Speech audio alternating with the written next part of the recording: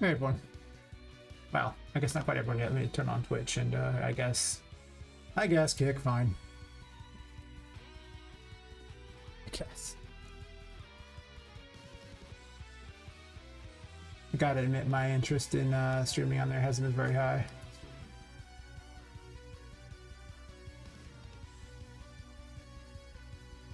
Probably because there's just not a lot to gain out of it from what I can tell. But I was already doing it, so what does it matter, right? When in doubt, streamed everywhere. It's just to encourage me to work anyway. Even though I should be making like little YouTube videos and assets and things, stuff that actually is better reviews. Doesn't make me work on the game though. But there is a very strong argument for making the content people want.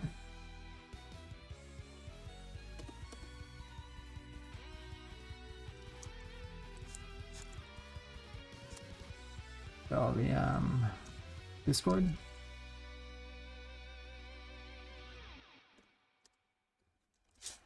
My inconsistent, barely ever stream schedule, where I don't super care. It's fun occasionally. I'm definitely past the whole doing it like it's a job thing. That is true.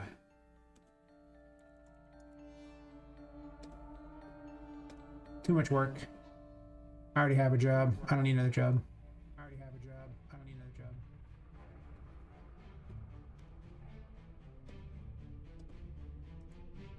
The other job pays way better. To be fair though, most things pay better than yes, so true. I mean, you know, I guess if you, even when I did 200 hours a month, it was paying 34 cents an hour, which is, damn, if we were just talking about that as a job, I just would have opted to pay 34 cents an hour to not do it. Like, if it was just all about the money and not about my passion for game dev, it would have just been like 34 cents an hour to avoid an hour at work. I'll pay 68 cents an hour. It's worth it. I don't care. Oh, would that I could go back in time. I don't know if I would have been a game dev if I had gone back in time. We'll see. If I later on make like $1 bajillion, I totally would. Hey, someone followed me 3 days ago. I don't know why, but thanks for following me 3 days ago, random person.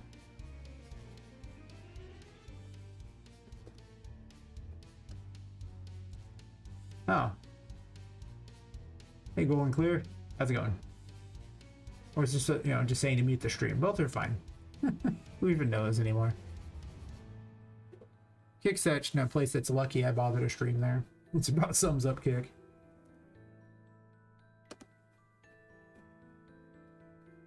I mean, I could care, but basically just bots on Kick. There's like almost no real people on it. Ooh.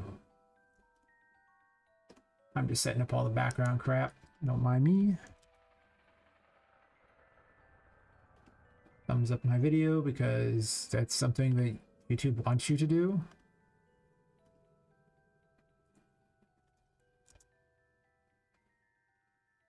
It's weird. Whatever. Guess I can set my kicks in live too and just be all that I can be. Cool. Good times. I don't even know what I'm doing in the thing right now. Whatever I feel like doing.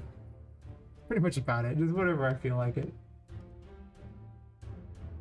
I don't need that up. I do need these, I guess. Alright. Everything should be golden. I was going to move the bone stuff over here, I guess, from this room, as I'm slowly taking the crap out of this room and moving it to where I want it to. Not that room. Okay, I just can't even tell where I'm at.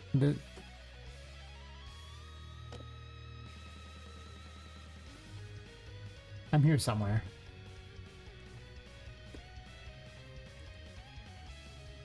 Secret gardens over there. Which means I'm looking for over here.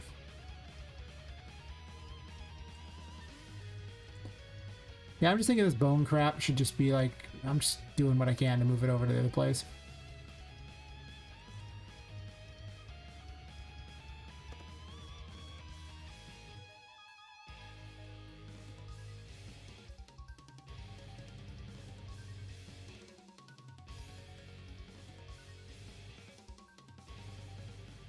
Can make that a production area as I continuously change this up so that it's not the same. This room is really boring. I don't like it. It's got a good gameplay setup. It's just boring as far as it looks.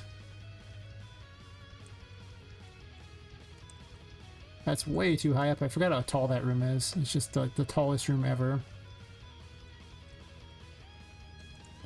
Maybe I don't want pirate ships and everything over here. Maybe I'll put them other places and then just put bones over here. Like, I don't hate that idea. And try to keep the arena mostly this.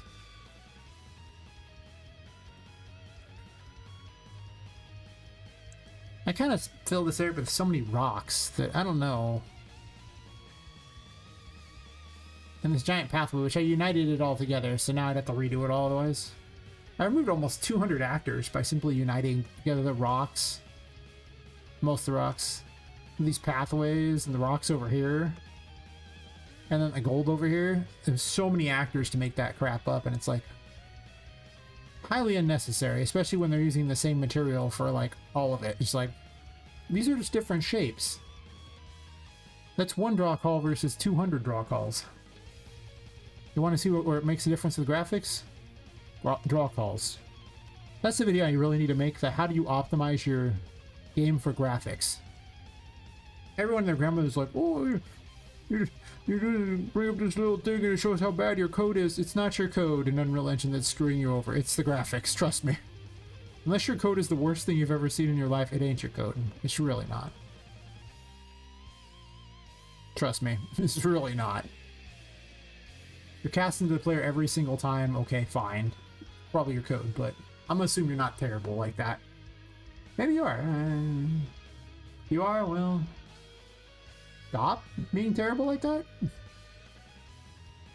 I guess. I mean, you could be terrible if you want. I'm not gonna stop you.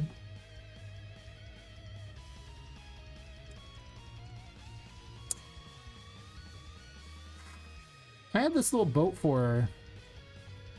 And I was going to put it over here, but I think that it's just been supplanted by the better boat. The broken boat is just much nicer than this crappy boat that's like actually in shape. Like, why would she have a perfect boat down here? And that's kind of one of the issues they're having here. And these are Sally lights. Honestly, there should probably only be like 2 Sally lights, maybe one at every corner potentially, but there definitely shouldn't be. They shouldn't be next to each other.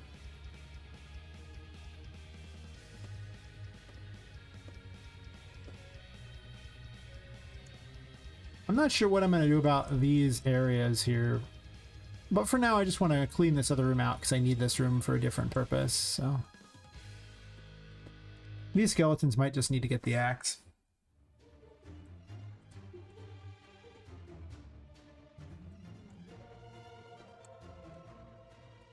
I sped up some music because originally I was just going to speed up the music whenever there was a battle happening. But what happened was it just mostly forced the thing to constantly restart, and it was terrible. I guess I can fit these in here. I thought they'd be too tall.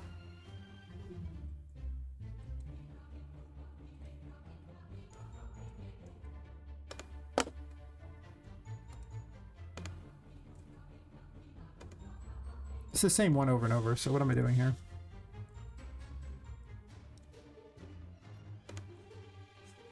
So if it's the same one, I'm just going to copy that, and I want this bone bridge thingy. But I already turned that into a level, so... I wish I... Well, actually, it's a level, so I can just easily redo it.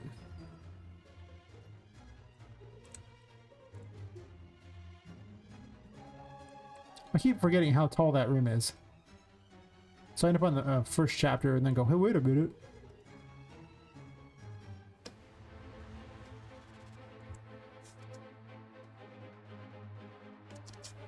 I think instead of having a bunch of those, I should have this type of setup over here. And start eliminating some of these because they're really awkward to walk on.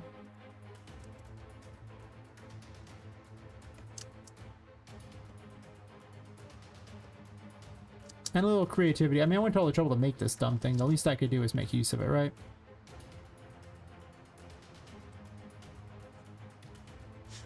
Part of me wants to just have two of them.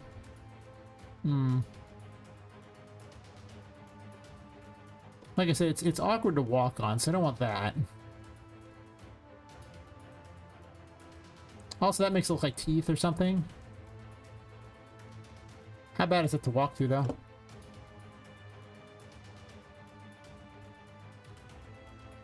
I do like the teeth idea.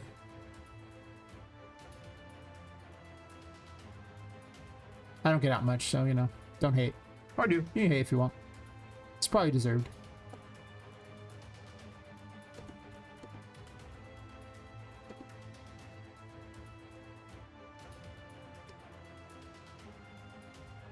Like the worst time to stream. It's just when I'm not doing anything. What the hell?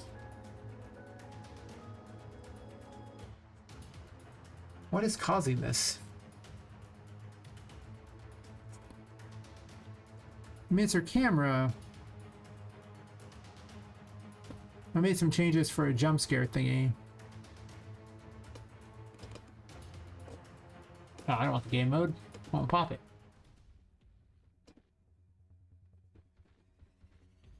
I very rarely want the game mode.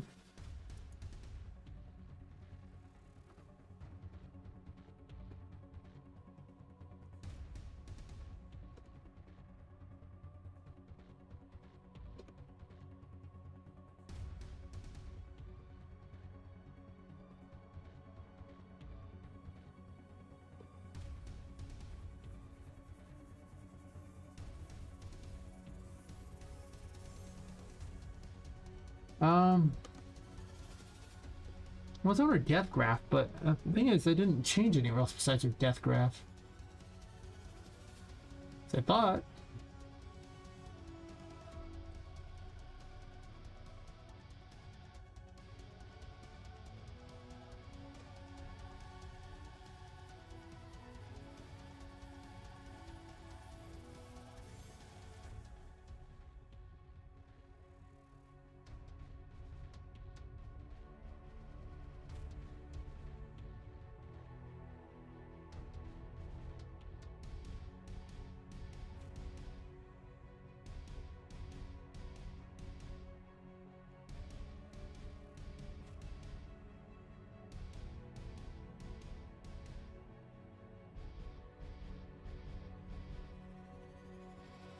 I don't want to do that, but not yet.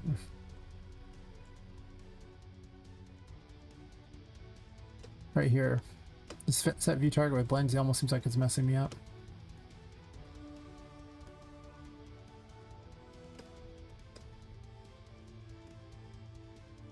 If true, do this.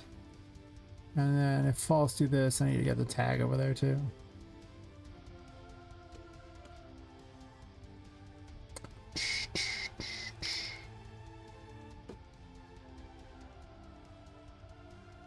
I should just record my game. I don't even need to stream them. As long as I'm recording, I feel like I have to actually work on things and pay attention. Which I don't do if I'm, you know, not streaming. I just do whatever I want and kind of dick around and get sidetracked and all that crap.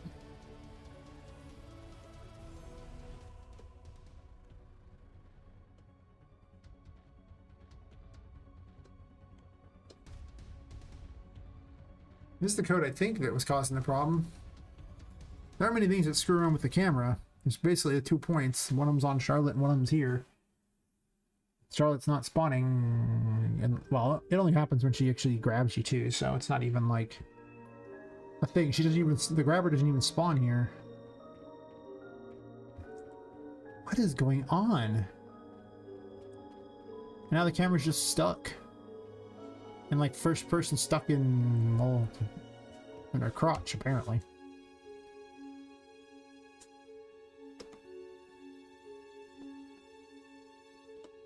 What am I hitting here? What can even be hit here? Like, if I'm beyond this point, what happens?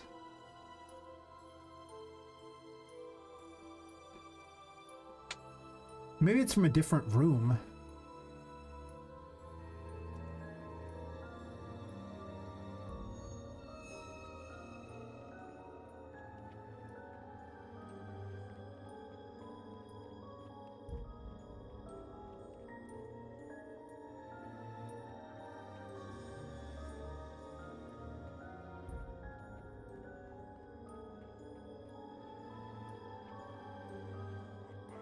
The hell?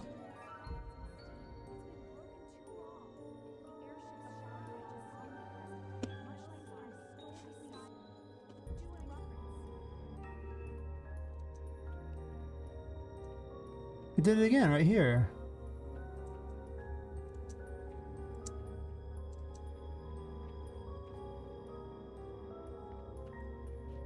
But I ran through that area just fine. It was going this direction, so something spawning over here is screwing with our camera.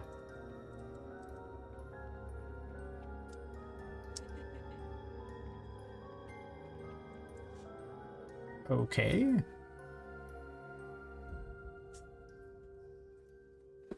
I mean, there's Charlotte above, I guess. Charlotte doesn't spawn in this room.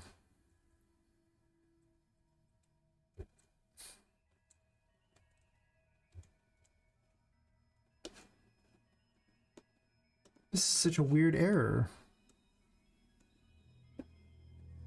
I mean, potentially something in this room does it, but I've ran through this room plenty of times and never had an issue. Such weird behavior.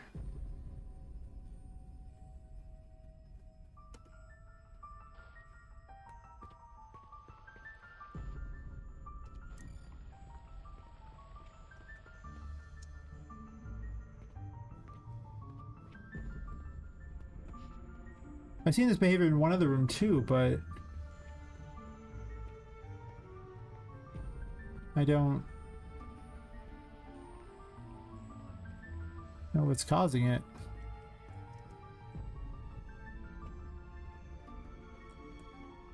It just did it right there too.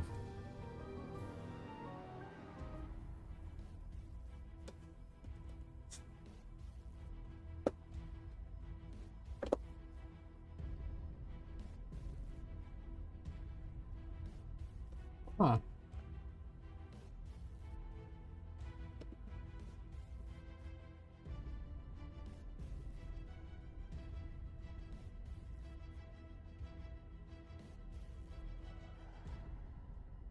I mean,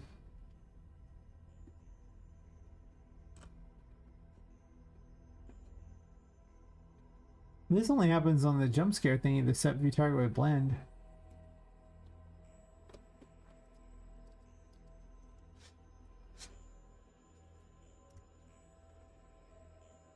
Yeah, it's only right here.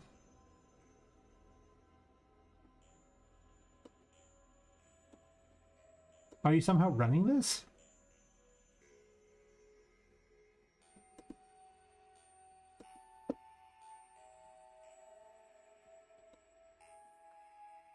Well, if I eliminate the code entirely from Charlotte, from Poppet, then that means it would have to be over on Charlotte, who should not be spawning in this area in that form in the first place.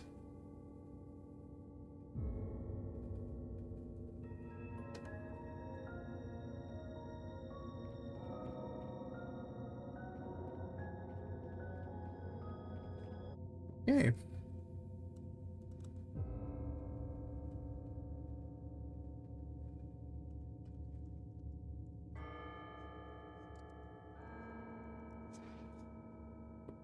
Am I right here?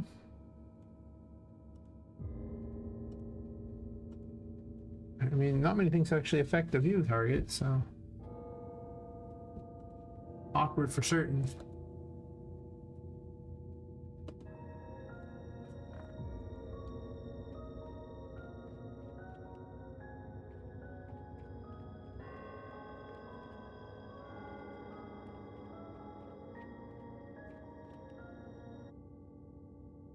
Okay, now I'm at a real loss on that one. The hell? And this code's not even supposedly executing, so if something is playing with our camera.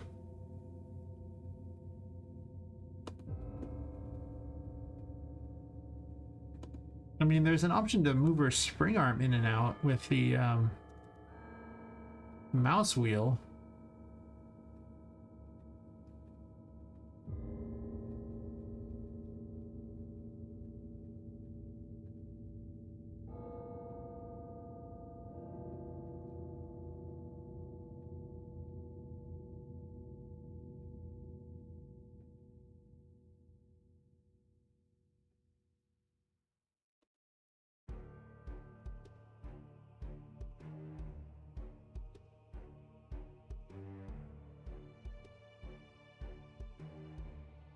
This is broken in the first place, so it just can't be it.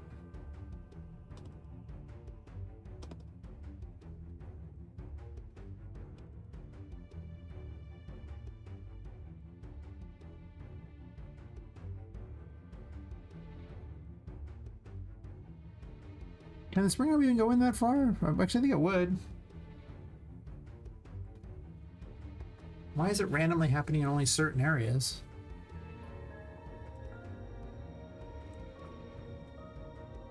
It wouldn't even go down there. Like, this one's going inside her crotch, like, you know, where it's just like over the shoulder like it would be, where it's supposed to be. And right here, it does that. And it's always right here too. Like, it's some other place too, but right here, and there's another place that it always does it. And I can't break out of it. Like, I'm just stuck in it.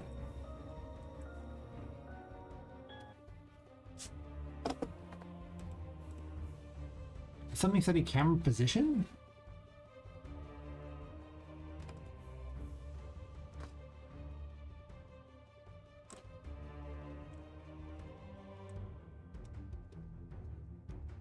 Why is this update camera thing? I don't want this. It's broken. It's been broken the whole time. I don't use their crap camera. I don't want to. That'll make searching a little easier.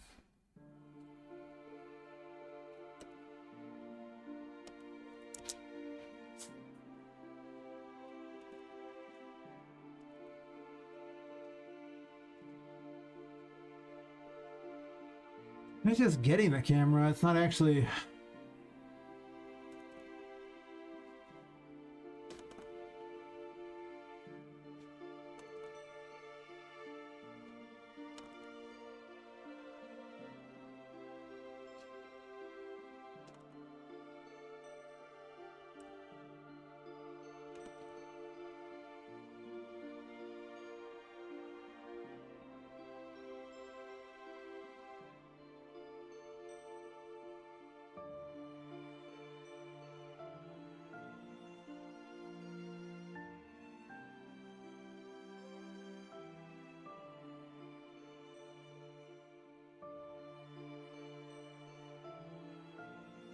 Let's setting active rotation self.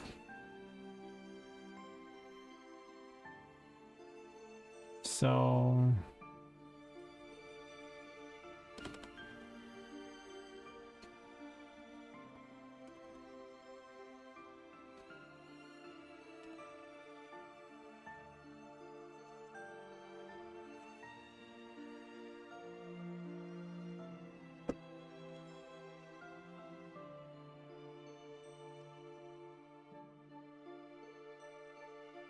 this isn't even on. Nor do I need it. So I'm probably just gonna remove all that because player dead covers all that crap anyway. Or Charlotte covers it, so I don't need this.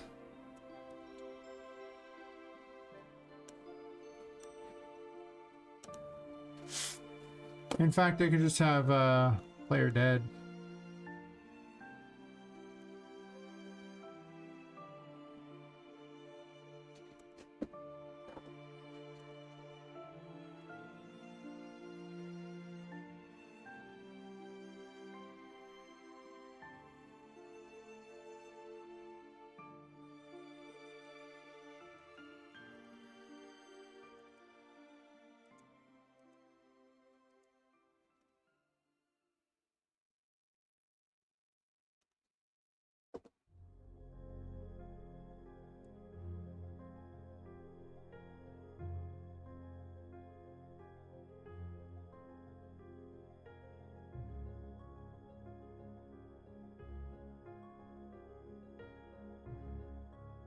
Well, this is what zooms it in and out, but I guess I can turn it off. I don't think that's the culprit, though. I had to be getting something that's spawning it. I just can't think it's on Poppet. It makes no sense.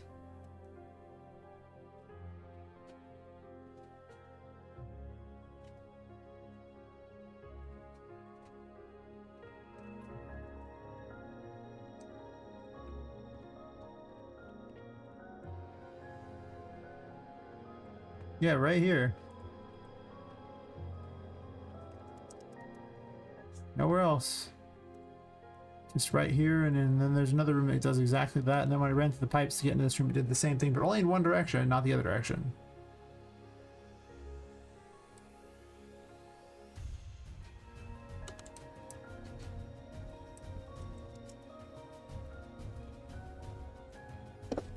Did it again go in this direction? Okay. If I'm going this direction, does it do it? Like I said, the H load could be spawning something in that's doing it. And by achieving loading that thing, that's causing it. So going this direction means I'm running away from the object that caused it, but if I run towards this direction, the object that's causing it gets loaded in and it triggers its event begin play or whatever causing this. If I run through another one, what happens? Do I end up in front of her? I was not making a first-person game. Apparently I am, though, now.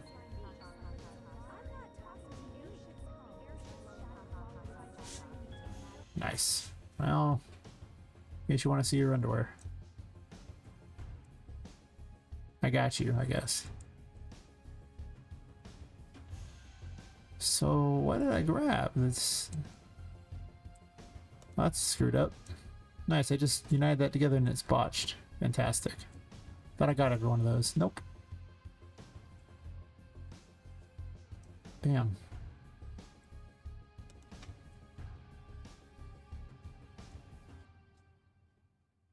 I don't think that's the cause. An auto shocker. Well, I mean, this is already loaded in, so it wouldn't make any difference.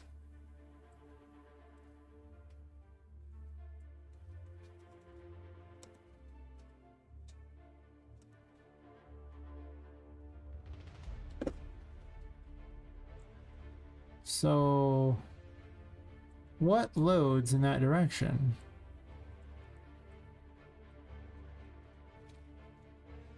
I mean, it didn't do it when she ran this way. It's this area right here. So, well, it actually loads everything that's in this room. So, hey Sarah, how's it going? You're just in time for a really bizarre error that I'm still trying to parse how it can even happen.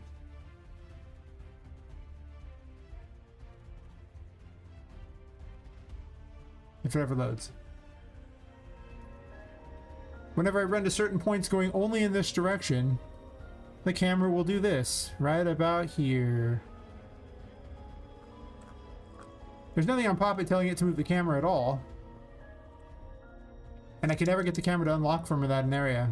But if she runs the other direction, it doesn't happen. So, I'm just loading in something as I run in that direction. It's really weird. I don't know what can cause that. Because there's nothing that's supposed to be messing with the camera at all. Oh, I forgot. This is in the wrong room. Isn't game dev fun? How's your day going?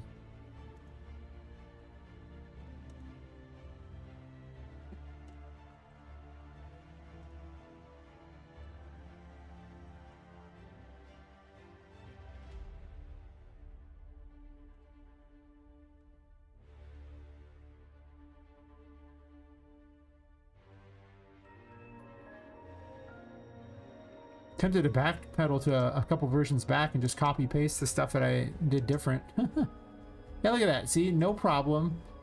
Run this way. Boom. It's so weird. What in the hell could possibly be loaded there? So what we're gonna do to try to eliminate things that aren't in the sunken depths. Select all actors in data layer and then remove them.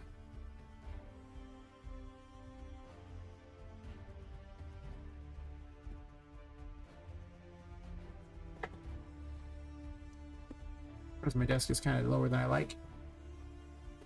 Attempt to remove them and watch as 5.7 is very, very, very, very slow. Oh.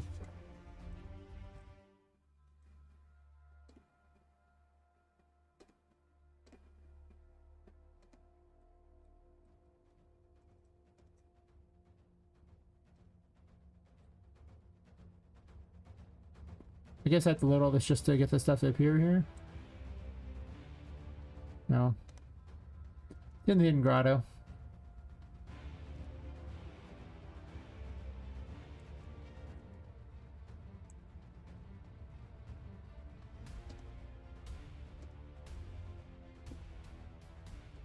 All descendants.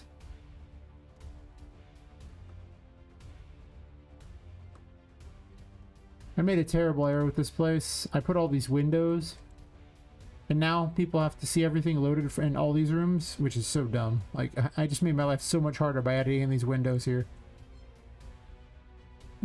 But it makes sense that they'd have them. Terrible in performance, though. Too many things can be seen. Alright, so just the sunken depths will now load. Probably. I don't know what could adjust her camera. That's so bizarre. Maybe a collision thing pushing it down? It's such a weird error. I'm so tempted to just backpedal a version or two. Because I don't remember this happening just one save ago. And I didn't do that many unique things last time. Or I just opened, I think, last night. I just kind of derped around a little.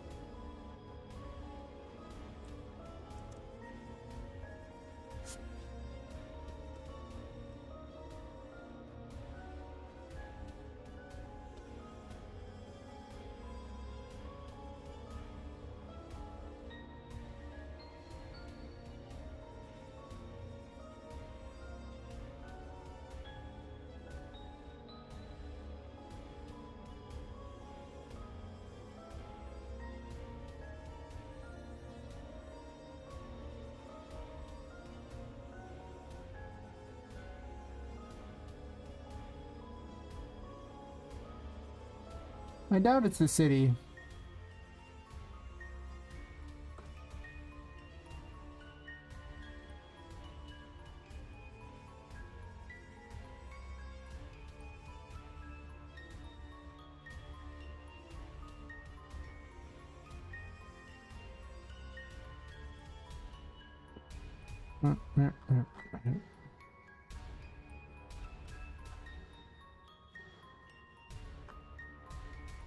I mean, it had to be a blueprint doing it. This over bits I sealed better.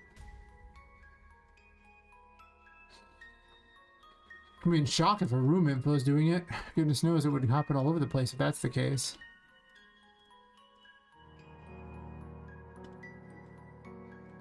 Player starts don't do it. I mean...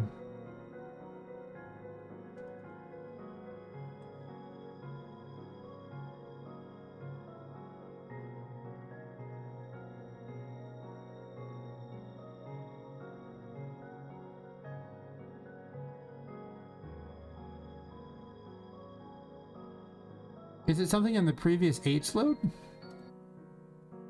Let's test it. Maybe it's something in the H load itself. It just needs to be a quick rebuild. Like it's finding something that used to be there or something. I mean, like... It has to be something that's appearing or something and screwing with our collision, I guess. Ugh. It's so weird.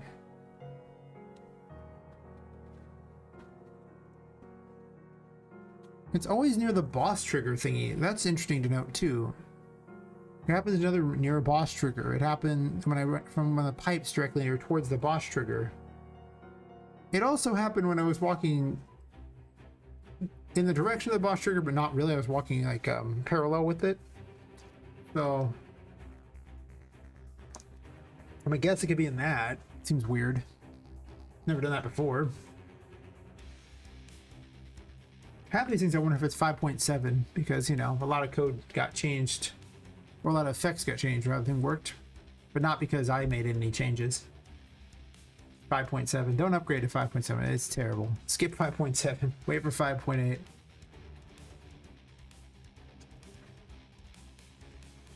I still haven't even tested out voxel nanite. I don't think it'll help. It's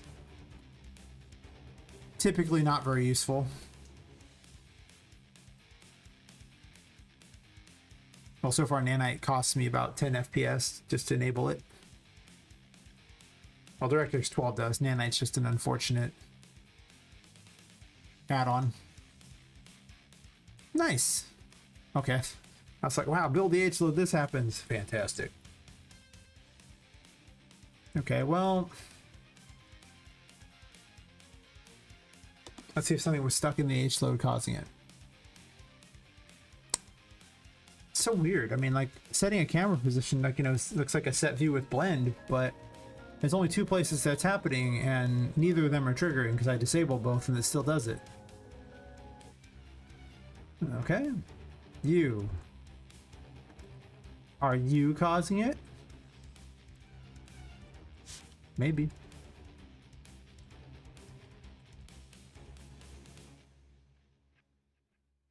I had so many spawner types depending upon the scenario.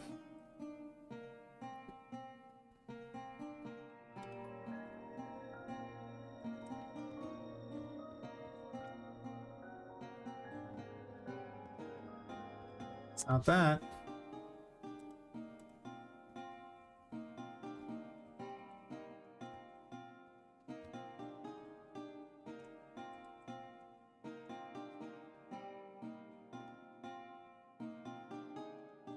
I'm gonna grab an old version.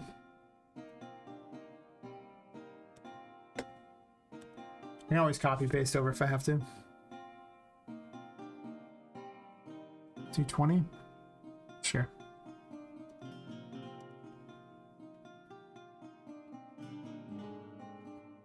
Always keep backups, so this way, you know, if you come across an error that's just going to take you 400 years to solve, you just get to jump right back to an old version and go, I see nothing. Hopefully I didn't make many changes. I might have. I did do a bunch of changes to try to make the new room have good FPS when I was trying to put up a little video on X. I can tell you right now, it was not worth the time. I could have just posted my trailer and had better traffic.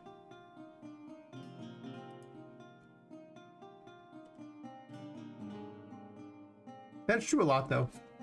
Like, you just post your trailer and it actually just gets better traffic than whatever you were working on that day, even though the trailer has been posted literally 1,000 times at this point. In fact, I'm doing it now just to pollute the internet a little more.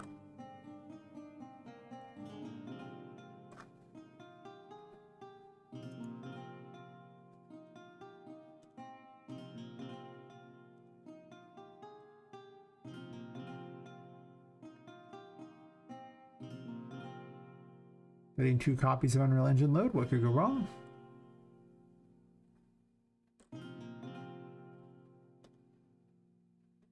You know, I just saw some things saying optimize your local talent. It's very critical. You know, maybe I should hire some local people to do some stuff for me. Meet them IRL and say, this is what I need done. Instead of internet people who I don't really trust terribly much. I mean, there's good internet people out there, but it's just hard to hold someone accountable if they're in a different country, you know, to a contract. It's like, cool, great. But if you're not in the US, hell, if you're not in California, it's pretty hard for me to do anything because, well, it's not like I can afford legal fees somewhere else. And even if I could, what value would it be? Like, how much money would I possibly make? Wouldn't cover the legal fees to deal with whatever. I don't take too long to load there, buddy. I know I've spent about a week or so on 5.7, but It almost feels like it's not too late to go back to 5.6. Just copy paste everything I did. It would take so much effort to do. I don't remember what I did. I'd have to go back to my videos. But let me tell you, it would probably be beneficial with how bad 5.7 is. Yo, impressively bad 5.7 is. It's slower. It's full of even more obnoxious bugs. The 3D text is broken in half. It's not as broken as it was. Yeah, it was so broken before. But yeah, whatever.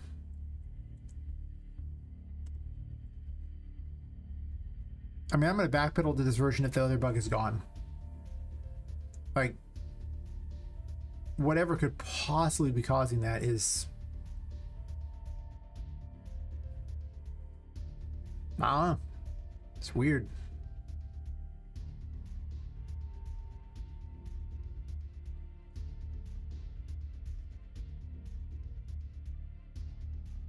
Such an unusual bug.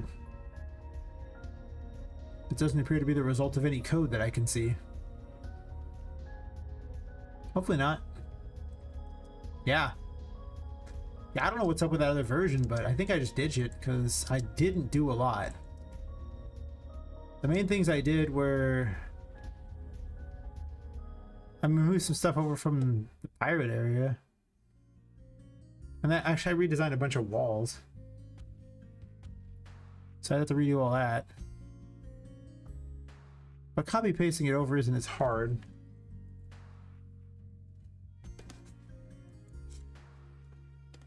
So it'd be this part I have to redo. I also merged a bunch of crap together. I guess it almost does beneficial to not have merged this stuff. Because I fixed this stuff too, but now I need to go fix it anyway. So now it's like in pieces anyway, so. In a way, all the stuff I did in the previous thing wasn't all that good anyway. I mean, it was, but it wasn't. There's a couple things I would love to maintain, but the only thing I truly need out of there is the new,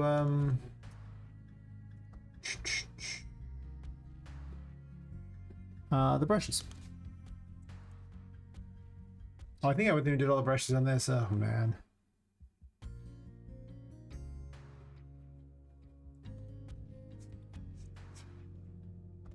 Yeah, I merged all this crap together on the other one. I mean, I could just copy paste what I merged over. That's fine.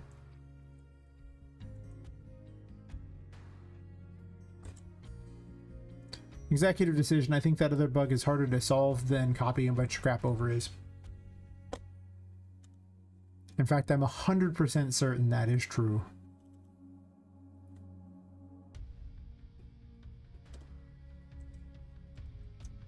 %. 100%.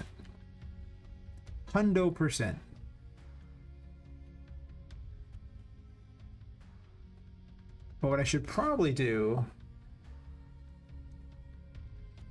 is grab the brushes on the other one first, move them over. Yeah, I'm gonna restructure this whole room.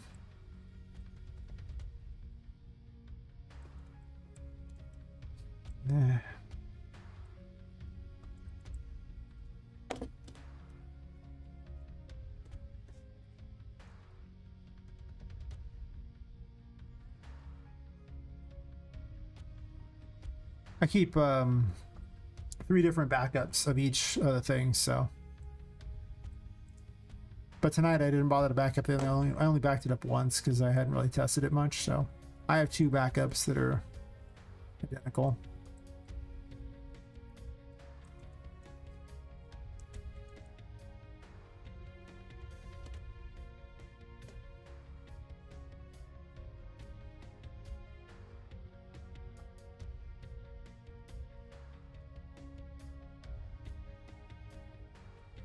You know, you can't just copy paste something. You have to actually move the files too. Hear me out. Like, I can copy paste an actor that would represent it, but that doesn't actually do anything because you do actually have to migrate the actors over themselves. Otherwise, copying their location does literal nothing. I decided to point that out. In case you didn't know, hear me out. Gotta do that. It's important.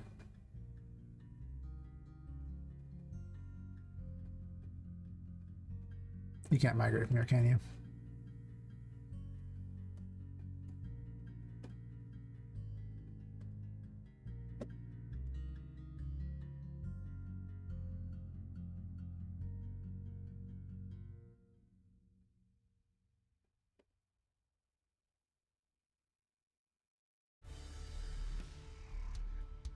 No, I just want the wall.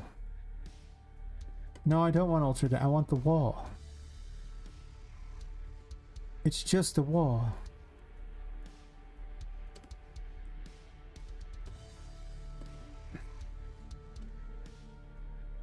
Time for a ghetto fix. I wonder how easy it'd be to migrate back to 6. Like, could I copy paste everything's location and get it back to 6? 5.6?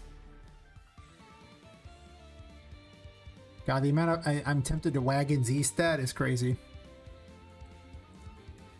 There's a movie once called Wagons East, and it was literally a comedy about people deciding Oregon was so crappy that they decided to go all the way back to California, or to the East Coast of the U.S. Having lived in Oregon, I understand. I too would have gone back. Yes. Yes, I would have.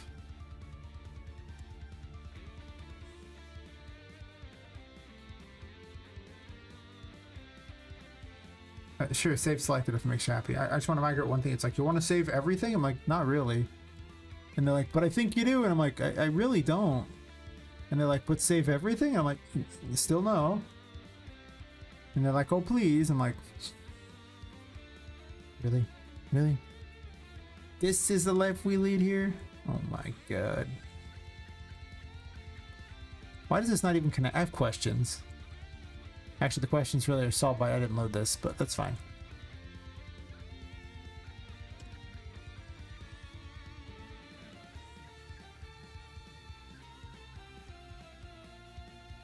You see this? I migrate one thing and it's like, you want to save everything? No. No, no, no. Don't want to save. Just want to migrate. My assets are going south for the summer. South for the winter. Yeah, south for the winter here. It'll be north for the summer. For... yeah.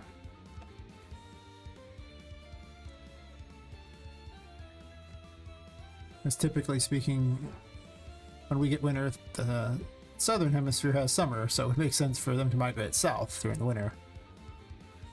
And vice versa. Ah, smart. Yeah, I guess I'm not really that smart. Okay. No, no, no, no, no, no. Copy the pool kill plane. Go back to this one. I didn't want to have to reposition this thing.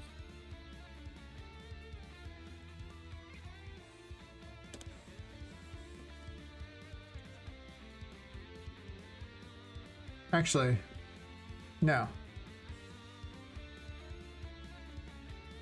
Let's get it all, baby. Let's get it all. Everything I want. Copy pasted.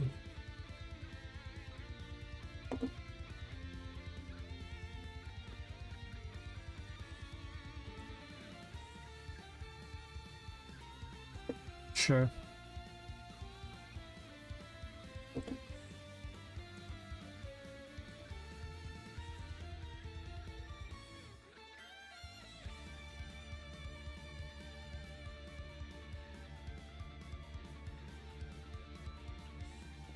I'm gonna get all the brushes. And they're all related to these, right? Like every one of these was just those? Yeah. I did this as part of my try to optimize plan.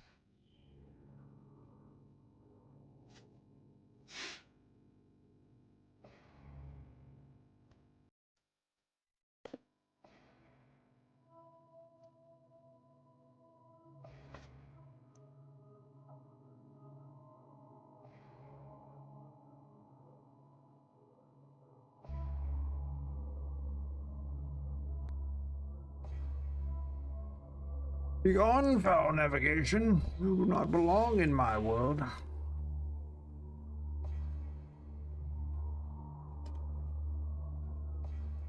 This is the one I was replacing. As you can see, it was stuck around the things. I just didn't want to resize it again. I was being lazy. That resolves that problem. And that means I can go over here and get all the brushes. All 5,000 of them. Let's get the third floor stuff first.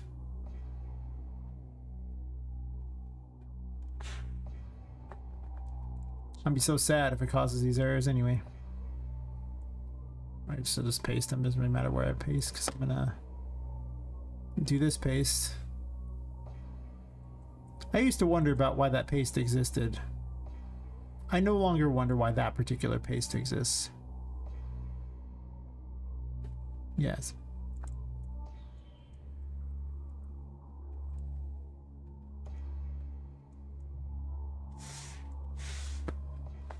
Because there's plenty of points where you want to paste to the exact same location where it was on a different map. Usually when you're fixing a bug. And yeah. Where paste here, I just think paste here was the only you'd ever want to use. I am wrong.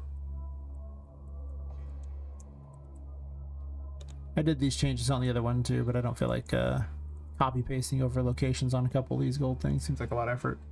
I gotta fuse the gold together. I guess I don't have to, because I could just grab all these and save myself the trouble of fusing them together again.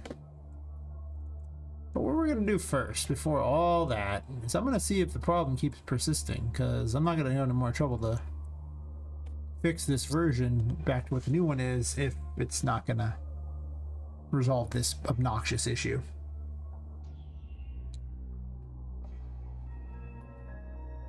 Usually you can just print string something, but this almost smacks of a 5.7 bug.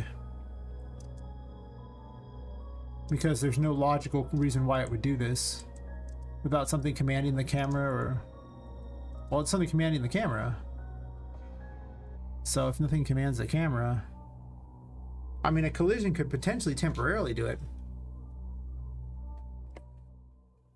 Like if something spawned on the character that was not originally there, that forced the camera to have to reposition to avoid it, and the location I think was somehow behind where the camera is, forcing the camera into the player's body. I guess that could cause it. But I'm not spawning anything on Poppet, right? Let me look at Poppet real fast. I did add cameras to her. Not cameras, lights. The lights have no collisions, so in theory you would think that that would not cause any problems. And she actually has all the spotlights. She has more spotlights here. This is before I did a bunch of optimizations to try to fix that. Nice.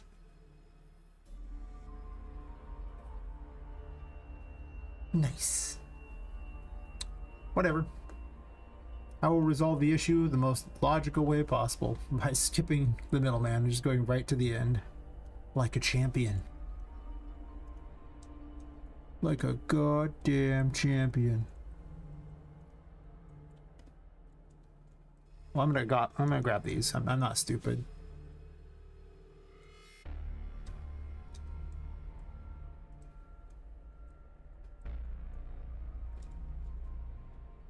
Because I really don't want... Well, I guess I could refuse them all together, but I don't want to do that because I had to move all these in special locations and everything to make it happen, and it was really dumb. This really was because it was loading 200 extra thingies.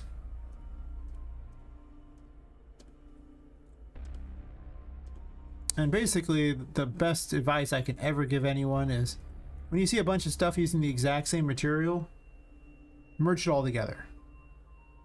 Like when you're trying to optimize, merge it all together. Don't do it immediately until you position everything where you want, but then merge it all together because it's using the same material and it's only one draw call versus X draw calls, where X is every single item here. So, you know, I won't have to have hundreds of draw calls here. Oh, let me hide the component crap. Hide actor components. There's never any world I want that. Well, I guess I'm not grabbing the floor box yet, but there was so many rocks here. I mean, there's 48 rocks right here, and I'm not getting rid of all of them, but I can tell you right now, that's a lot of rocks.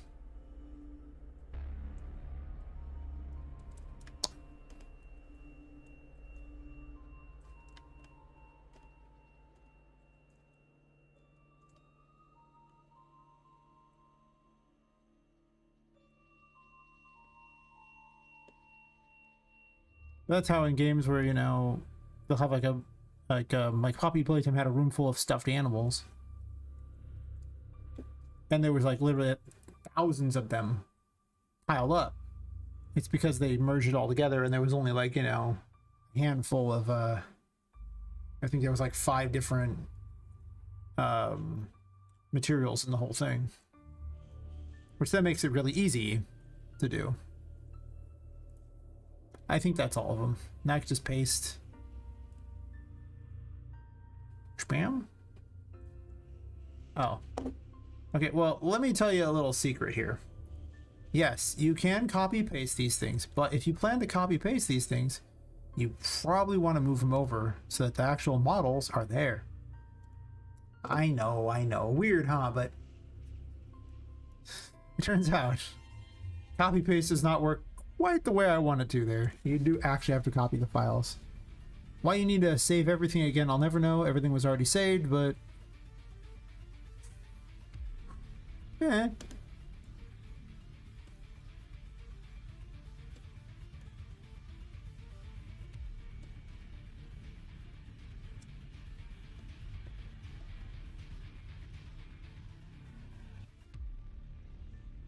I'm just gonna move this one too, because this is also one of the items. Look, save everything. Don't save. Stop it. Just stop it. They were saved already. They're already dead. Why stop? I need one more wish list to get to 195 wish lists. So close. Keep looking at it. I'm all sad. Like, it's Marble Monday. Got them all moved over. Good. Now, with that done, I'm gonna copy this one too and just save time. Copy and then delete these.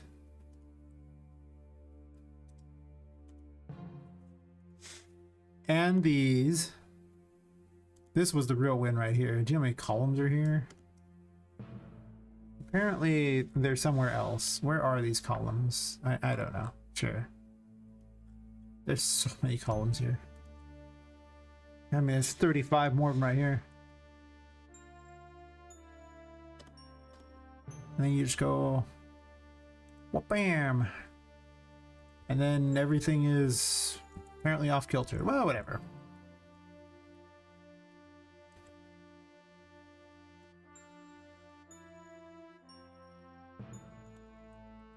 And too low. Nice. I thought it would copy a little better than that. I am mistaken. You know what? One at a time, just so I can see if I can dodge the extra effort of repositioning, because I really don't want to do that. See, that's so much better. Just one at a time, we'll reposition them all and try to make it work. Sounds terrible. I don't know why I didn't just Control-C that. It is what it is. Sadly, you can't control, oh no, you can't control V. It's the paste here that doesn't do Control V.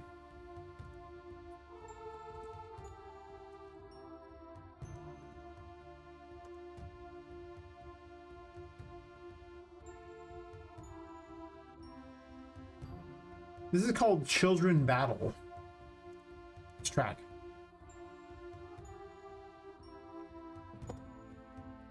Huh. I don't know if I have a use for that, but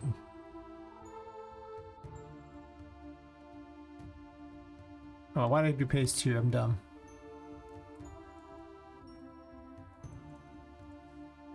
Just think of how many things I have saved here. Ho, ho, ho, ho.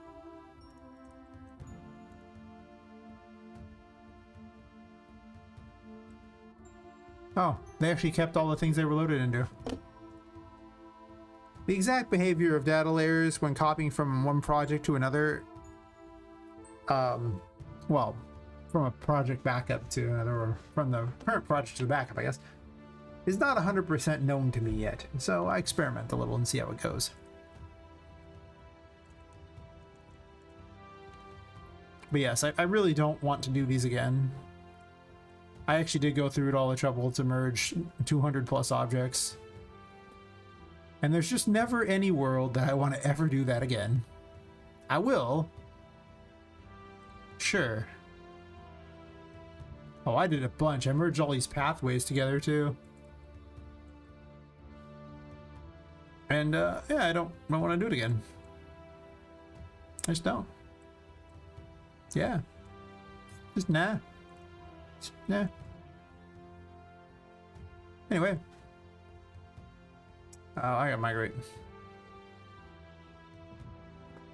Oh, while I'm at it.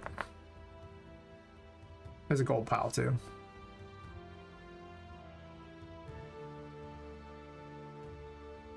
I only have to individually do it if I'm going. Don't bother to. For pasting purposes, I don't have to do it for anything else.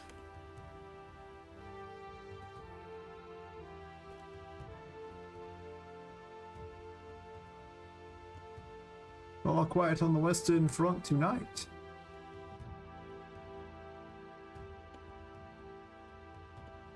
Man, YouTube does so much better on views than Twitch these days.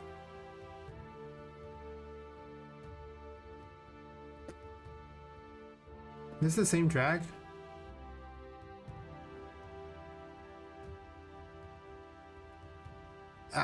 It's just not for me.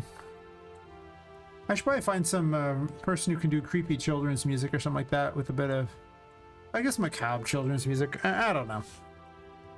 I figure a lot of that stuff, design choices, I'll do later when I get farther in. I'll be able to come up with a better plan for how I want to do things.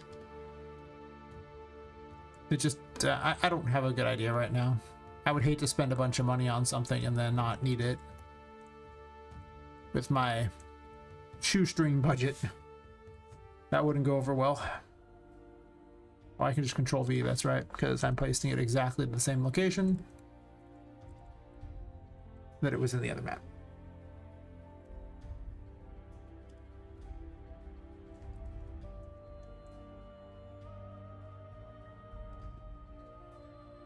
Ah, the power of the ghetto fix.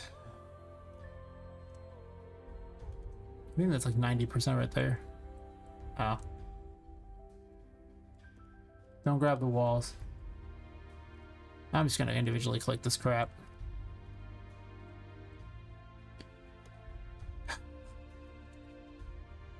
Unload the Safari room because it's loading the library and it has that crap above it. Then unload waiting room. Thank you. I was struggling to get like 20 FPS in this room. I could enable nanite, but doing that and the whole process of flipping the project over to it takes a huge amount of time. We're talking like it'll take like an hour or two to redo all the shaders and everything, and ain't nobody want to watch that. I don't want to watch that. I'll pick it on a day where I'm doing a bunch of exercise or something and have plenty of time to not look at it.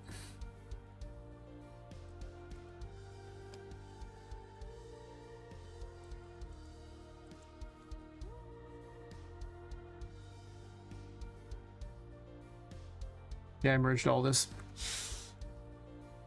They're all using the same material.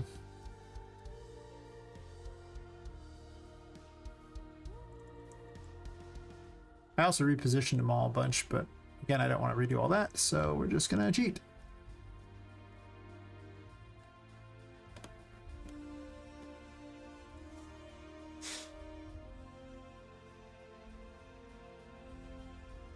Spam.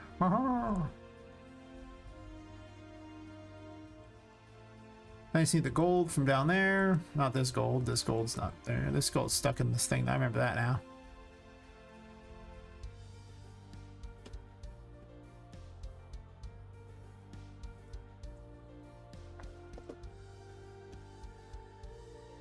There wasn't that many things I did.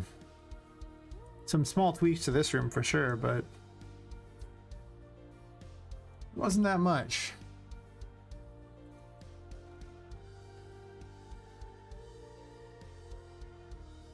Are you all the same gold pile?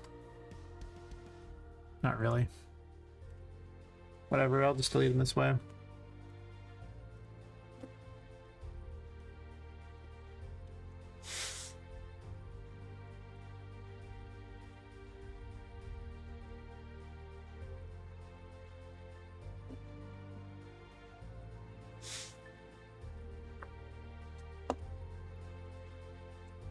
Maybe that's even just underneath there. Whatever. Perfect.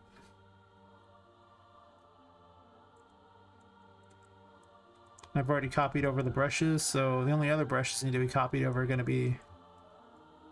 Oh, they're in the wrong order. Sure. When you copy geo brushes over, they don't always maintain the same priority because they hate you. There's no other explanation really, they just hate you. But you get used to it after a while. Okay, I just want you to select the one brush. I know this is a bug that has existed for quite a while here, but hear me out. One brush, not all brushes. No? Maybe?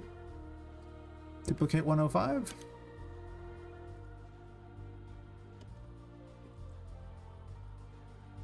Sure. These are listed after, so I'm pretty certain the way that it works is just the order they're on here when they copy over. I mean, obviously it changes as soon as you make a new one, but it's just probably adding them as numbers in order. No, it can't be right, because even then this goes 117, 120, so 120 is not going to work. Duplicate. Okay. 120 was going to work, it's just too high. It is not too high. I need to delete the other floor that was hidden here. I forgot about the hidden extra floor.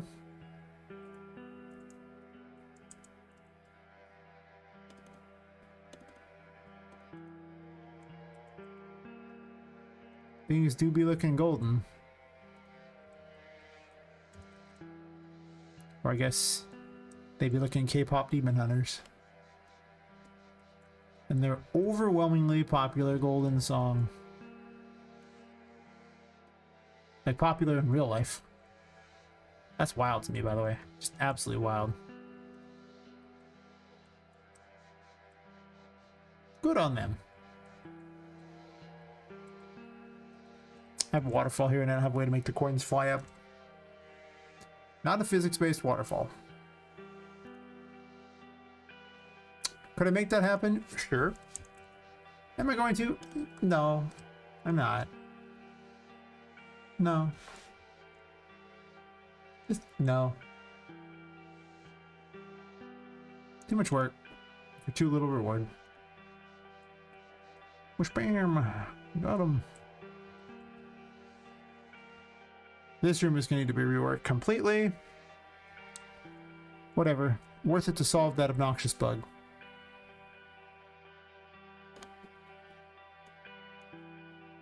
Oh yeah, there's an extra wall here that I got rid of. Just like this wall. And nope, nope, nope, nope. Just like this door. And this window. And this wall. And I guess this thing. Maybe. I mean, I don't really need it. Oh, that's right. Oh god, I did that too. I did so much optimization crap. Damn it. You just go up a tiny fraction, if you will. Problem solved.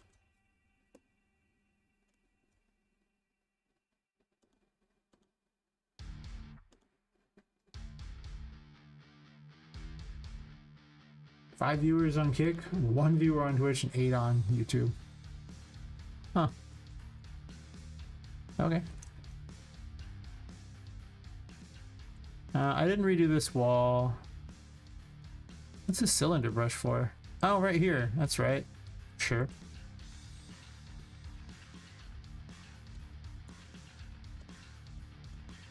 Okay. Let's test again to make certain I didn't just do a bunch of things that caused this problem. Maybe I did. Maybe one of those things I copied over literally causes this bizarre camera bug because of a collision issue that is completely random in a certain area. Maybe.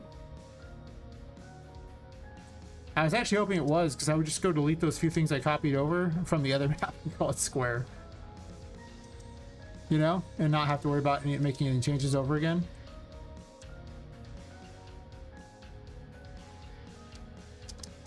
Huh. Oh yeah, this is a double jump. I don't have double jump. I'm not going to enable it just to jump up there. I don't need it. Okay. So far, so good.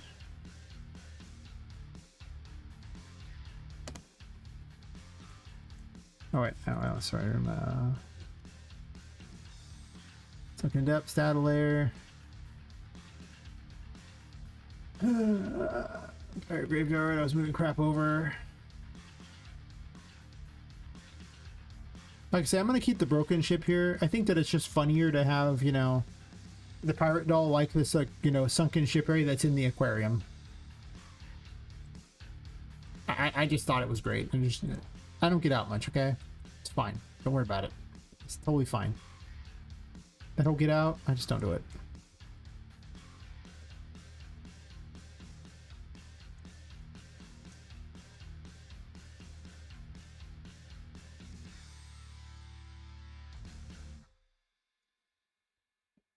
Guess those in the depths control room? Probably.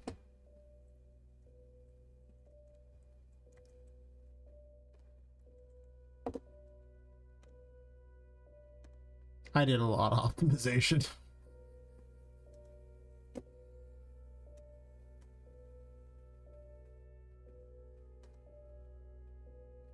No. Stop trying to save. I don't understand why migrating causes it to want to save. It's so bizarre. And doesn't do it just once. It's over and over and over and over. Why?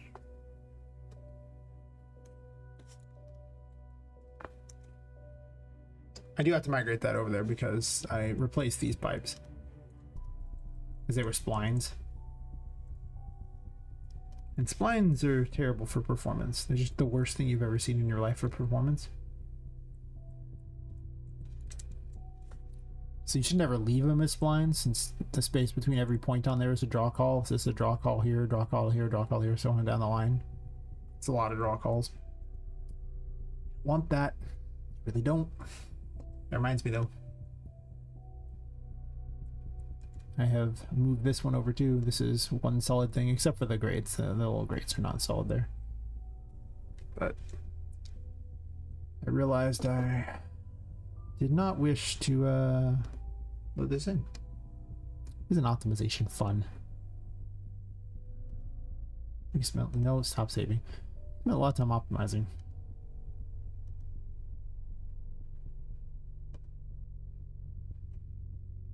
Okay.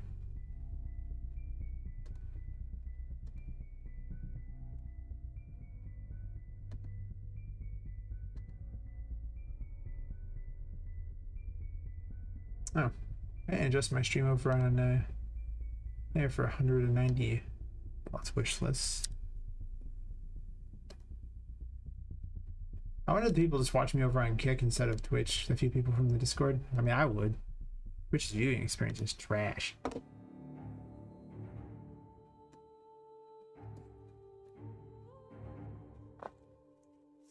The chat experience is usually better, but their viewing experience is so bad I can't even watch that site.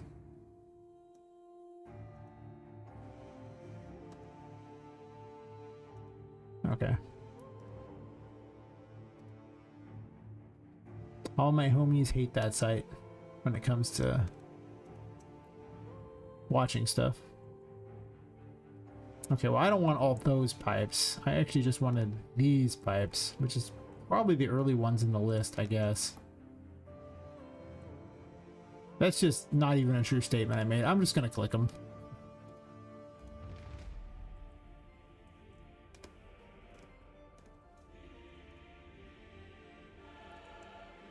I was gonna work on boss stuff, or I need to get to that boss, but not where there's that broken camera problem. That is not gonna work. Pretty much renders the game unplayable. This is also another way to solve a problem by sitting here and adding the things back in that I made changes to. I will see what caused the bug, probably. Unless it's just some corruption with the other one, in which case I won't see it, but otherwise I will see what caused the bug. Oh, don't. So the sooner I find it, the sooner I could actually just go back to the new version. But that seems unlikely at this point.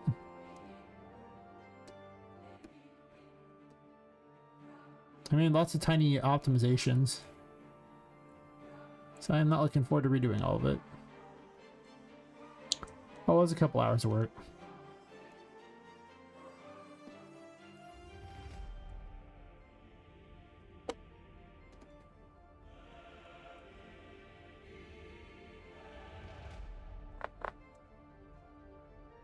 Oh, I made changes to a couple of these. These don't need to be here. I think this one got a change too.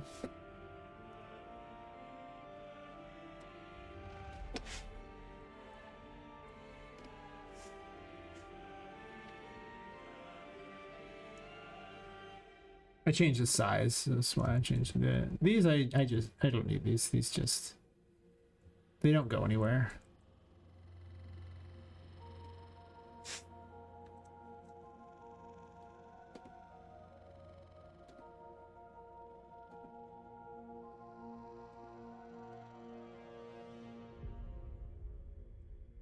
Another thing I did was I went down here and every one of these I created a level blueprint. Because loading a singular level blueprint over and over is significantly better than loading individual blueprint with an extra static mesh. I could merge these together in one blueprint like that, but it for the H-load instancing, it does this. It treats all the level things as the same.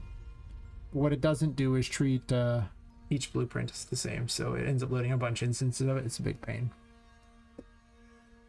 So one of the optimizations you can do if you're going to use something a lot is that. Should you do that? Depends. Maybe. I'm not saying you shouldn't do it, but I am saying that it might not be necessary.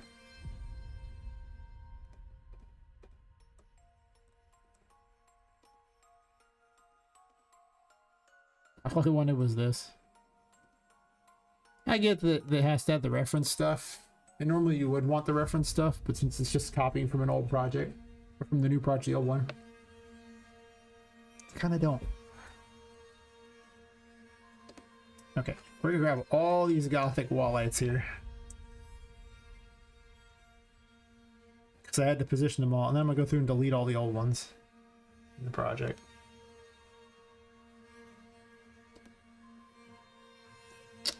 I thought we were hiding actor components. We are. So why does it say those? I have so many questions.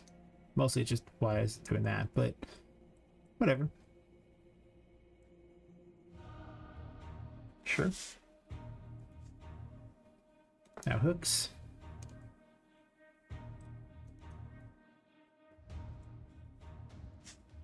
Now paste.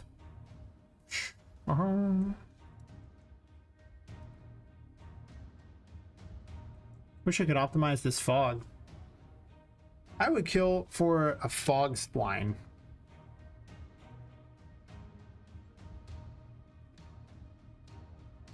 Wait a minute.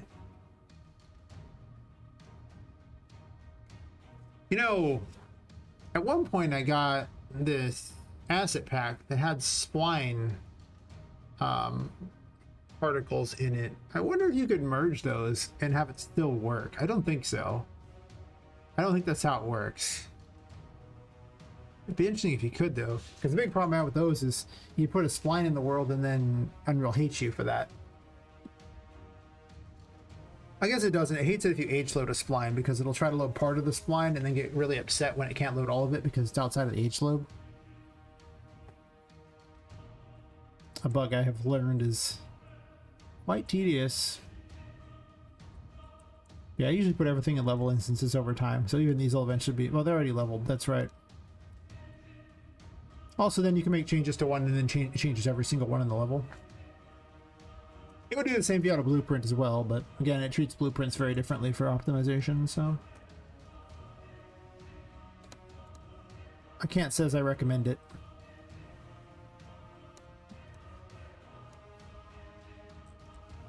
I mean, some people can't say, but I can't says. It's better that way. Don't question it. Unless you want to. I guess you can. It's fine. So the main change that happened here...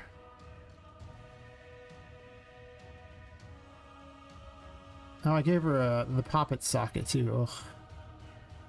Fair enough.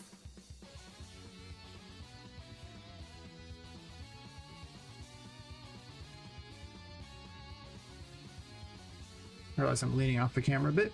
Nice.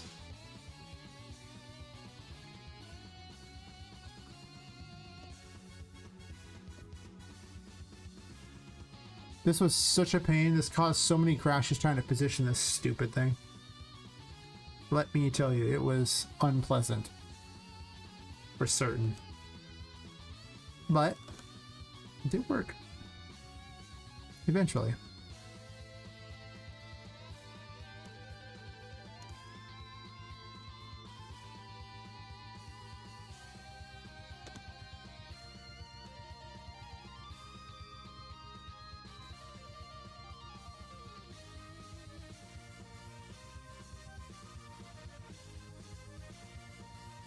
Am I on the real one or not?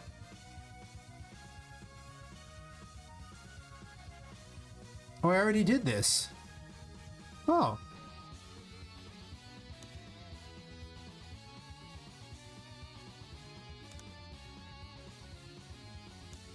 Oh.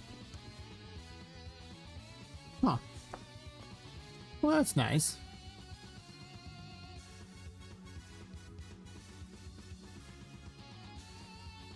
So I just did optimizations. That's even weirder. How did optimizations cause the bug?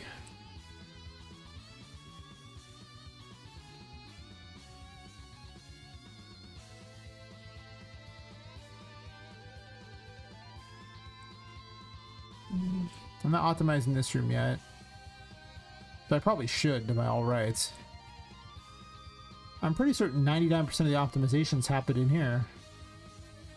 Because that's where I was running the test, and I just started doing some ones over here because this is also loaded in as part of this. Because of these stupid windows. When the water's loaded, will let you see into here. Not past here though. So I need to go through and pick exactly which actors load from each angle to get optimal performance. Doesn't that sound fun? Spoiler, it's actually not fun, I'm lying. This is also just floating in space. Works for me. I think that's everything. And I'm back to square one. Wow. That's a lie. I'm not back to square one at all.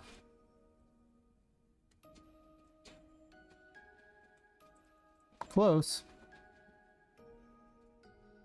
I'm just tearing this room apart because it's just not necessary.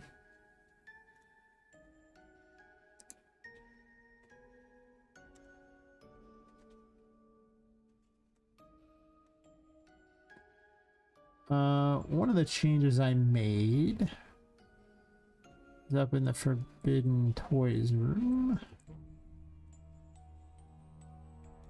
That was that all the smoke. Admittedly, there's a blueprint that seems better than this, but these are just a static mesh that does these things, so that might technically just be better when you think about it for performance. Around the bosses, I'm going to start putting this smoke stuff, you know, go all Dark Souls on you people. Might change the color though.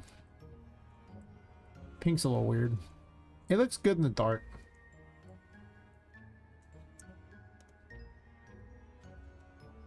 Just gonna fix this door while it's here because it's not quite on the hinge thing. Some of these walls I didn't do a very good job on. I'll say it. I did bad.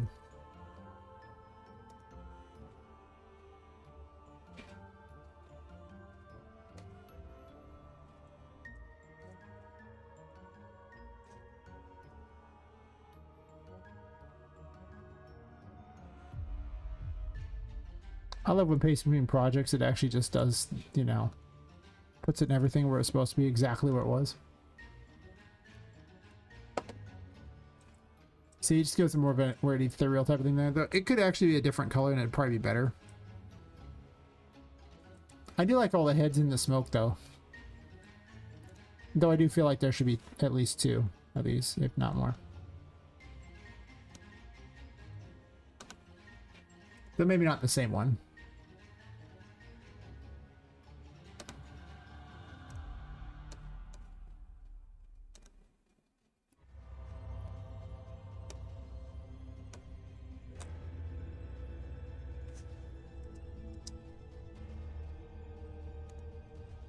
Negative the transform here, so it flips backwards. If you don't know, you can just, you know, negative a transform and it will actually rotate it for you. It'll flip the other direction.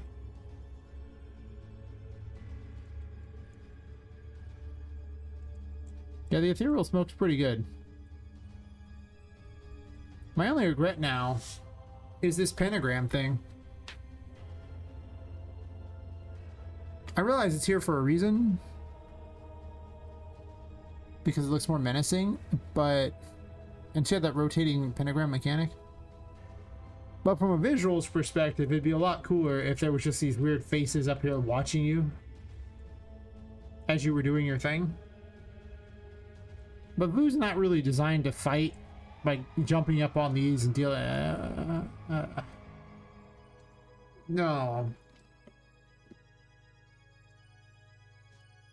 The last thing you ever want to do is make a boss have to platform. Jesus, why would you do that? Like, I mean, you could just tell it to launch itself and hope for the best. That's true. Then it's not very hard. But if you want it to launch from specific areas and stuff, you got to set all that up. It's a travesty. You don't want to do it. Maybe you do. Maybe you hate yourself. It's fine. I mean, we all hate ourselves a little sometimes, I suppose. Not sure that's true, but okay. I don't think I care about anything else in this room. I mean, I guess I want the staircase. That's true. Both these staircases, I'm going to copy them to get their locations. Also need the doors too. I actually care about a few things here thinking about it. I mean, I can do it myself and reposition all that, but I don't want to. I just don't. Just don't care. Don't wanna. Oh. Copy this one too.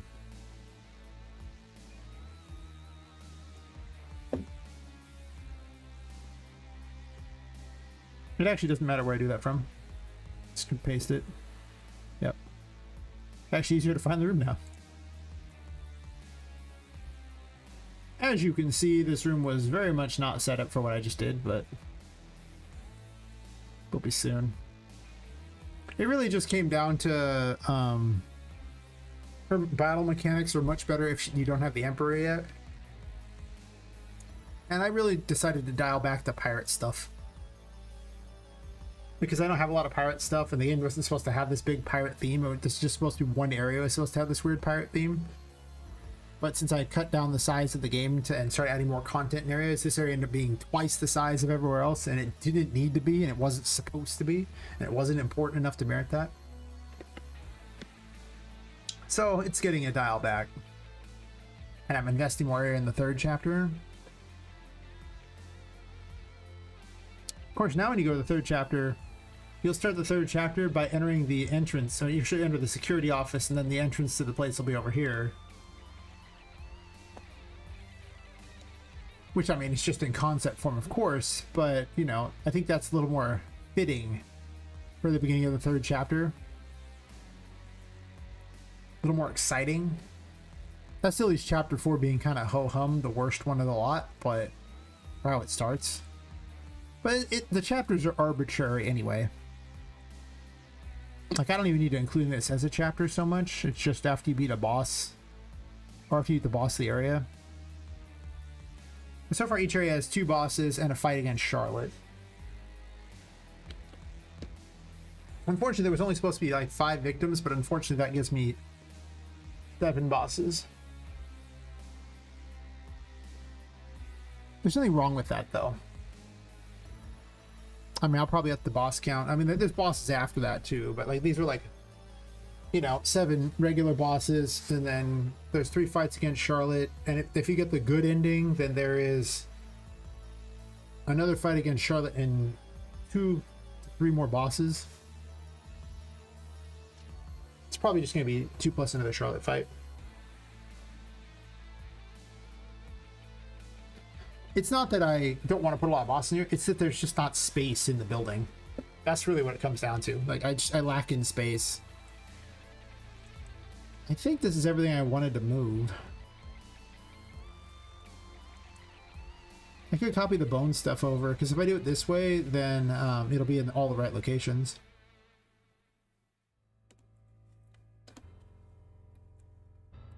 And I do kind of want the bones over here, because I went to all the trouble to set that up. Same thing with this, I guess, with the bone bridge over here.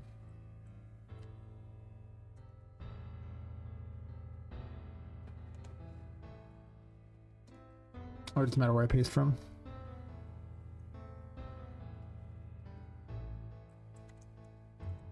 I love this new water. Look at how great that looks. That's just so cool.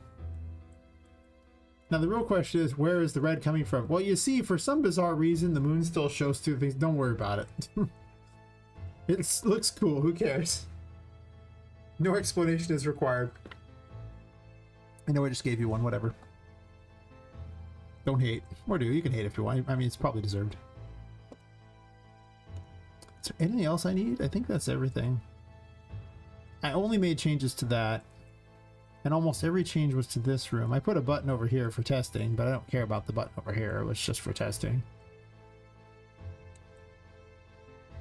Oh no. No, I did make some changes.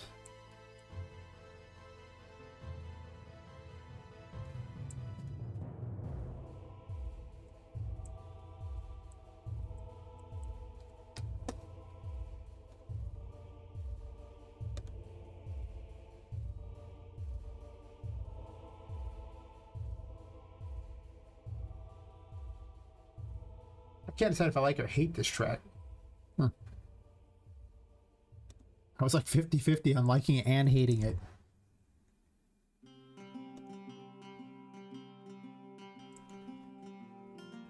Yeah, I made changes to this room.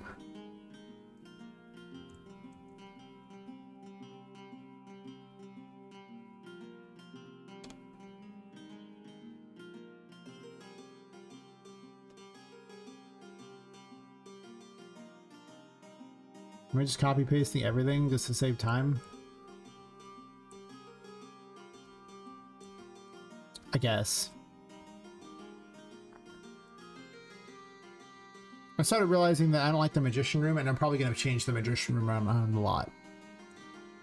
Because it has all this technological crap, but it's like, well, if it's a magician room, then why is there not magic stuff everywhere? And the answer was, I don't know. It was one of the earliest rooms, and it's also one of the lousiest.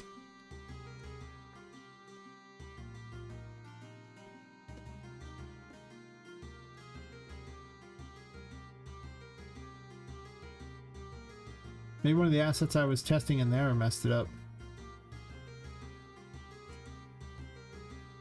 And this is why I haven't gone back to 5.6 despite hating 5.7. Don't switch. Trust me, guys. It's a bad plan. Don't do it. You just see how much effort it is just to make up for like one day that I didn't even stream.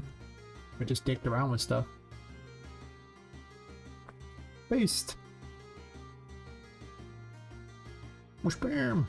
Yeah. This room's gonna be much cooler.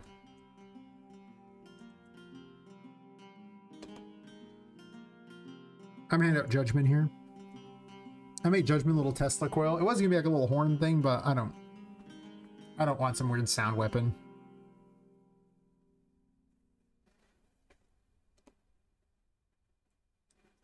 It's slowly working its way up to having lots of lights and being cool.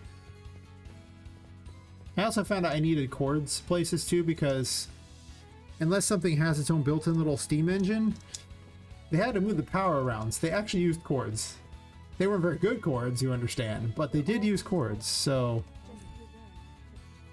I just thought I'd point that out. Oh, I changed the coding on the world, that's right. Yeah, I changed that. Partially introducing a bug, partially fixing a bug. Wow. It wasn't a bug, I added an indicator. I still gotta get a better outfit for that. It's just the only outfit I had. Which is hardly an ideal way of doing things, but whatever. What else do I need to get from there?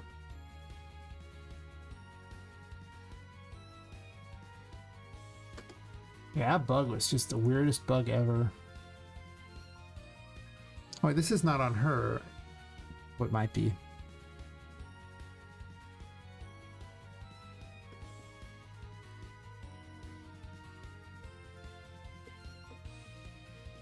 You know, it does this here, the update current status. Just to double check. This was something that runs again. I'm gonna laugh if this was somehow the bug. I don't know how this could be the bug. All it's doing is calling the HUD and telling it, hey, you should check if I'm in the dark or light. Right at the start. I mean, ideally, I discover the problem, I could just continue on with the most recent version.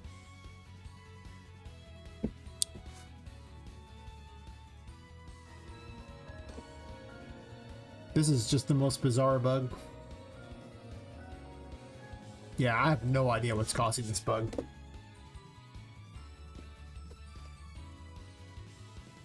It has to be some kind of collision forcing the camera, because no code is telling the camera to move. So I just don't see any world where the camera's moving because of code when nothing's telling it to. So I need this, and I need the HUD.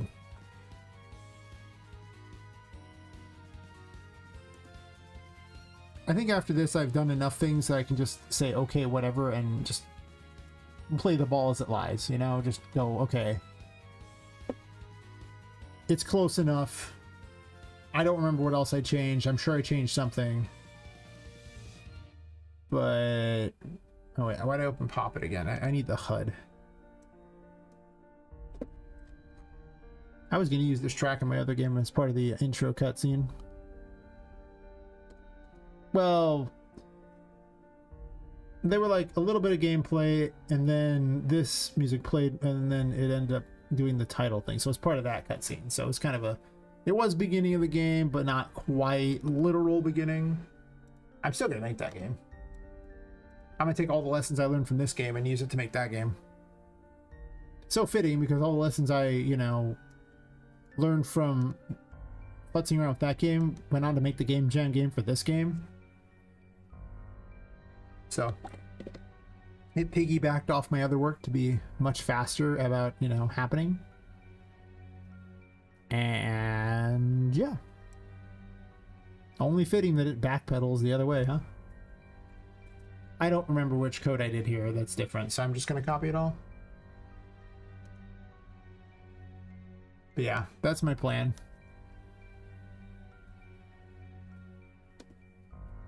That one will probably just be a Metroidvania as well. After all, I can recycle code.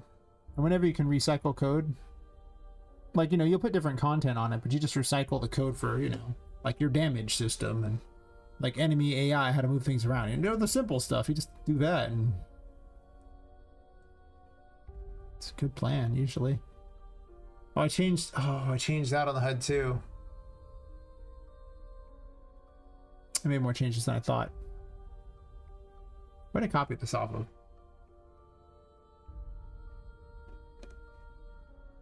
Update current status. Sure.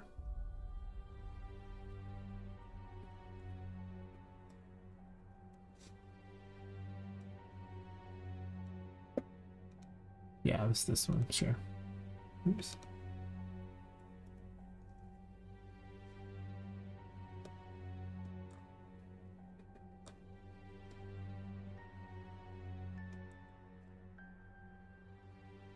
Well, isn't that just awkward?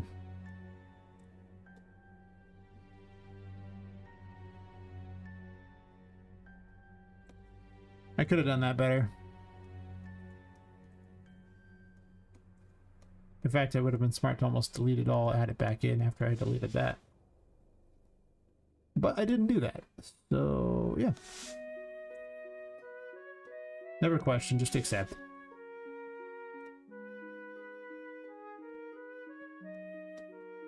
Sure.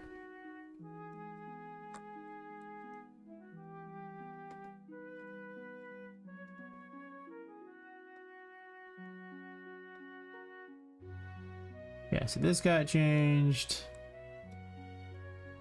I'm just gonna stretch it out so it doesn't look like crap. And you changed how the dialogue set up on the HUD so it wasn't so many things.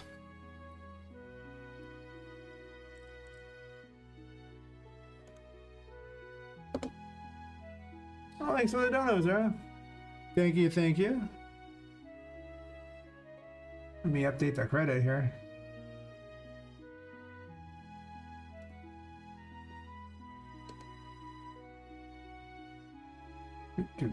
What's the message to, for that matter? Ah, I'm one fan. Oh, thank you. Now I kind of want a dancing teapot. I realize this is not actually a dancing teapot. You understand? But what if I just had a dancing teapot? I don't know if I'm going to invest in the dancing teapot model, but maybe. Wouldn't be the weirdest thing I've ever bought in my life.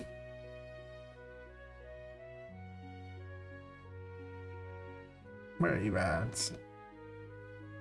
My plan is actually to just get basically a fully functional game, and then I'm going to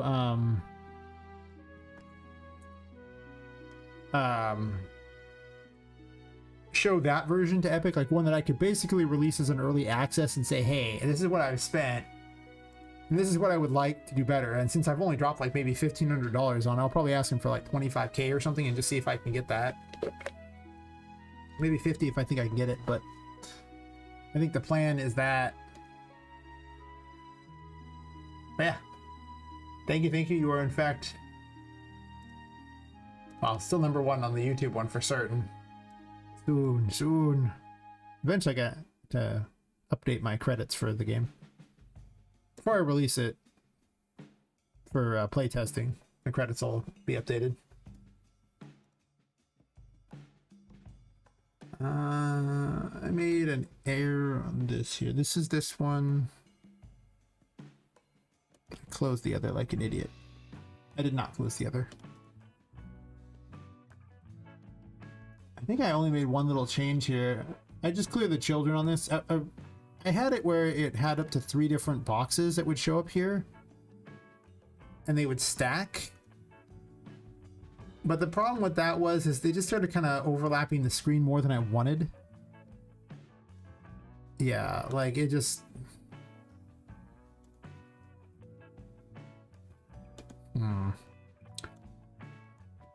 I was actually emulating Expedition 33 where they had 3 different little things chatting there.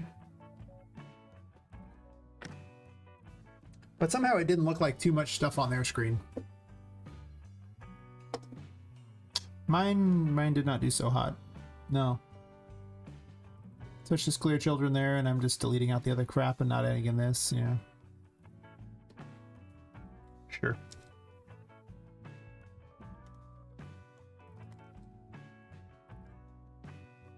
You see, the way it aligns stuff in scroll boxes is it aligns it along the top. So the secret plan to put everything, have it load at the bottom first, was to have two blank things that loaded in, and they were just set to not visible. And then it would load this in, you know, at the bottom of it, and then each new one would load and just kick the top one off. And then when it cleared, it simply added back the two fake ones, and life was good. But again, that just kind of, it didn't look very good. So here we are, 134. Actually, I'm just gonna copy all properties in this category here, migrate back to here, delete this crap out. I actually made a few changes. Another change I made was I moved every one of these things over, because every time I would record the game, like, you get this problem here, this issue, and I'll show you right now. This is purely for advertisement purposes to make it better. See, it has this bar at the top because in full screen, this is what it does. So when it records, this got this thing here. So in order for me to put it up as a promo thing, I have to enlarge the whole game by about 104%. And then move it up by 30 pixels or so, which then would push this stuff off the sides partially. So to avoid this problem, I'm actually just moving it all over. Now you know. Be excited.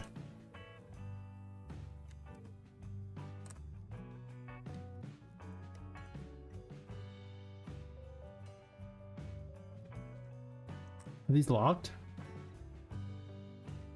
I guess you just can't move them both at the same time, huh?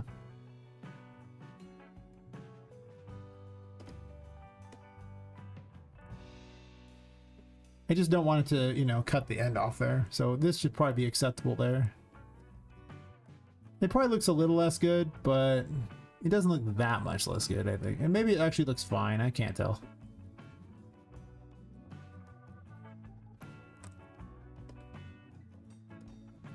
But the same thing was true of this stuff over here.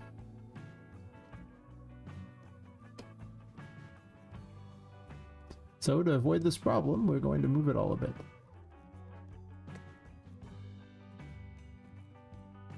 Actually,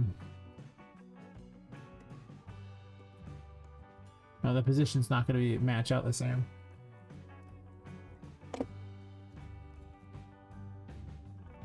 It does look pretty close. That should be good enough.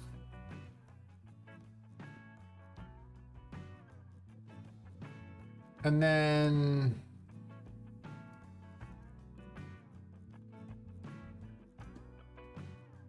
check on I'm missing the other chats. I think that's it. I don't really have anything else I changed. I guess in the Magician room I made some changes too. Oh, I didn't reposition these. Didn't do it on this one either.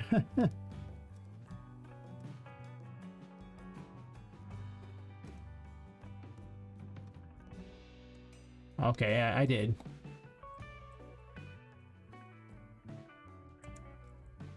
This actually causes a bunch of bugs too. More splines, so... Oh, this is underneath there, sure. I get lost on my own maps. Yeah, let me grab this. And this. I'm pretty certain I've already migrated them.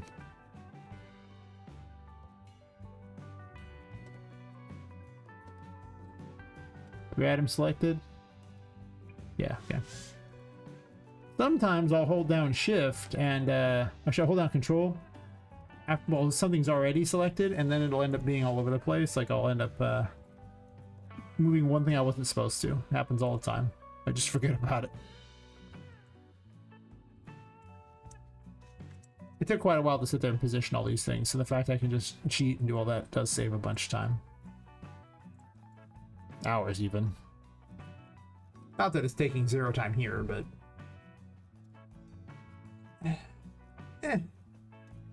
It is what it is. Oh, I also fixed a bunch of enemies, but I'll just fix the enemies. It was just their targeting arrows. It's just the ones for here, because a bunch of stuff here is just not optimal. Not even kinda. It's ugly. It's real ugly. I think that's everything except the magician stuff. Stoof.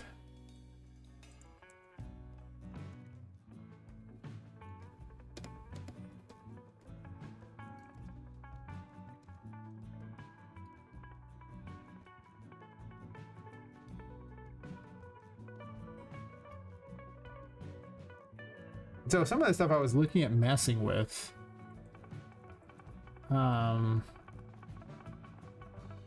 up. These are interesting. I'm not sure what I'm going to do with them yet, but I kind of want some sort of secret thing to do with them. But these are neat.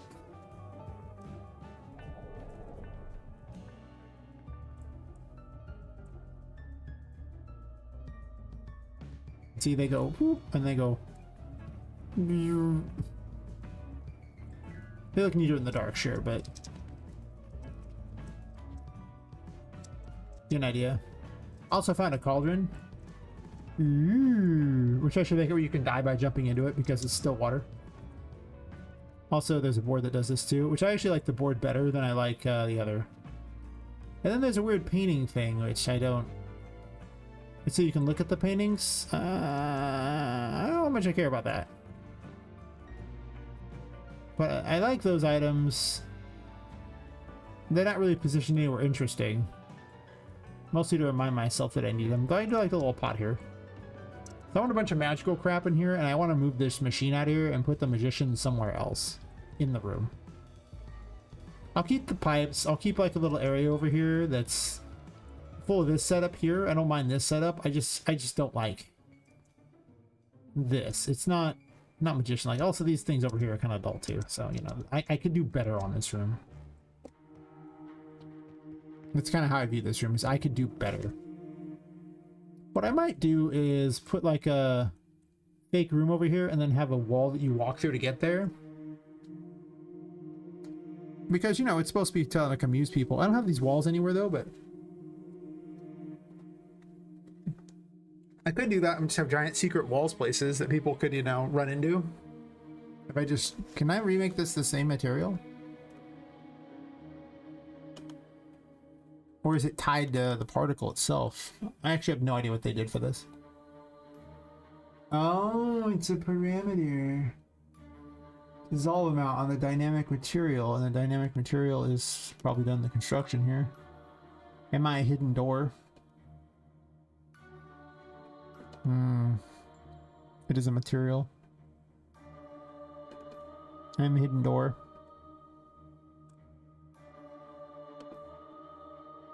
So this split resolve thing. So if I copied it into a material, I could do it.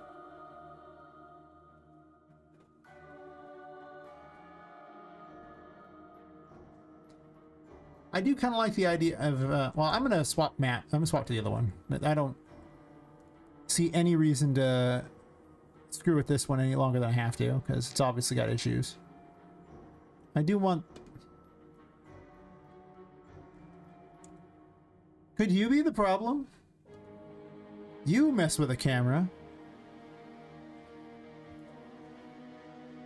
I'm gonna laugh if because I put this random thing on this map, it somehow messes with things, though I don't know how. Because the magician room shouldn't be loading when the hidden grotto loads, because look at how far away the hidden grotto is. I mean, it's on the other side of the building. And the bug also happens all the way down here. here in this room. It shouldn't load that. But that does mess with the camera. It's the only thing I'd forgotten all about that thing. It does mess with the camera.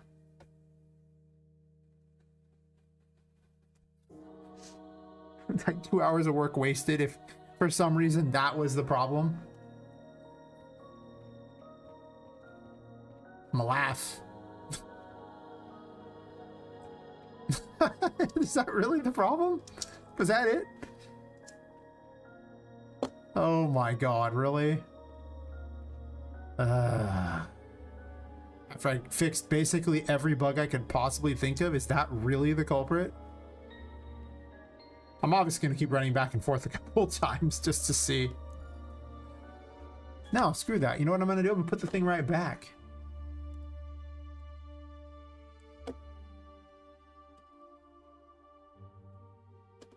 Yeah, right? It's back. But why is it only happening in a couple areas? Far away from that room.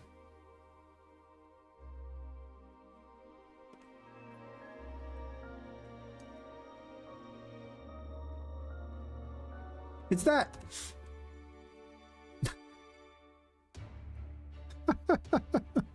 It's really that. Oh, it's really that. Wow. What a terrible coding job you did on this thing, person who made this.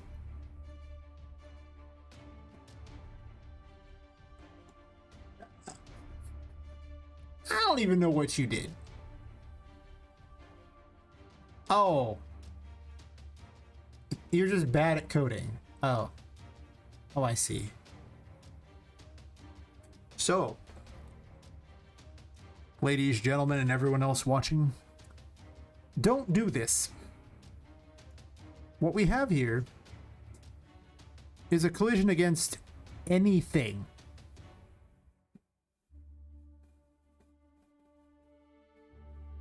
Anything. A wall, the floor, anything. Check to make certain it's the player that collides.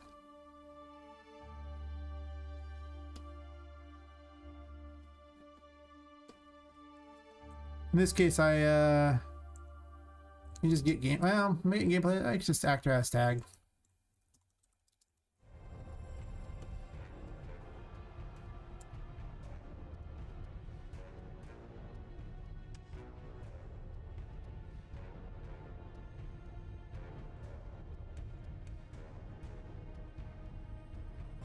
You can also, you know, get player character if you want to. But I already tagged Poppet with a player with an actor tag. If you don't know how to do that, just, you know, go over here. So I think type in tag under actor tags, plus it, and then put whatever you like.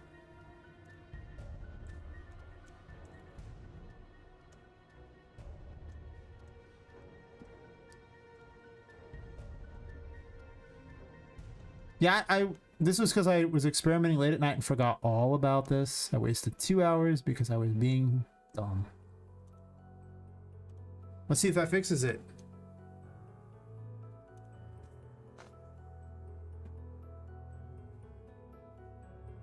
I don't know why I'm fixing their trash coding.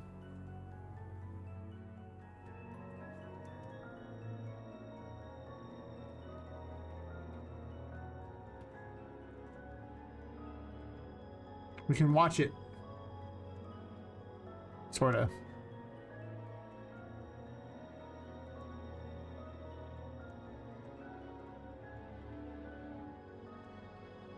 Sort of.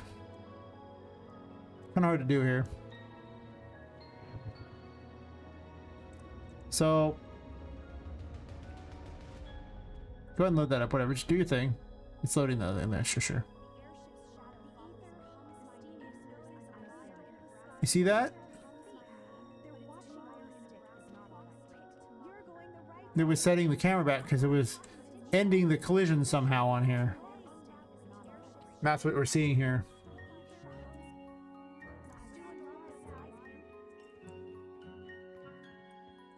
Yep. Because apparently the collision on that thing is huge. Because ending the collision all the way over here for something across the building. Yep, that was the cause. I just did all that fixing for nothing. Flat nothing. Don't leave experimental crap all over your thing when you go to sleep at night. You're welcome. I guess. Alright, well, fine. I guess I'm sticking with the new one. So I don't gotta undo anything else, even though I think I literally redid everything, but I might have forgot something. I did solve the mystery. No, why'd I close that one? There's still one thing I wanted. Dumb. Because I discovered a problem out here with one of these things being merged right here. I did a terrible job on this one spot. I should have been much more thorough. Right. Okay, well, we'll grab that from the other one then.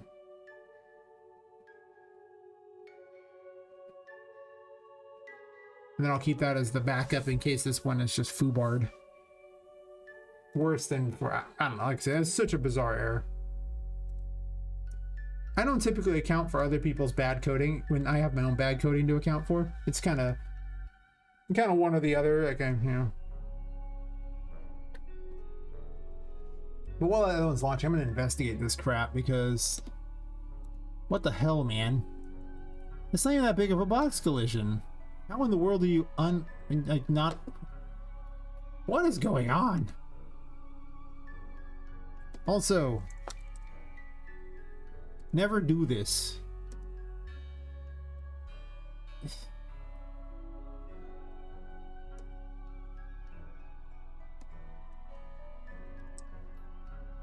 Don't leave it activated.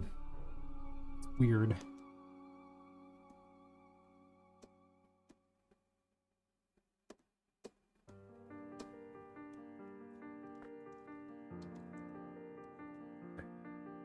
And then deactivate it afterwards. Unreal gets weird with extra cameras in the world that, you know, aren't being used. But also the editor will show the dumb thing all over the place too. It's kind of weird. Like, it's just finicky and bizarre. I don't like it. Okay.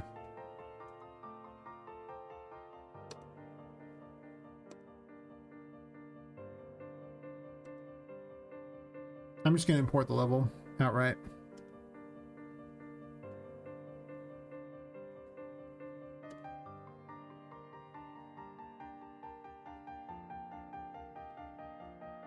Oh, they're in separate little levels over here. Level instances.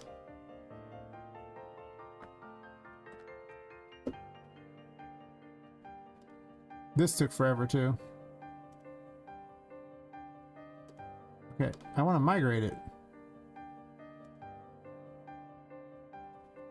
Can you not migrate a level? That can't be right.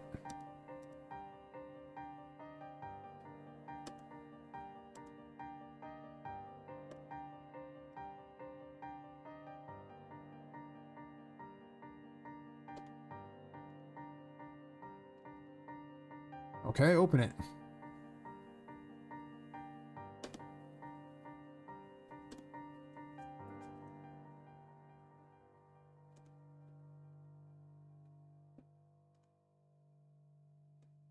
The ultra dynamic sky so I can see. I think everyone should go buy this asset, ultra dynamic sky. It's the best thing ever. I'm not sponsored by them. Go buy it anyway. It's amazing.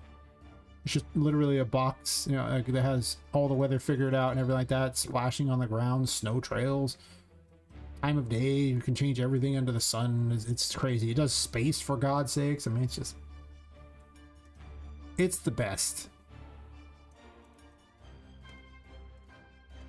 10 out of 10 would recommend. For anybody who doesn't want to hate themselves and have to make all that.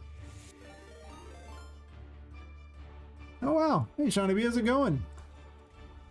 Did you see anything? No, sir. I didn't see you playing with your dolls again. Good.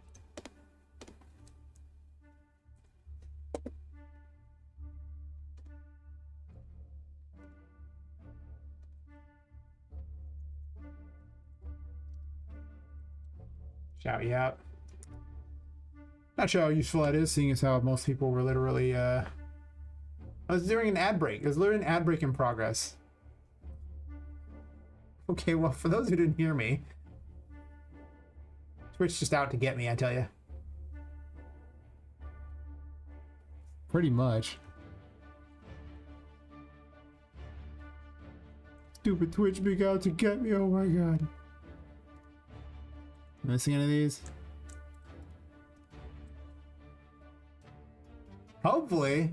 I didn't realize that, like, literally, I look over there, there's an ad running.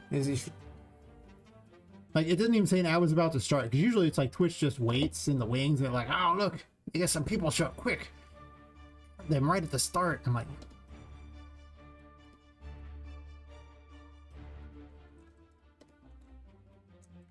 Lately, I've just had better luck on YouTube than I've on the other. There's 20 people watching me on YouTube.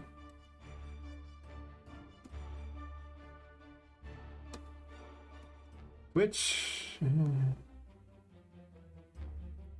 Yep. How's your game going? Tell me things. Or if you have stuff to show. I'm fixing my mistakes. I just spent 2 hours fixing a mistake that turned out to be something so dumb that I didn't need to do anything, I just did. 2 hours? Never. That's not true. Your game's really cool. You're one of the more unique ideas I've seen. Also, like I said, the rotating thing I'm always a sucker for. I admit it. I freely admit it. I'm a sucker for the rotating thing.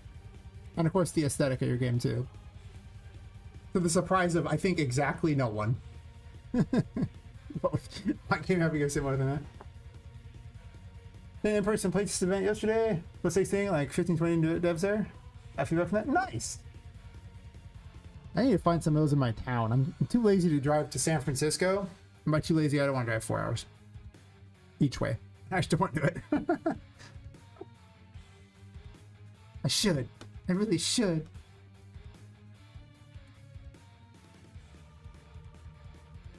I had to fix this, unfortunately. By pasting it in. Pasting?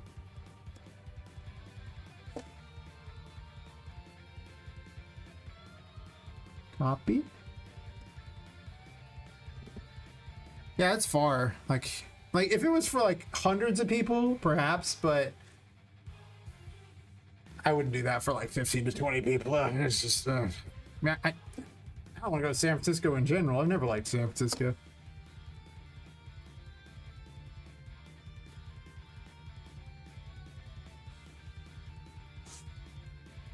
Yeah. There's GDC. Someone pointed out to me, like, you know, I was having a lot of health problems, so I clearly didn't go. I need to stop focusing on stuff that's later in the game and start focusing on stuff that's earlier in the game. So I can have a good playable demo instead of just going, oh, look, I'll make this and this and this. But I also got to stop changing things, because that would help too. It's like pretty hard to have tutorials and story messages and just anything like that if you keep changing everything.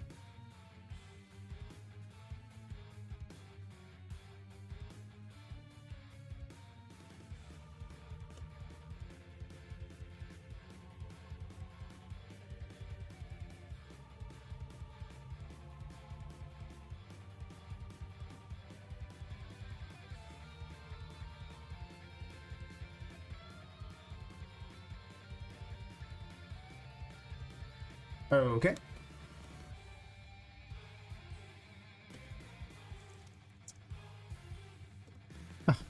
So, you'll probably appreciate this incredible stupidity. Like, I was messing around late last night, and I was like, yeah, there's like, I grabbed a few assets from this one free thing like that. And I thought, oh, some of these are pretty cool. I'm going to change the magician rune to be really good and really great and wonderful.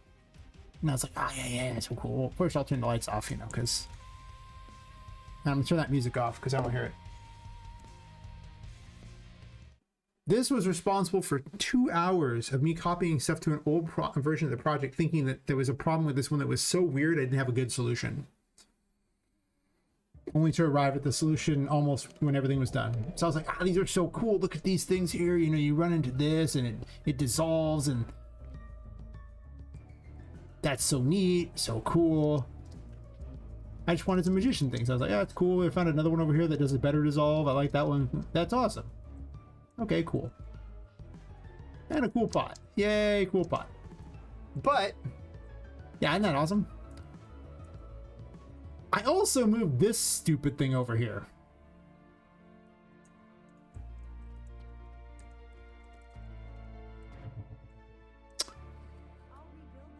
And for some reason, when the guy coded it, he coded it to if it overlapped any object in the entire map.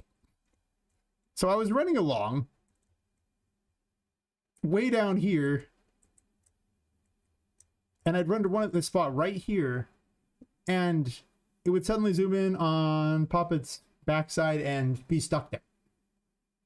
There was nothing to the camera in the whole map. I forgot all about that thing. And it's just literally, I was like, I went down through all of Poppet's code to find, you know, it's like, there's only 2 things in the whole game that actually affect the camera. Well, I guess the main menu, but we're not on the main menu. And neither of them were even active. They're only active at really specific moments. And it was like, what? Yeah, anything. And I was like, oh, God. Like, this is actually what it was. I mean, you can get rid of the other code that was adding in here, but auto activate. It didn't have this. It just had other actor right on over there. No anything at all. Just straight on in. Just like, cool, great. I'll put it back where it was. I'll get the exact duplicate problem. You can see it in action. It's so dumb. Can't believe I wasted 2 hours because of it, but here we are. So getting it right up here. 4-stitch trigger right around in that room.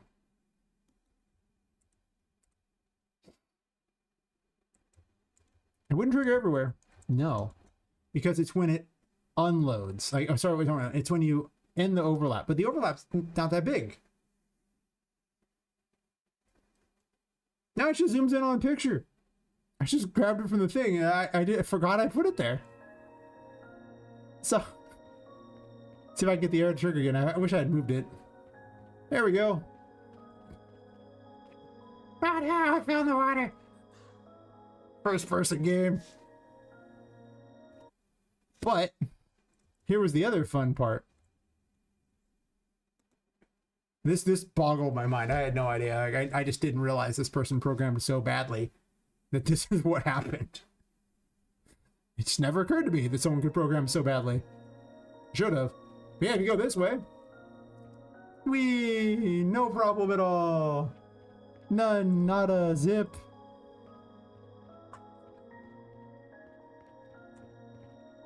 I was boggled. I was totally boggled.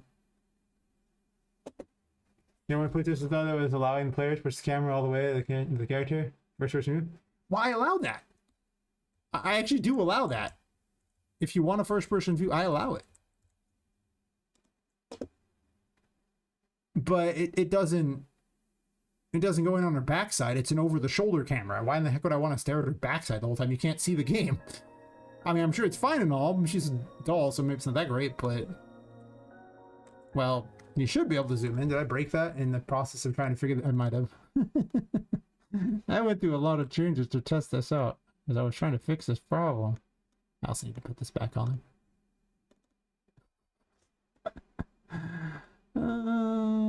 Yeah, right here I broke this intentionally because I was like, well, maybe this affects it. It affects the spring arm. I'm not going to keep the interactive painting, but now I'm just annoyed at it and think it's hilarious at the same time. Sometimes quarters can get cramped. Yeah, I hear on that one. I just have a test thing. So it tests the length of the spring arm to see if it's hitting something, and it just zooms the spring arm in naturally. Yeah, I let you zoom in if you want. So you can play it in first person. You still see her pop to the side periodically. I wouldn't play the game first person. When she's running like this, it does zoom back in like that. But this is also where the bug happens again, by the way. And in the most bizarro world thing, it's actually ending the collision, but the collision is nowhere near this big. But that was what was causing it. So that's why running away from it on the other side of the map somehow was causing it, even though the collision for this was just this tiny little thing.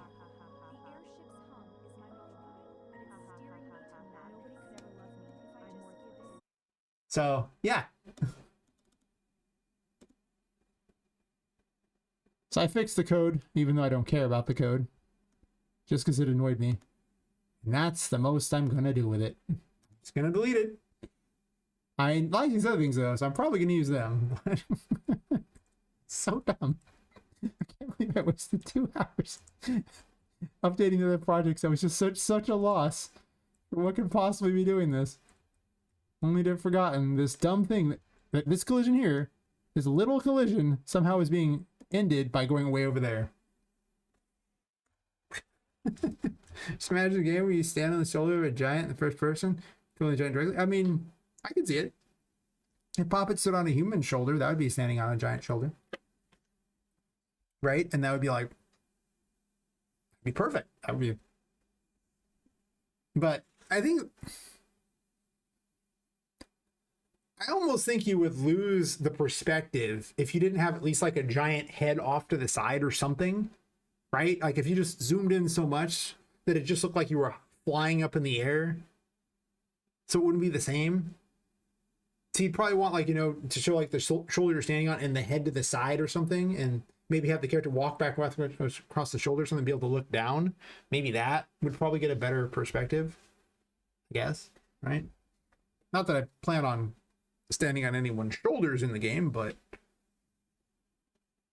I think they oh gosh, it was some game where you had like a giant pet donkey looking, God knows what, I don't know, it was some bizarre monstrosity thing, this 4-legged thing, and you ride around it. It helped you throughout the story. I forgot what it's called.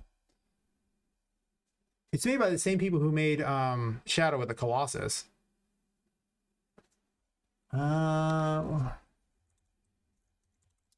It's like find it. The Last Guardian. Yeah, there you go. Yeah. So I imagine it'd be like that, except for you would be on a 2-legged thing. Yeah. I think, like I say, it just seems like it'd be harder in first person to really showcase this where you're at, right? I mean, I guess you could just be looking over the side, see like the giant head and everything like that, or look down and see. I guess that's it. And you just have to, I guess, yeah, you're not really, as long as you give them a place to run around on the shoulder, I guess you're not really locked in position, or I guess you could just let them rotate the camera and that would be effectively the same thing. That wouldn't be bad. It'd be a little bizarre. Well, maybe not. Maybe just be good. I mean, it does sound like a VR thing. It doesn't seem wrong or anything. It seems pretty good to me. Just saying. So I could see it as VR. Sure. Giant kind of big flat shoulder like some mecha. That sounds like somebody who's riding around on a mech. Though you could actually really appeal to all the male gamers, and you could just have them riding on a giant waifu. I'm just saying, Titan waifu. Yeah.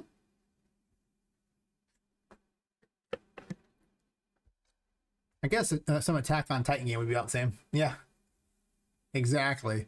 So I mean, I could see it because they'd have the female Titan in that.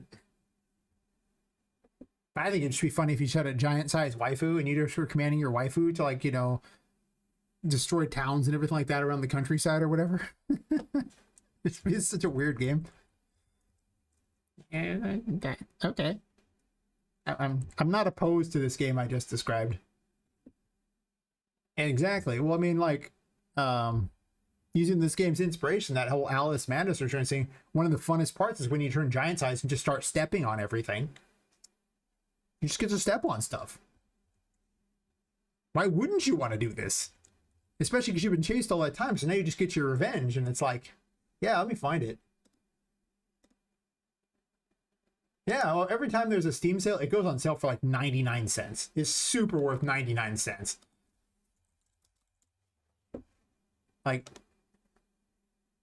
yeah, the original Alice is fun, but Madness Returns is just a better game, honestly. 100% better game. You find it.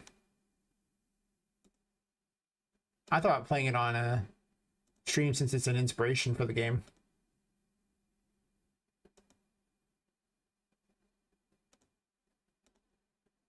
we'll get back to that point there. I don't think the music will copyright claim me, and if it does, whatever. Let's go to...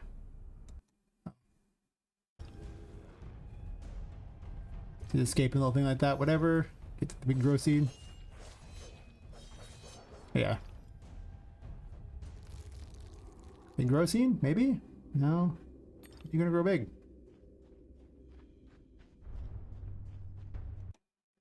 Grow big? Oh, sure I did. Okay, well, there you go. Eat that there. Ah.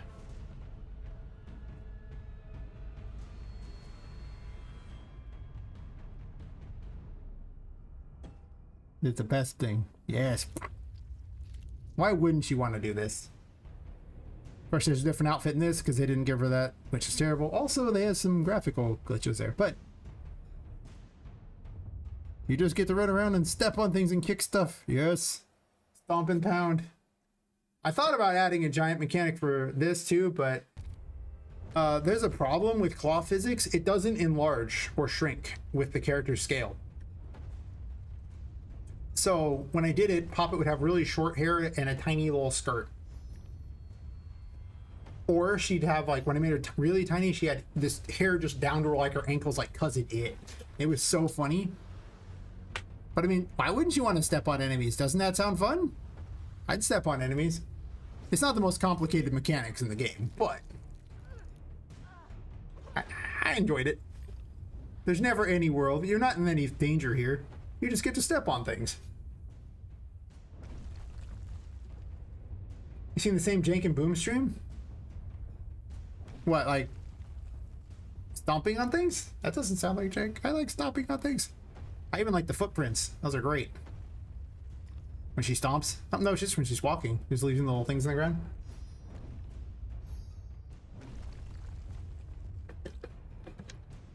Oh, okay. Yeah.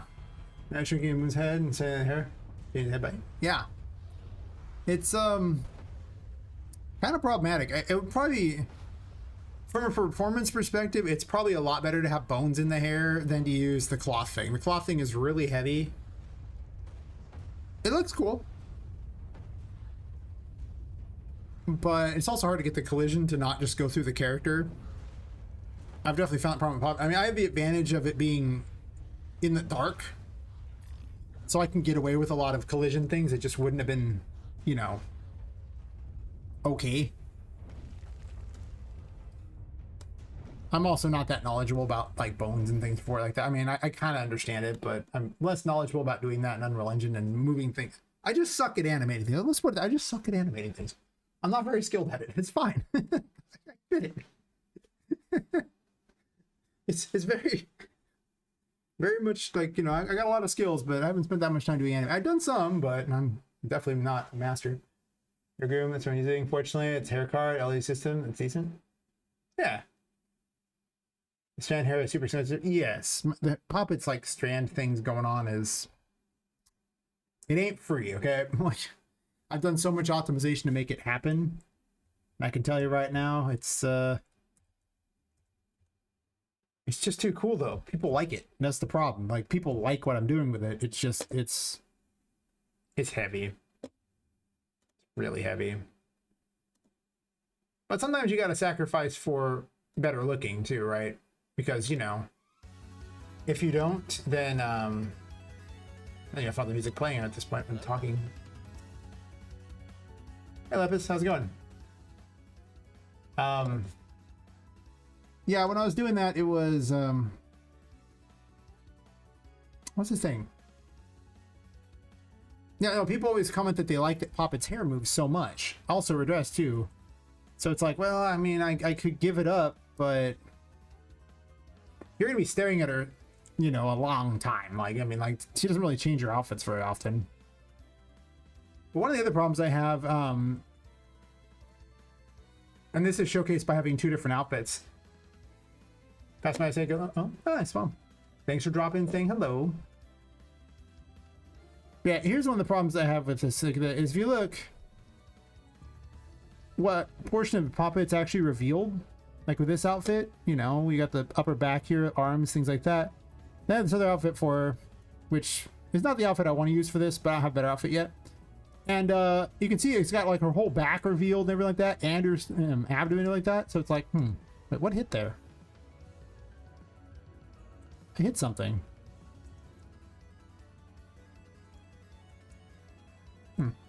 So,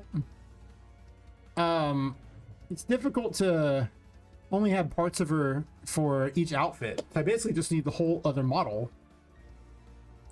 Because all I can really move back and forth is maybe like her head and her arms, I guess. Even then, her arms not necessarily. Her hands? I could give her completely black tights. If I did that, then I could not show her legs. She steals outfits from other characters. It's just that I haven't put the other outfits in yet, so I'm gonna get her a pirate outfit too. Thankfully with I just use a soft reference, so it doesn't load it all the time, but it's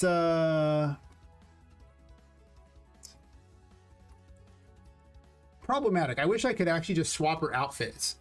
You know, like with the metahumans where it's much easier to do that. I don't, since I'm using mostly Daz stuff, it's not easy to do that at all, that I found. Maybe there's a better method. I was originally trying to just have the clothing fit over her body, but that is not very effective. No. Wait, what am I doing? That's not what I want.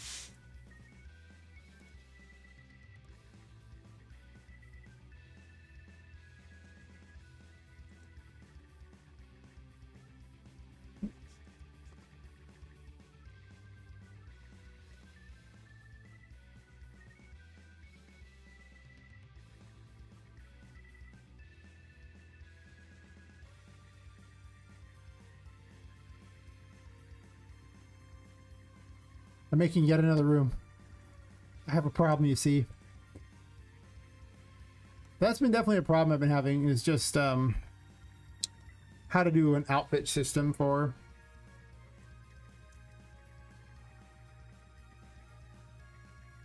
without spending a fortune. Obviously I could pay someone to do all the work for me, but let's assume I don't have a fortune, which is a safe assumption, I can tell you.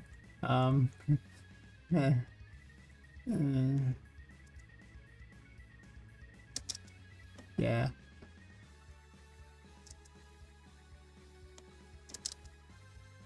But at some point I'd like a character customization system for her. It's gonna be a late idea, I think.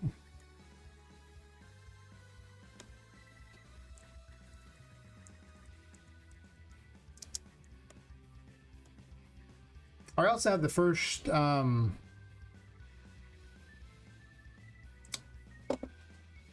think the first 20 some odd minutes of chapter 2 fairly set up. No cutscenes. Really show that off real quick.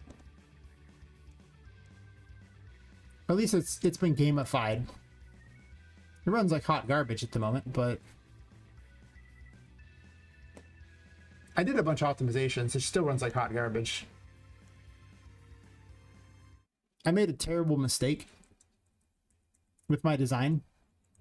And that's that I made these aquariums, you know, that had glass that you could see into all these other rooms below. Which means when you lower and raise the water, you can easily see into the other areas, which means you have to load all the assets that are visible from every single possible room, which is like all of them. It's just basically all of them. So it's possible I might want to put some sort of blockade so that that is not, that you cannot see into this room. Just to avoid loading like 300 extra assets. Yes. Probably. Hear me out. Probably. Maybe. Yes. Possibly. Yes. Wait, I'm supposed to worry about optimizing? We don't optimize here. That's so weird.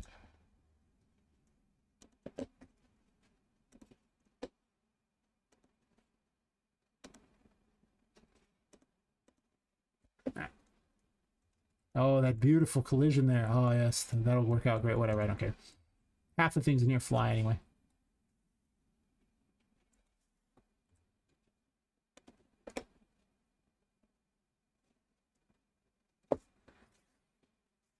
I started having Charlotte be more of a threat in places.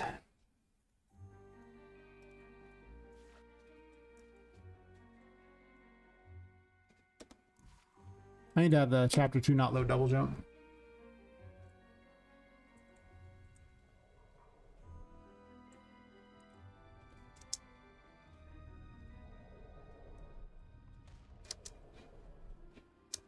Load your hammer in. Yay!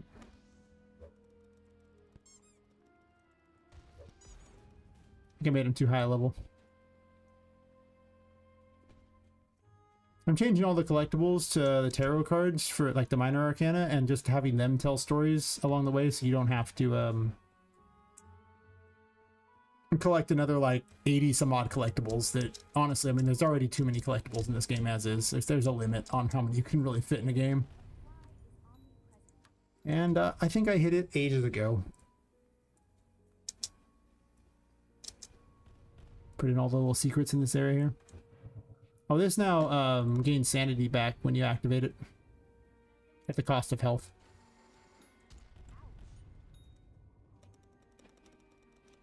Pretty useful, actually.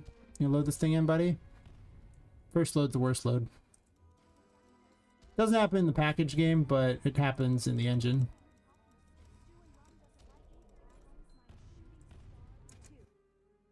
Let me close all this extra crap. And the second, I thought I had 2 copies of the game. I was like, no wonder we're having problems. They hit each other. Nice.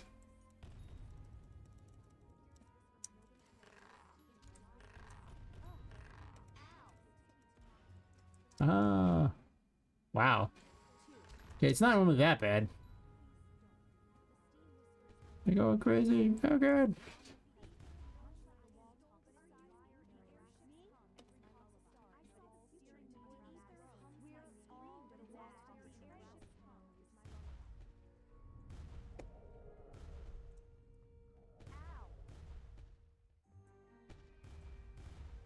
As you can see, this area needs serious optimization because of that problem.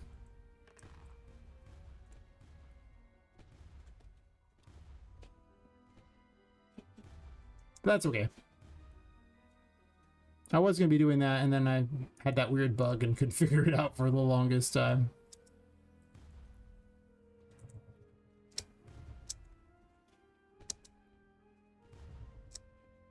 Oh yeah, I don't even need this here. I can just make this jump.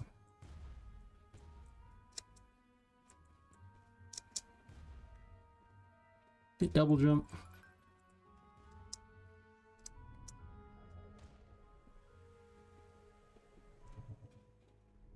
I gotta add more things to make this area look nice and really just...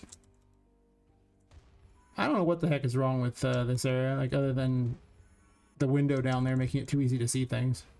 I removed 200 different assets by merging things together. They were all just using the same thing, so it's not like I was really out much.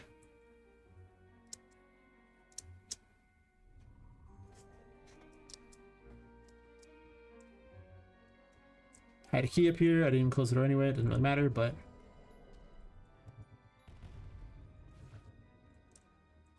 And now she shoots a mushroom, but only in tarot form, which is one of the big changes to the game. But Drane's cursed to be in tarot form. So you can have a different outfit for it, but I don't have another outfit yet, so... She gets to one of the boss outfits until I come up with something better for her.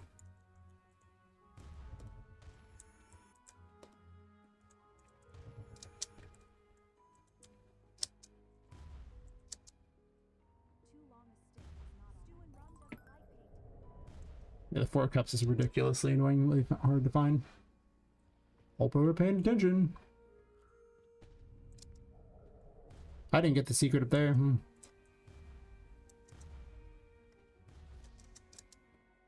I might do non-randomized enemies. I'm starting to see that randomization isn't fun. I thought it would be more fun, but it just means that a lot of the encounters don't mean anything.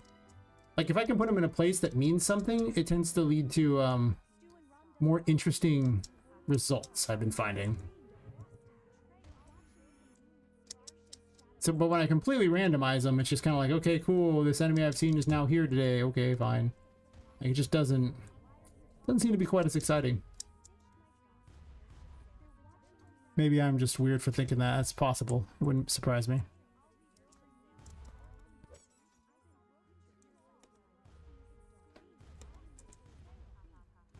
Ever since this thing got added in, it's changed everything on how much I don't tend to run back to stuff. It's a little faster, so technically if I stand here long enough, you would get enough sanity back. I want to get enough sanity back to those go away because they're annoying. Oh, 5.7 actually gives those collision unless you move it from the actor. Remember that from game 2? What's happening with content? Real life concept? Yeah. I've definitely found it to be a real problem. Like, I found it in my other game that was way more randomized than this, and it's just like, nothing means anything. But it's also hard to have enough enemies for Poppet to have something to do. Like, you know, there's a lot of points where there's just nothing around, and it's like, even now the randomizer doesn't really keep you busy enough. Like, I can just run away from the enemies. They're not in the way, that's a problem. Even though they're supposed to spawn in front of her based on the camera, it doesn't matter because, well, I can just keep running. Like, what if they were in the pipe blocking me? How much more interesting would that be? Like, if I knew specifically there was enemies in these spots I had to worry about. But now it's just like, well, maybe there's just nothing. So the next trip through, there could be a bunch of enemies, but then you run the risk of the boring trip where there was just nothing to do. Which is what happened there. And it's been a thing I've been struggling with a lot. So far, I don't have a good answer. Besides just placing them, but then I could like place them proximity wise. You can't really place enemies very easily in data layers, I find, because it doesn't always run the event begin play, so unless you plan for that, it's rough. Like, it doesn't work out the way you want it to. At least I found it doesn't work out I want it to. So I don't know. I wish I had a good solution. That's basically what I'm saying here.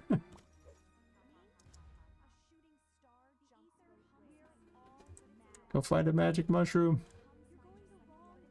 I don't think I like this, that this gains sanity back. It changes the way the game plays too much that I'm not sure. Like, you'll see I don't go to the light very often. Yeah, like, there's a few enemies here, and I'm running over and killing them, the little penny blockers, and they're not randomly placed at all. And they, like, give me a purpose, like, something to do. So, and they're used to open the paintings, so you want to kill them. I gotta make them tougher, sure. Oh, no. I don't want to have any random ads. I can snooze it for a bit. Yeah, like these enemies, it's like, cool, what are they doing? Just here. And I guess you could say, well, then that trip through, it played differently, and you're not wrong. But I don't know. Like, I really don't know on that one. Oh, this is also, I'm gonna get my sanity back for this. Terrible place to get down there. Thankfully, you can do this, get your sanity back way faster. This is one of the major changes I've done to how the game plays. Well, I've done a bunch of major changes recently, but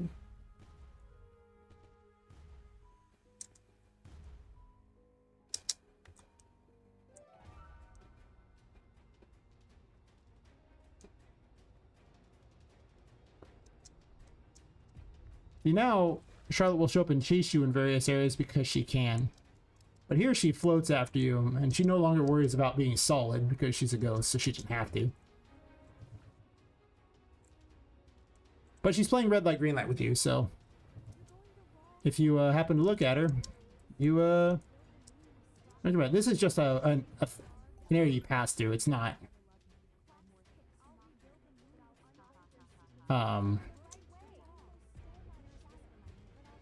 anywhere important. Just a passage. I thought the hallway was too boring.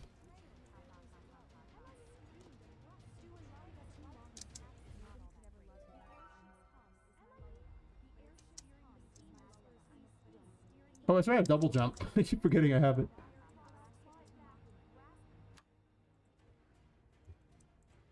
And this is why I have to have things revealed, you see, because it's lowering the water You stay over there, okay? I put a light on her so her eyes sparkle. I did. I might make that whole area the lower deck, so this way she will just stay with you the whole time. Probably better. Instead of having separate rooms.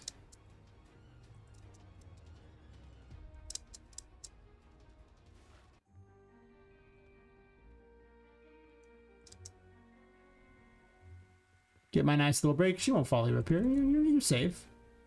I mean, there's enemies now. But they don't really appear to be much of a threat. Like, again, I just run away from them. What are they going to do about it? That's what I've been noticing. I just run away, and they can't do anything about it. They just lose. Like, cool, great. Like, they're kind of annoying if you ever stop. But they're not that annoying.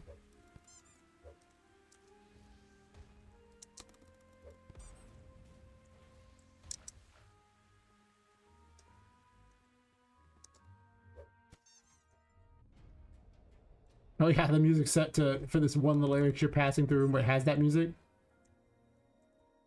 It's pretty awkward.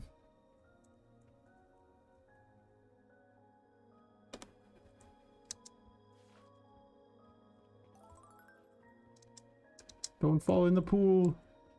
The pool is closed forever.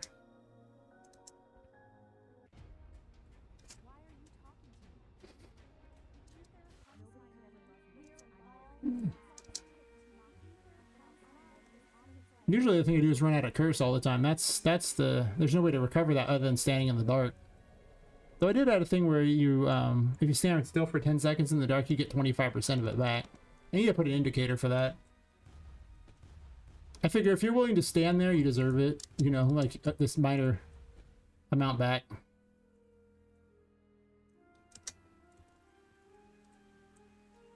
I'm trying to do things that make it less tedious for the players. They don't have to sit and wait all the time.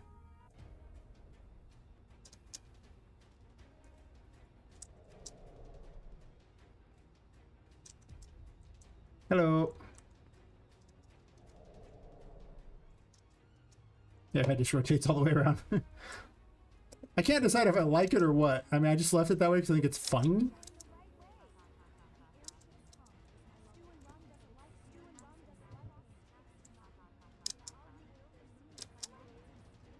Oh, this didn't load. There were little safe zones, but I guess not now, huh? Hello. Why aren't you recovering sanity? I say there's supposed to be a light here, so I wouldn't have to recover sanity this way, but this does technically recover sanity at the cost of health. It's pretty hard to see where you're going otherwise, so. She'll wait, as long as I don't look away.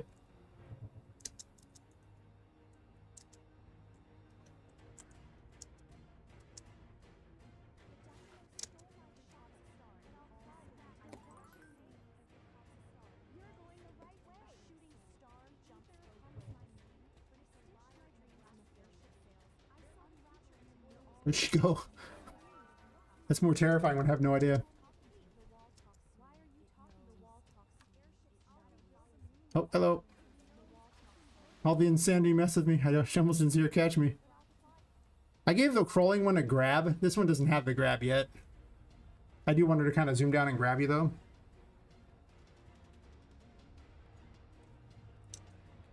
The rules are very simple. You just don't get caught. Hello.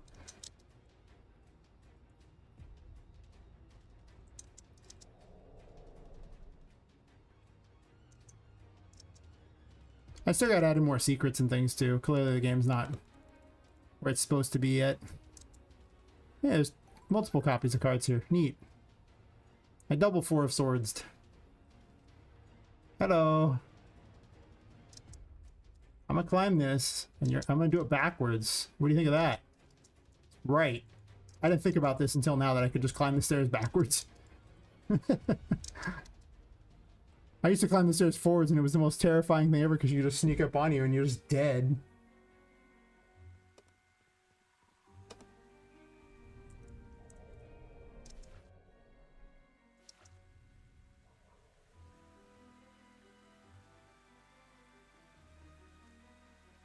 I haven't programmed the boss yet, so it gets all the way up to the boss for this, and that's about where would stop, but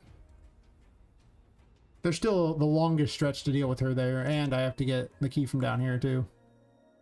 Well, that vanishes. Okay. I'm in the sunken depths, right? Sure. I haven't got the map together for this, right? I have ones for these other ones up here, as you can see, but not so much yet on these. Well, there's supposed to be stuff there, but it vanished. I don't know why. There's also no enemies programmed for this room yet. I need to have a check for, that's where the clams didn't load either. For, where the water level is. Because I obviously don't want enemies spawning in if they're, you know, gonna just die to the water.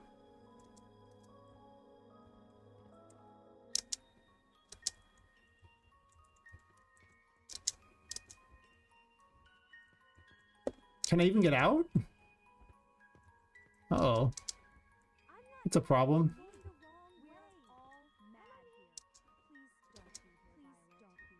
No!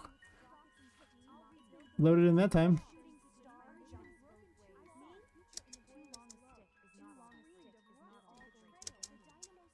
Okay. The pipe loaded in just as I jumped there. Okay, well, this is unexpected. Why is this happening the second time through here, but not the first? Get my sanity back to try this weird glitch again. I always like to fight through the glitches just to see if I can. Problem is there's water down there, so I gotta be careful about this jump. It's kind of a big jump, too.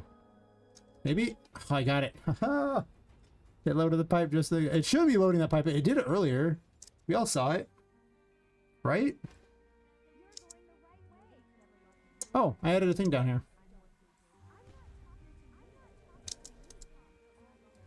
Whee! That's not a thing I added. I just like jumping on this. Don't hate the player.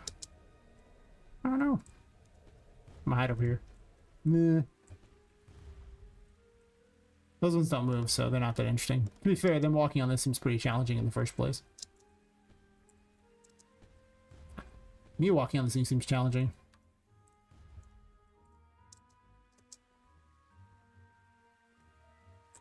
Oh, these rocks have terrible collision.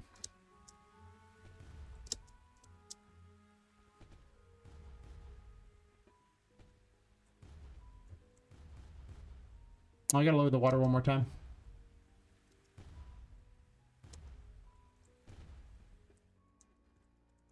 Nope, go this way instead. Okay, that is easily the worst light I've seen ever. I wonder why it does that. Sometimes the lighting just doesn't adjust very fast after one of those, so... I guess to be fair, you would technically be unable to see very easily.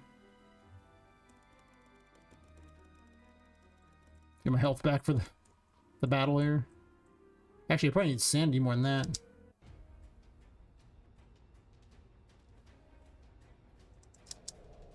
It went from being a boring hallway to being the most exciting part of this whole trip. I'm gonna have more enemies in and things to do, I guess. I mean, it's not gonna be as unexciting as it is now. This is actually one of the easiest because you just run right on by and I'm not getting anything else yet. Don't know where you're at. Don't care.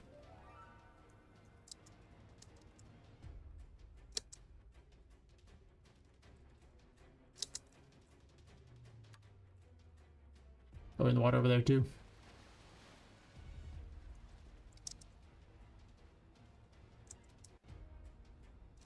Whee! That's hard.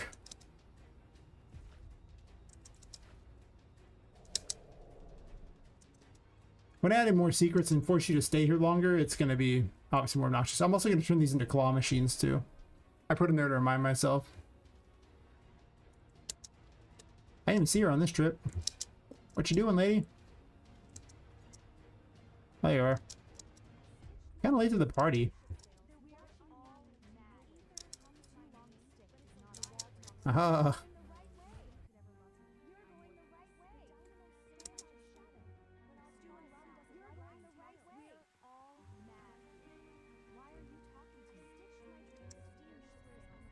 Wee.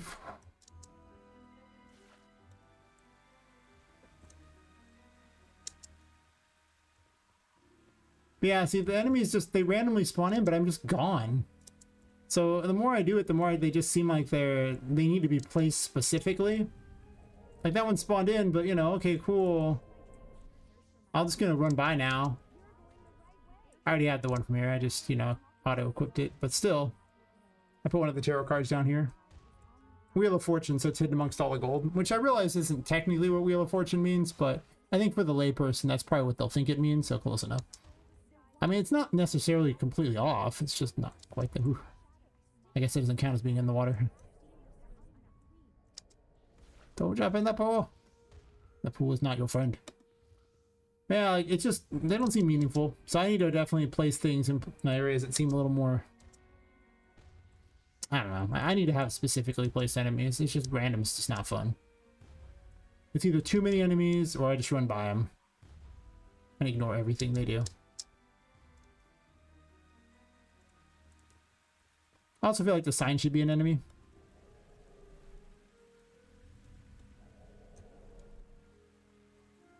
I should have been timing how long this was taking to go through this particular amount of content that I have for this area. I mean, it's not perfect content, but...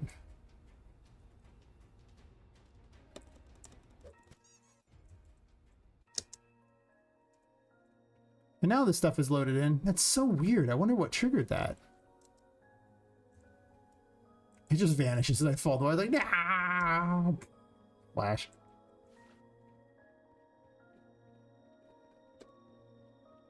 Yeah, I was making this area nicer, and then I was optimizing it because you saw how bad it was loading at the start, right? It's gotten better since then. I mean, it is not loading so bad, and part of it is my computer's a potato. Part of it's 5.7 is a terrible version of Unreal Engine. But part of it, somehow Charlotte manages to leave that room and follow me. Okay, she didn't despawn. Anyway, it didn't really matter. That was basically the end of the content anyway. So the boss spawns up there, and unfortunately I did not have any save down here, so it would put me all the way to the start of the game. I was just playing with the instant death the whole way, because every time you touch the water or you touch Charlotte, you just die. So I was like, okay, instant death. So the only really terrifying things in this game so far are largely the water and Charlotte, because she didn't despawn when I left the room for reasons that I'm not 100% certain on. And that's about it. That's pretty much what I have at the moment as far as the second chapter, and then the boss would spawn up here in this area that I'm currently building. And I was going to give her lanterns that were haunted, so they float away and you have to use the Hierophant to keep bringing them back, otherwise your light sources leave. Give her the ability to raise the water, because, I mean, I'm going to abuse the water for as long as I can until I give you the immunity to it, and then I, you know, get to have fun with it anymore. Then I'm going to be sad. And then, I mean, most of them summon some kind of unit to help them. It's just not that fun otherwise. I'll probably have her, like, you know, teleport places and do attacks from those things like that. She's a ghost pirate, so, well, she's supposed to be like a little ghost pirate, even though she's just another toy, but listen, she takes her work very seriously, okay? I don't think you understand. When you're a ghost pirate doll, you gotta live that life. You gotta own it, if you will. Yes. Otherwise, what's the point of being a ghost pirate doll? Right.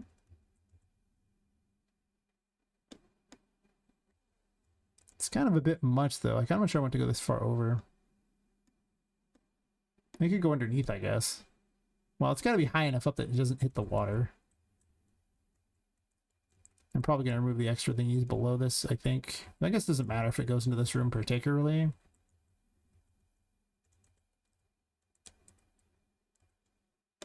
I don't think I want these at all. I think they're weird. They're hard to walk on. Last thing I want is you to kind of glitch off to the side and just fall in the water and die. And then you'll just be like, wow, that was fair. And they'd be right. It wouldn't be fair. It'd be lame. One thing I need is a save point somewhere in this area, I guess. Well, I mean, do I? Because if you unlock this painting, you have a save point right here. And technically, you would have entered from, you know, this room right here, in which case there was a save point right here by jumping through the paintings. So I don't think I need a save point there. I mean, the paintings serve as enough of a save point because they take you to the haunted gallery. So that is one problem I've had a lot of, and that is too many of things. Like I had too many paintings, so it's like, okay, well, you can just basically freely move about the building now because there's so many of these paintings everywhere. That sucks. Too many save points. Well, every time there's a save point, because it heals you, there has to be no enemies in that room. Otherwise, the player can just sit there and keep killing the enemies. But there's no experience from killing the enemies, just gold drops. So if they really want to farm, I guess they can. But kind of lame. That's the problem with the randomized enemy spawner too that I'm having, is when shouldn't I randomly spawn? And currently it looks for nav meshes. And if it can find a viable nav mesh location, it will. Otherwise, it doesn't spawn. So I can just, you know, put nav blockers so they can't spawn in those. That's true. But, well, there's not really a but on that. I mean, it's true. I could just do that. But yeah, I don't know. A lot of times I just end up running to the next area and just completely ignore the enemies. But if I make it where they only spawn certain ones in each areas, then I need to make the enemies tougher, right? Right now they're very throwaway because they just keep spawning, so it doesn't really matter. And the other thing is because of the mechanics of the game, if I don't apply pressure to the player, they can just stand in the light and essentially get all of their, you know, sanity back anytime they want it. Like if they kill the nearby enemies, they just find a light and stand there. So I'm kind of at an impasse on that one, right? Like, I can't have meaningful encounters, or not many of them, besides bosses, unless I want to make it where the player can just freely get all their sanity back. Or also they can freely get their curse back. If they killed every enemy nearby, they could just stand in the dark and get their curse back. And just, that'd be it. Be an instant full heal, essentially, because, you know, you get healing tarots at various points. You could just get all your stats reset. I guess you could make the argument that I should not have these abilities on tarot cards. Fair. Devil's advocate.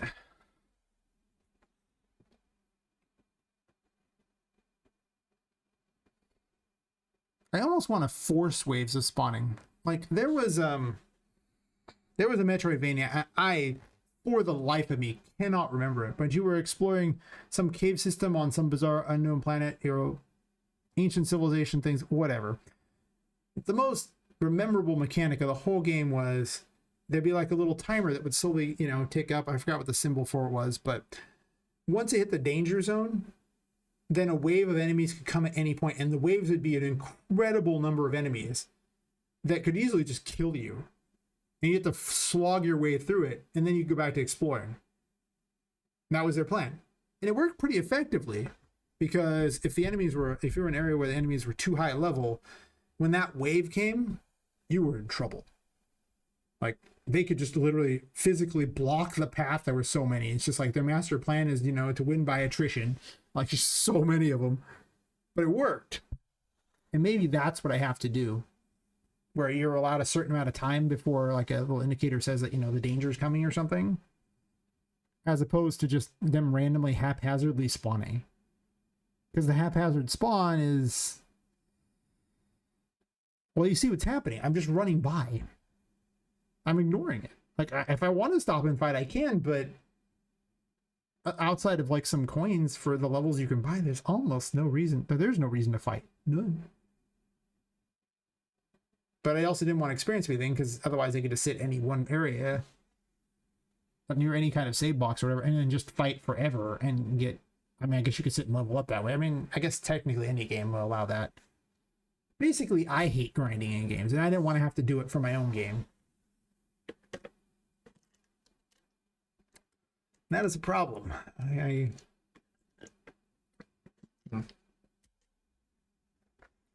That is a problem indeed. But maybe the wave thing is good in thinking about it.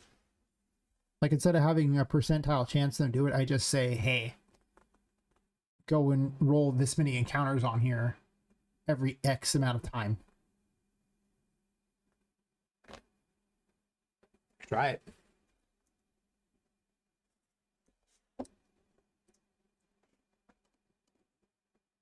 That's been a lot of what I'm doing lately. I haven't done as much content so much as I've been trying to solve a lot of the problems behind the system for the game. Reduce the number of abilities down to... I don't remember any there were. There were, I think, closer to like 44 or something. Gave her a terraform so I could like swap between that and use that as a means of using multiple ones at the same time. Yeah. Those like passives now, and the passives do things where if you're in terraform, it does something different. The pool grows huge in terraform. The magician now throws stuff when in terraform. So it's just a guaranteed cost, but you don't have to find multiple copies of things. Or the Empress now throws a mushroom that grows and shrinks plants if you're in terraform. Otherwise, it drops a little heal mushroom. Because they used to have 3 abilities, but I figured it just launching the mushroom to like enlarge plants was better than having a separate ability to just target and enlarge plants. It wasn't like the worst choice to have it was, but I also didn't want to design 3 abilities for everything. Or the Hierophant having the sanity over time, which used to be one of the star's abilities, but that thing needed a nerf. The star was stupid. It's between it and the Hierophant, it's still stupid, but at least you have to swap between them. Oh wow. Thanks for the raid, Hypnotic. How's it going? We're just discussing some game decisions I had that weren't very good. Let me shout you out. Yeah.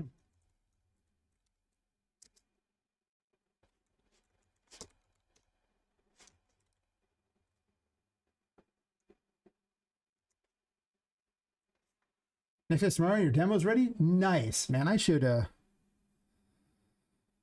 man, focus on getting a demo ready. I should not be dicking around with all this extra stuff for later portions of the game, but you know, listen.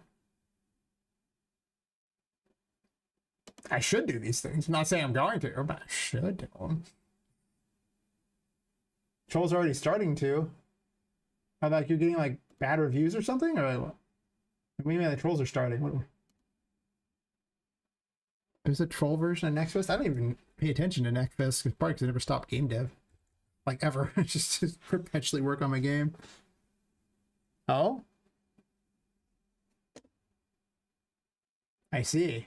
Was it an exciting message? I have so many questions.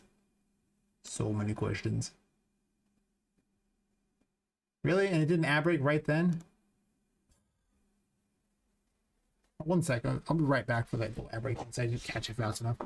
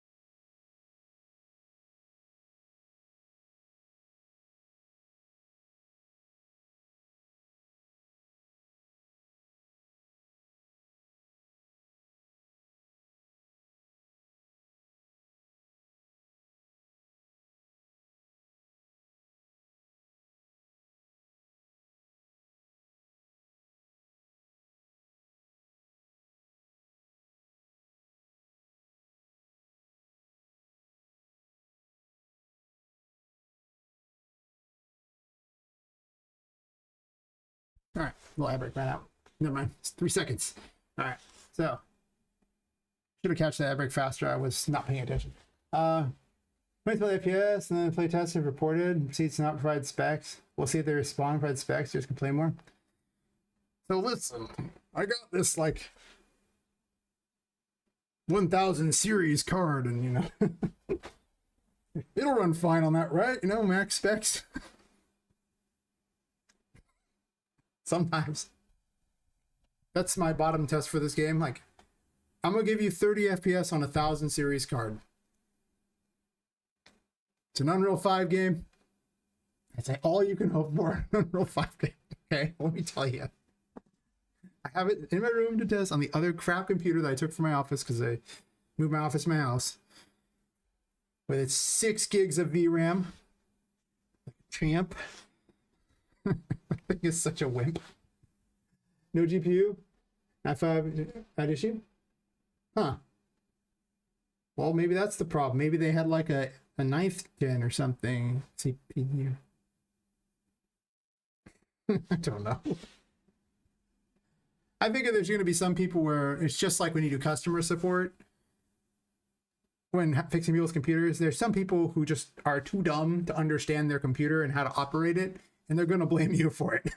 It's that simple. There's just people out there that have no idea what they're doing, and they're going to blame you. Yeah, that too. I mean, some people, they just want to see the world burn, and they don't care that it's your game that you spent all this time on. They just go, eh. Annoyed. I am probably. Well, you know. Yeah. So I mean, it looks like that's what it's supposed to be. So maybe they just, I mean, if no one else does it, and it's just one random idiot. Whatever. You can't please everyone. I just wouldn't feed into it. It's like, okay, cool. Thanks. I mean, asking for, you know, what their issue is, sure, treat them like a real problem, of course, but I wouldn't do much else. Oh, yeah. You just, that's what you got to do. You just got to try to help them out, see how it goes, you know? I mean, if they reveal themselves as a troll, I don't think I'd spend much time beyond that. Be like, well, okay. But most time trolls, they just want negative attention. So if you never give them negative attention, then they tend to leave because they get upset that they didn't get what they wanted. Which is great. I mean, you're a streamer, you know how it works. I just assume like Twitch chat exists outside of Twitch chat. Like they exist outside in the world, but they still need the same attention, be it negative or positive. They don't care. As long as it's something, they need it. And you just encounter them in the wild and, you know, they don't know what to do. So they just kind of bump around and, you know, until they find the negative attention they need in order to like survive. Yeah. Maybe they find their way over to Kick and they discover it's purely negative attention. Some of the people I've had on there. Oh, God. So most of the time, they're pretty good. Man. Yeah, being kind to them is not a bad choice. I mean, kindness is often free, and, you know, they just usually look like, you know, the jerk in the equation if you're the one being nice to them, and they respond back with being a jerk, you know. You have to go to bed? Oh, it's fair. Well, thanks again for the raid. I was just showing everyone what the new stuff I had, and I just got done doing that and you raid right after. That's how it works. So I'll show people that. 6 hours to Beacon 7. Oh, good luck with it. I mean, definitely. You know, that's. I hope the game turns out fantastic and that you get lots and lots of hype on it. Hopefully, you have some streamers ready to play it at the very least. Actually, that's a good question. Like, do you stream also on Twitch so you can stream your own game? Oh, thanks. Yeah. It's definitely being worked on. Haven't done any marketing. Oh, I see. God, the marketing is actually often as hard as making the game, if not harder. I'm still marketing this thing. I actually got an interview from an online magazine today. Well, they offered the interview. I haven't done it yet. And that's pretty cool. I also got Unreal to notice me. Unreal Sama noticed me. Oh my God. That doesn't mean much, but it felt good. Not worried about this game doing well? Okay, that's fair. I mean, maybe it'll just blow up on Next Fest. I mean, like I say, if I was you, if you have the capability, I would stream on Steam for your game because it'll pop up as one of the streams that's being played, you know, like some big hype thing during Next Fest, and people will start to watch it. So, I mean, it might be a good hack for streamers, you know, like, I mean, obviously you could just stream your own game on Twitch as well. But I mean, if you use something like multiple output or something like that, you know, like, you know, the thing like I'm doing, where you have, you know, the thing here, I'm streaming to Twitch and Kick and YouTube at the same time. This one here. So you could probably just add Steam to that. Now I want to stream to Steam. I'm gonna look into that. Hey, you do as well? Yeah. That's not a bad idea. I mean, just, huh? Yeah. I wonder what it takes to stream on Steam. I didn't even think about it until today. I'm gonna go ahead and write down. Find out what it takes to stream on Steam. Yeah, that seems like such a great hack. Yeah. Thanks again for the raid. Get some sleep, and hopefully the game does well, and hopefully that person is just a troll and your game ran's fantastic. Because, I mean, I would rather have a troll and have the game run perfect than have my game have issues. And just one person being not a troll. Right? I gotta pick. One of these sounds like a lot less work. Yeah. Probably just a troll. Yeah. Sleep well and good luck with all that. I don't think I'll be up when Next Fest starts. No. Probably not gonna sleep for 4 or 5 hours. At least I know it's going, so I'll check out people's games. I'll take a break from game dev for 1 day. Who am I kidding? I'll still game dev in the process. Yeah. Anyway, this is the new I'm working on for the peoples. I don't know if I put a nav mesh down. Did I put a nav mesh down? I did. Okay. We're just talking about randomly spawning in enemies and how they don't really spawn in regularly enough to make a difference, I find. Unless you want to stop and fight them, there's not a big advantage to it, and that's kind of awkward. That's what I've been finding, so it's like...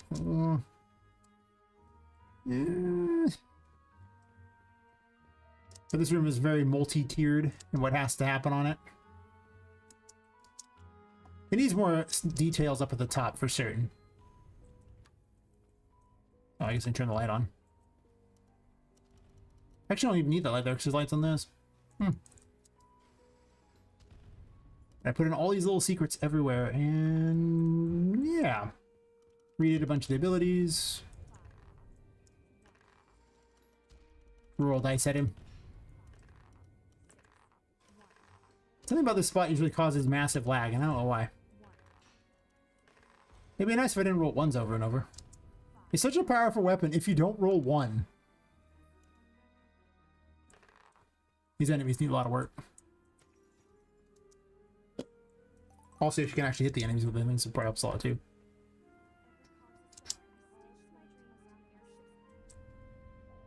But right now I'm adding in various secrets in the level, and then adding in... I need something else slightly above where about where those pipes are to kind of fill in the blank. Because it's kind of missing something in this area. But it goes way down into the water too, so there's a lot going on down there as well.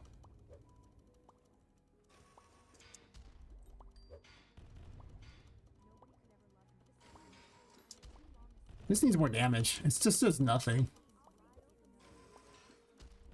I thought it was more damaging than that. It just isn't.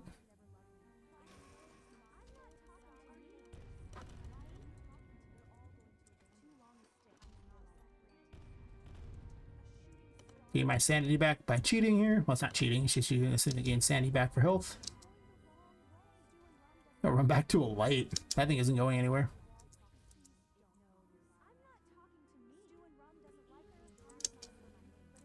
I need more enemies that chase in this area. I realized I put a lot of ones that were cannon style enemies here.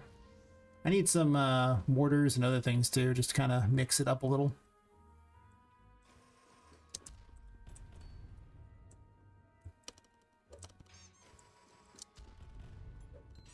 I have so much health.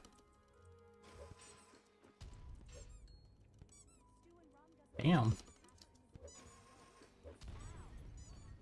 I did think they had not enough health previously, so I did increase it, but...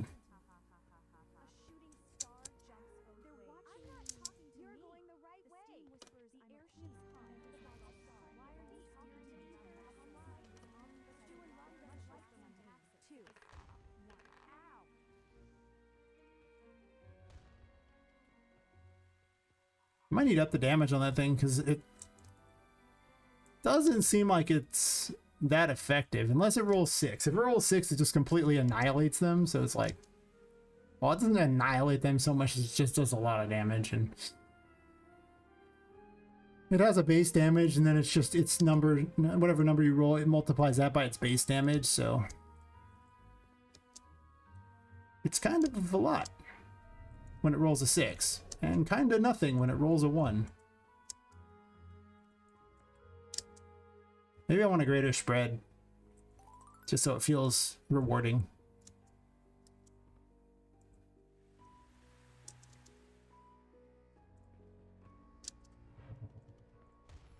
One of the changes now, it launches a mushroom that enlarges stuff if you're in this form.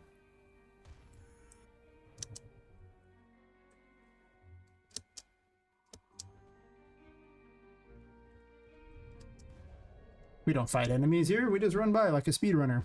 Maybe that's my problem. I have a speedrunner mentality in testing.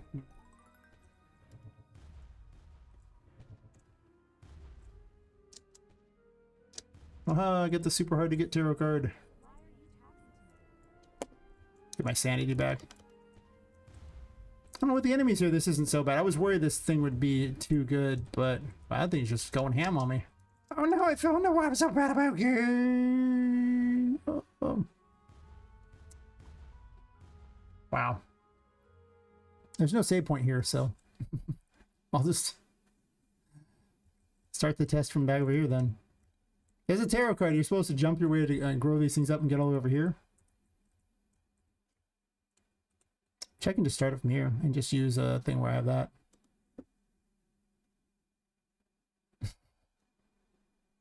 This is one of the areas that's a little weird. I kind of want to tweak it a little bit, but the door is really high. I want you to run on top of the door. Oh, the dev menu occasionally breaks things. I don't know why.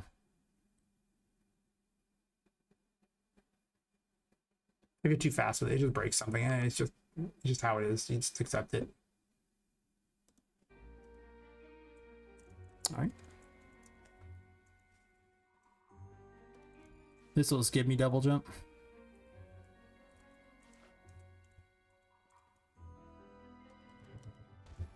Can just continue. Ah.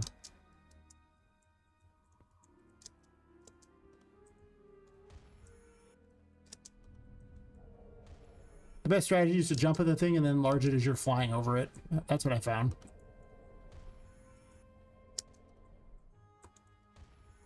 You don't have to do that. You could just fire it at it, but it's a lot faster. I hide tarot cards in awkward places. This is definitely the most awkward one. In this game, you collect tarot cards to gain levels, and the ones that are the major arcana are the ones that give abilities, and the minor arcana just give a level. So you don't want to find all the tarot cards. I mean, I guess you don't have to, but...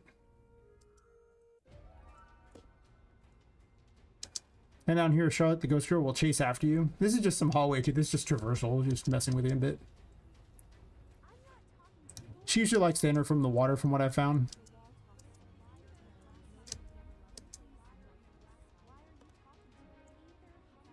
She plays red light, green light here, though, so as long as you're keeping an eye on her, you're safe. I was trying to get my sanity back a little bit, but it seems like that's a bit problematic. I need this key.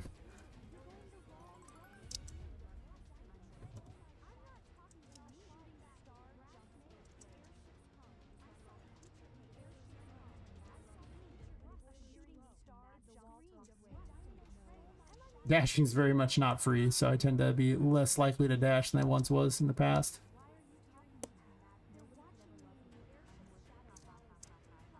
Plenty of lights in this room.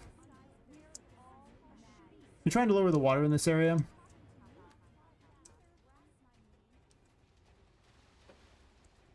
Why, hello there. I look away for a second, she's like, hello. Her head rotates all the way around too, just to mess with you. She's possessed. Fine. Oh, she's a ghost. She's not really possessed, I guess.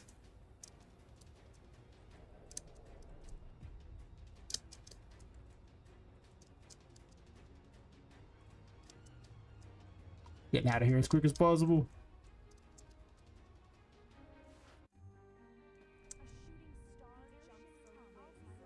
She got a bug where sometimes she doesn't despawn and then she'll just kill you in the middle of nowhere. This area is definitely being worked on for certain.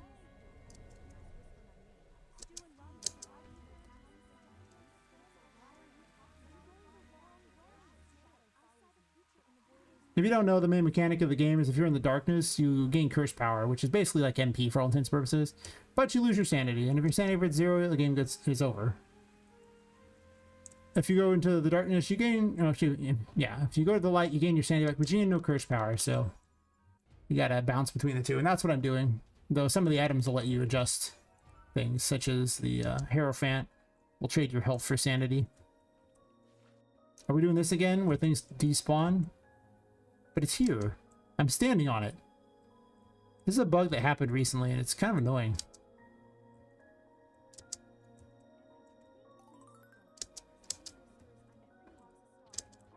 And now I can't stand on it? What the hell is causing this?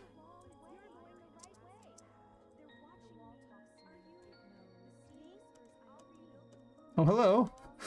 Okay, we're doing hard mode now, where she's decided to follow me all the way over here. Which she shouldn't be able to do, but hard mode.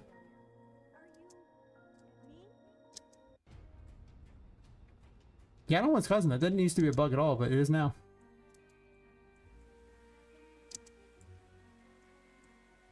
Basically, it's not accounting for the room change, is what I'm seeing.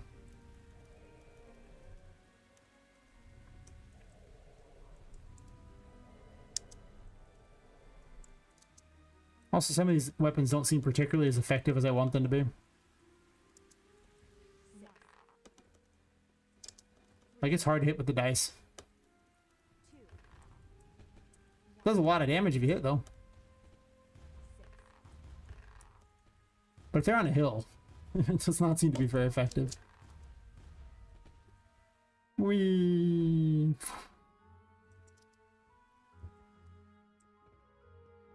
Oh, I didn't go get the secret up there. Whatever.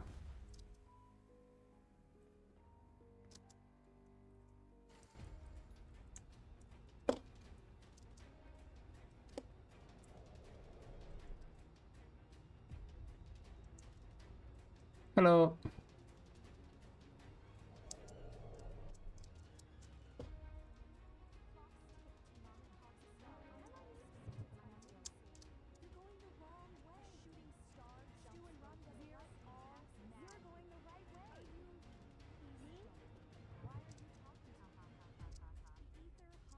I watched that anyway. Nice.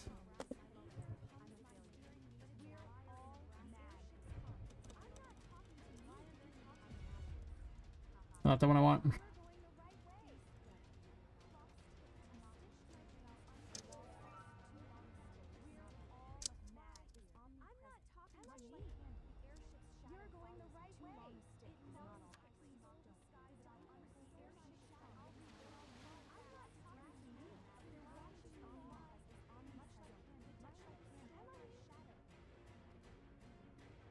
That's just to show you're going insane.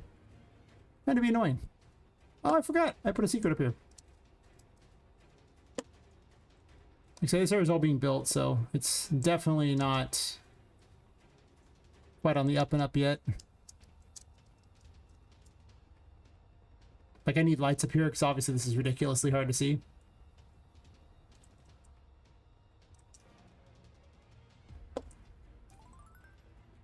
The collision on those is terrible. I'm seeing that now.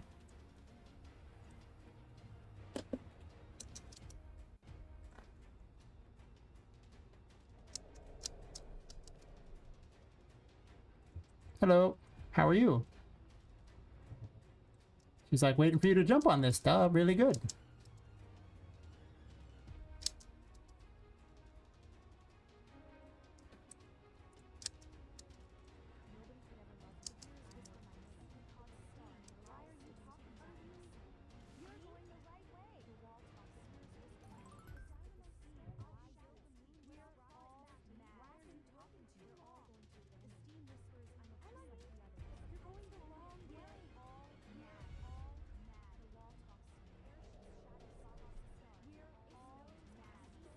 Oh, I didn't fix the double card there.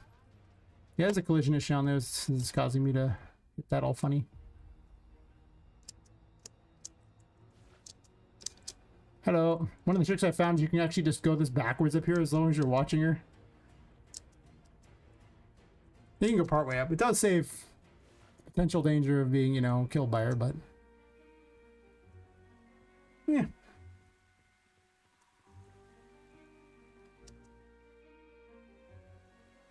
Hitting all the random secrets. I've skipped one of the secrets because I forgot about it. Whee! Clunk. This is a capsule control. So for anyone who's looking around, you can find these things. Oh, I gotta lower the water one more time. I forgot about that. I did it again. Whee! Unintended. No, don't fall the water. I'm gonna die. And I'm stuck where in an area where I'm unable to move, and now it's gonna sit there and be slow and terrible. Oh well. I didn't realize this pipe was so close to the wall there. Also, that guy managed to spawn in the water. Good for you, buddy. Aren't you a cool kid? I'm gonna just float innocently on by because I'm technically dead. But it waits to spawn the blood thing until you can't move. Or until you stop moving a certain amount. So I'm just watching it slowly hit the pipe thing. It doesn't matter. I just think it's funny. It's why I'm kind of watching it. Well, it was almost a good test until I jumped in the pool. Water's an instant death, so don't jump in the pool. Right there, yep. But since I haven't saved, it's just literally gonna put me back at the start of the game. Because you default having that save unlocked. I just want to see if it actually worked. So I need a blocking volume down there. Oh well. I'm not gonna play from there because that's literally 2 hours plus in the past, even if I know where I'm going, which is kind of not gonna work out very well. But what's, you know, the fun of the testing here, if not to find out all the things you should fix, such as adding a blocking volume. I don't like blocking volumes, but I like them when the player would float on nothing. Like here. Oh, well, it's just got to be a flat one because you can go inside these pipes later. Because once you get immunity to water, you're actually supposed to swim through these pipes in order to get to the boss. Because you'll jump through break these pipes to get in here, or break these grates, get in here, and then swim up through the pipe. And all the way through the pipe to this room over here. Which when loaded in will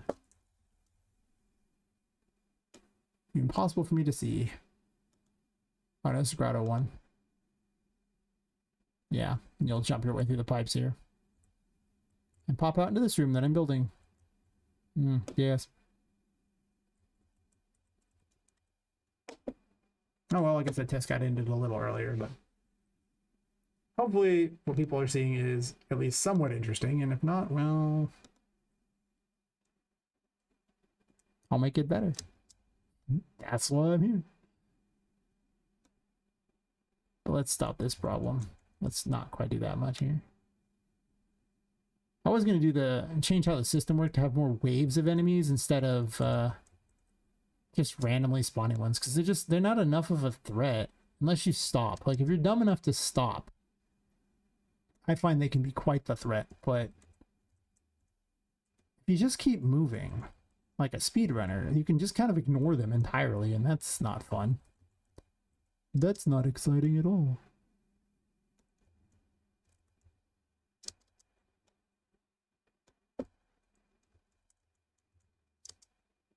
I guess we'll leave this back on. Fix a bunch of bugs here. Many bugs. Infinite bugs. Probably.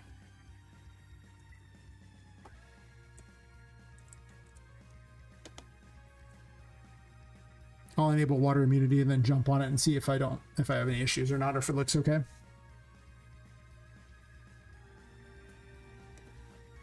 You can't even really play up to the point where the water immunity is even there. Like, you sort of can.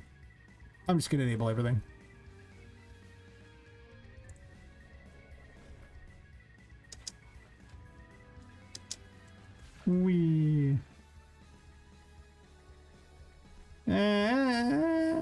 It's a little on the ghetto side.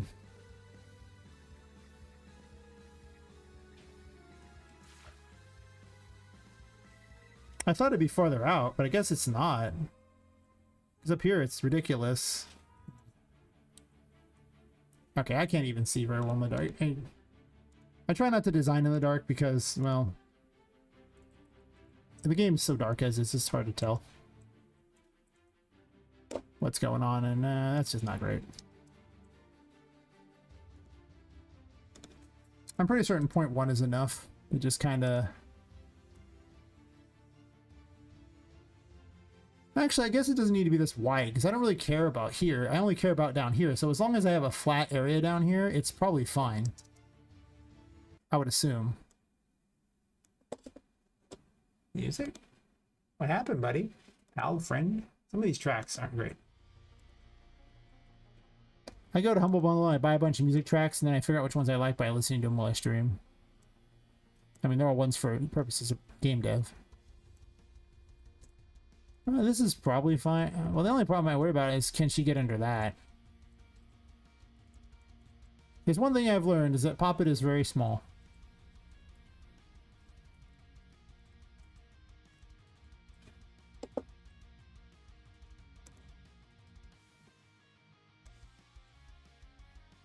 Because, you know, it's just what she does. Be small. The smallest of the small that ever smalled.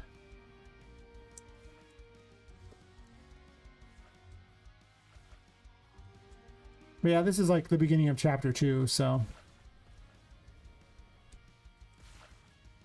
It's like she's just standing on that. I can't get in here, can I? I don't think I can. I think it's way too small even for her.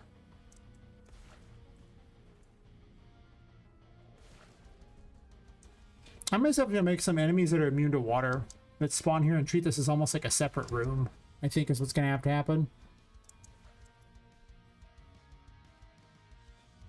Probably.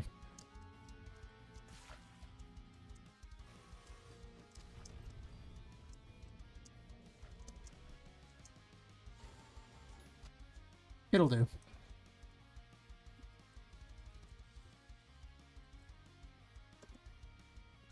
That's already on there. Stop that.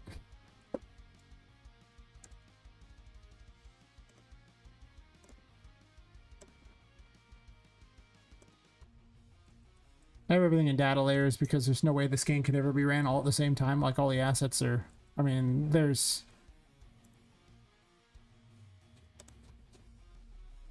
Oh, it's not showing the unloaded ones. Hide unloaded actors. Yeah. So there's 5,299 actors, and that doesn't even include for all the stuff that is inside of level instances like this, you know. City isn't a level instance, and it's like 300 actors, so... As you might imagine, it's actually like 7,000 actors or something. The game can't run like that, so... Using data layers, I've been able to X out a lot of the things by only loading in exactly what can be seen. Though down here I need to kind of optimize a little more for what can really be seen and what can't be seen. Yeah. There's 2 things in here. It's just the 4 swords twice, huh? Seems to be the case. The collision on this causes it to glitch the camera out. I don't need a physical collision on the static mesh.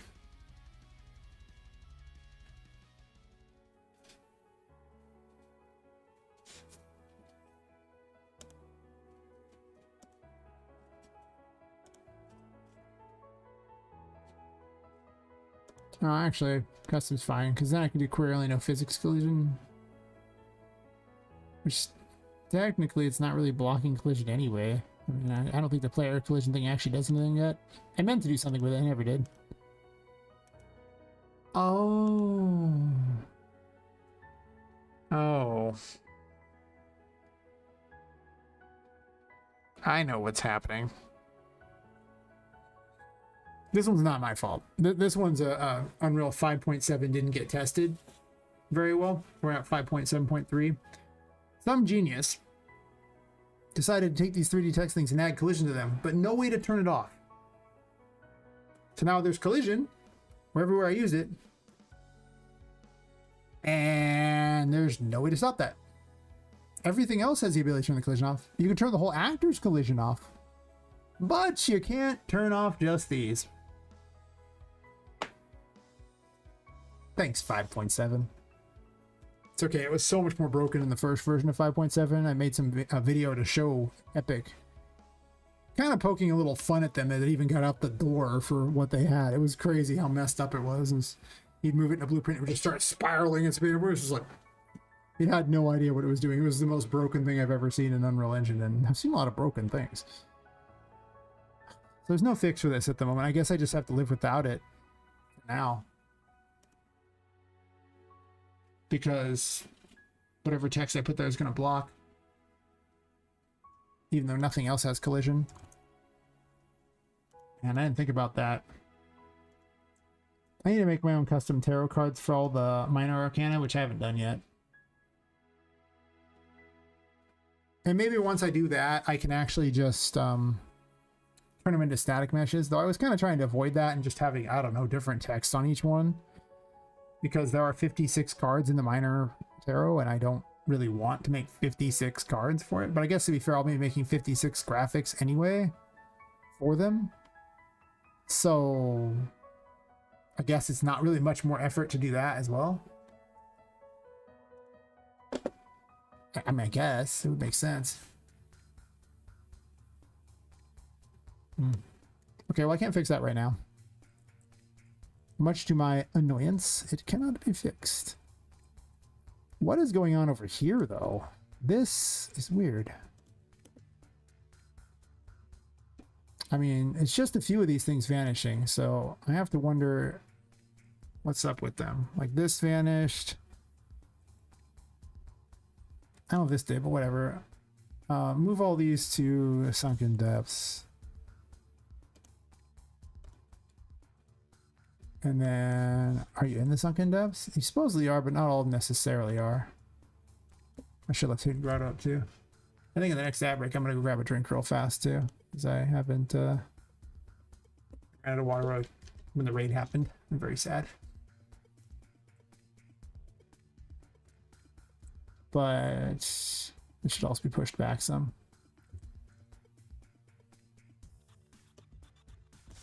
That's not pushing back.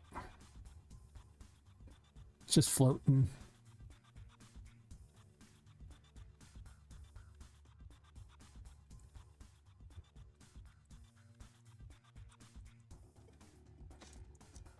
Gotta fix the Charlotte problem too. And the issue with the how the spawns work for the encounter things.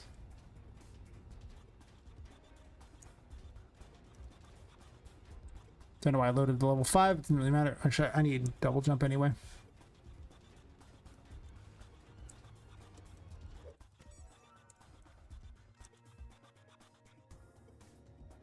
I feel like I'm just gonna have to keep an eye on this one.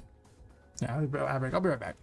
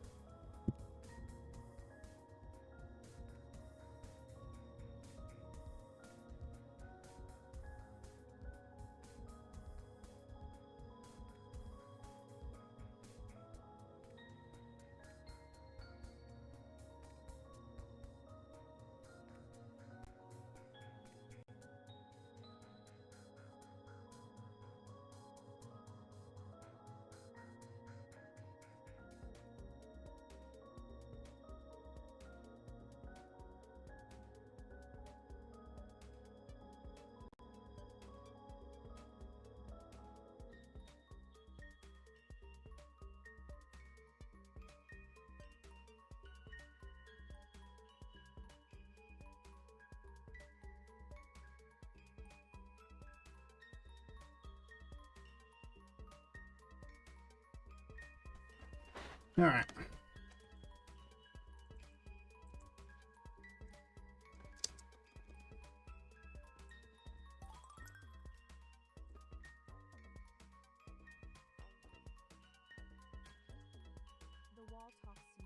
Yeah, I don't know if I can. I'll just have to run the test later and see how that works on that one because I can't be 100% certain on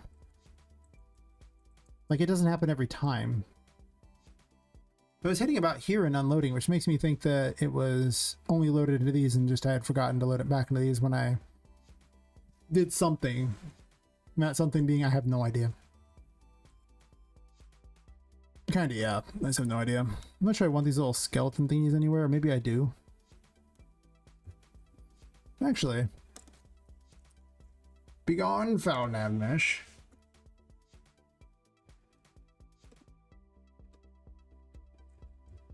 I guess instead of having rock, I could have skeleton things here. Is that what I want?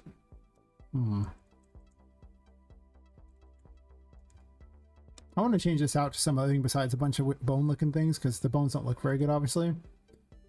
Could just be wood. What's this using?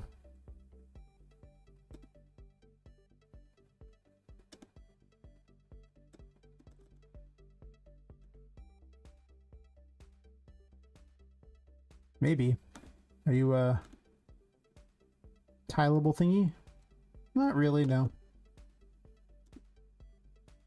I was hoping to kind of match it, but it doesn't look like I have access to that. That's okay. There's plenty of wood options for certain. Actually, I kind of just have a generic wood option I tend to use. Since I don't really have a good way to do the things like that, other than I could just make it out of bones. Because there's bones there I could use. But the issue with that is then the enemy has a really hard time moving around. I don't know how I feel about that.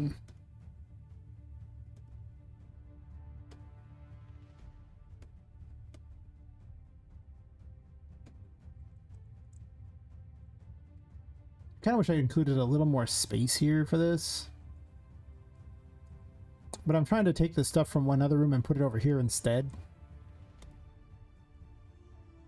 Which kind of causes some problems, obviously.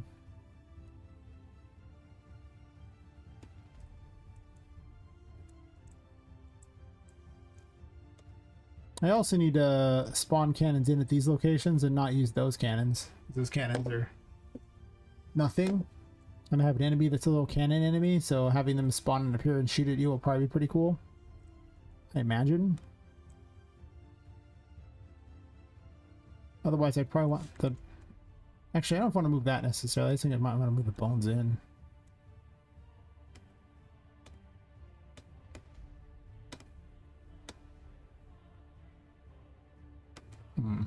I might just have to accept that some of these broken ship things should be other places.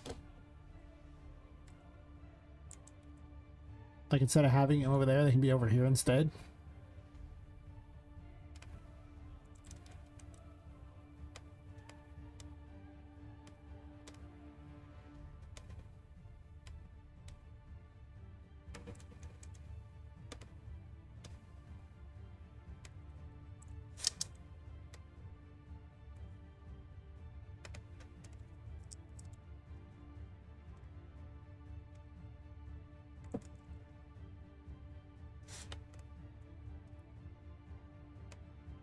There's not a big benefit to me doing this over here.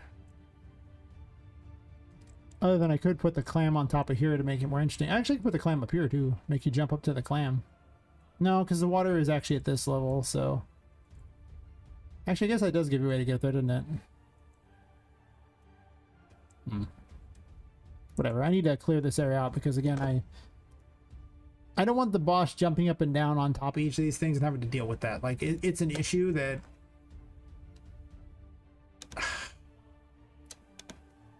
I don't think I want to add it to a boss fight, which is already going to take a bunch of time to make the perfect boss fight, or, well, perfect being relative, of course, but to make a good boss fight, it's going to take me a bunch of time, and I don't think platforming needs to be involved in every boss fight. It's involved in one of the boss fights, but it's mostly you doing the platforming, not the boss. I don't think that's the right call. That's all part of that. And I wish I hadn't made all that one giant thing, but I did. So I could have put, like, you know, some ship things or something here. I already kind of merged that together, so... I mean, some of these broken ship pieces could be under the other one, too.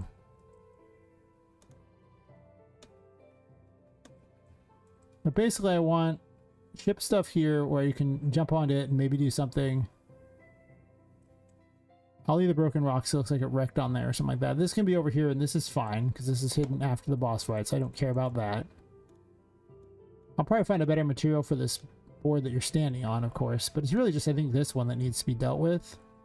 I don't know if I need this giant treasure box here or not. Or maybe I need the treasure box over here. It's just a yay treasure. And not the giant pedestal.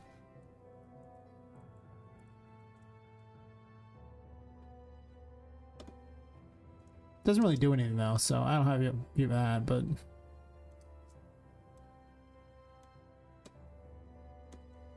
it's just so big.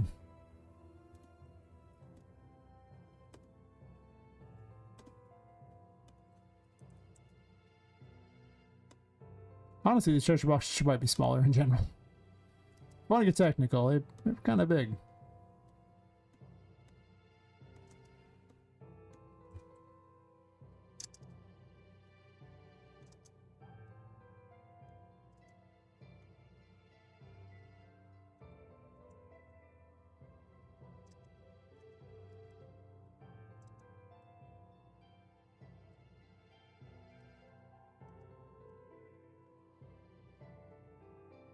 I don't need this.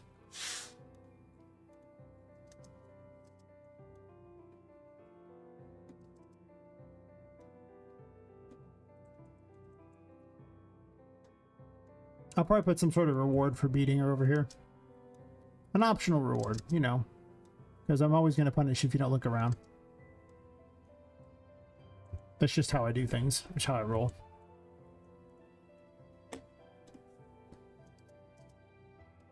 Put a couple of these over here. I don't know if I need that giant wheel on the thing or not. Maybe.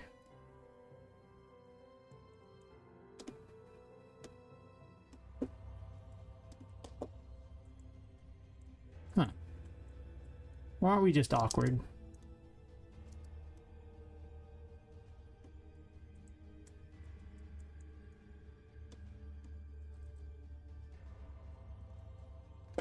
You know, when you design your game, don't put it all in one giant building, so then you got to worry about the floors. Just trying to tell you, it's an interesting problem that I didn't realize I was going to have. I guess I don't need these rib cages anywhere. I don't really know what purpose they serve other than to be here for now.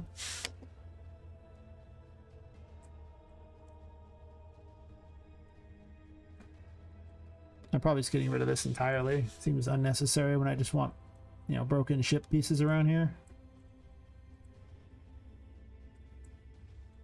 Seems a lot more effective for what I'm trying to accomplish here.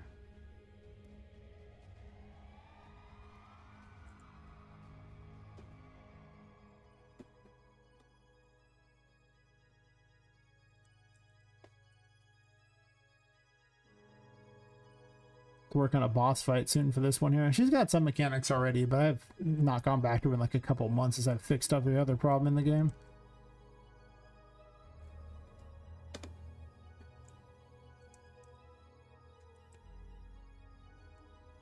Something else was gonna do. What was it? Blah blah blah. Oh, I know.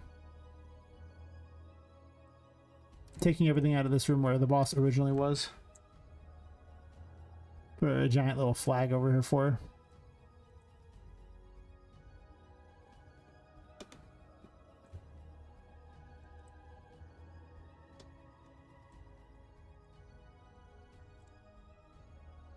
Super oversized flag. Yes, perfect.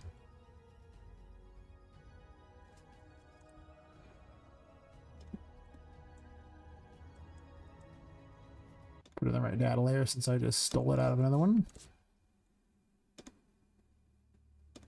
So the game wouldn't load otherwise. It's really that simple.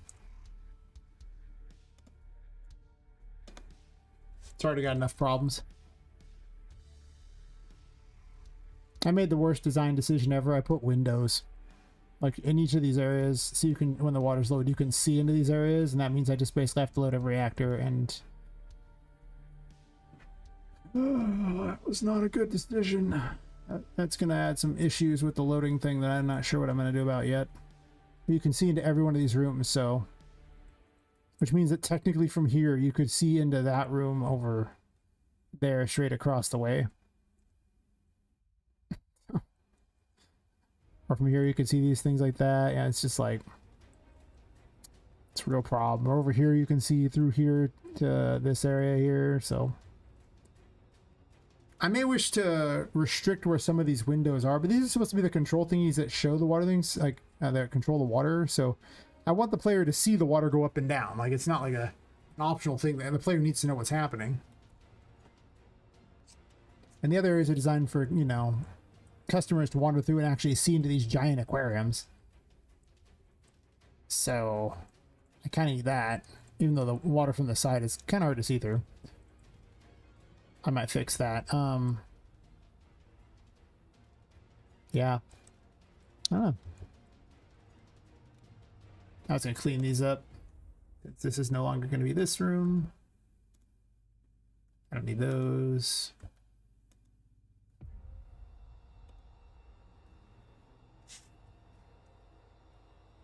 Instead, I'm going to put some sort of thing here, some kind of machine here or something like that. It's probably going to be two like machines, like these mysterious toy making machines or something like that just spit out toys. I don't need an explanation for how my toys are made. It's not relevant. Don't worry about it.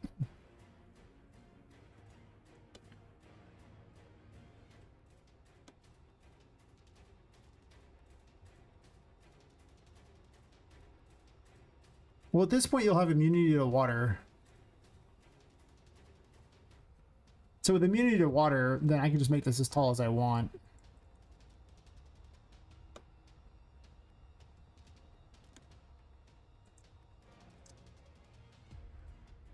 Oh, and I'll just assume you're swimming out of it.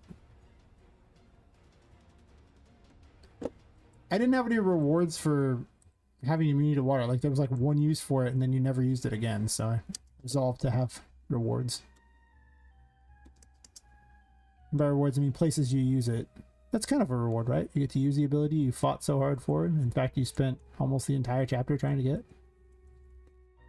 Seems like something you would want to invest some time in, I imagine.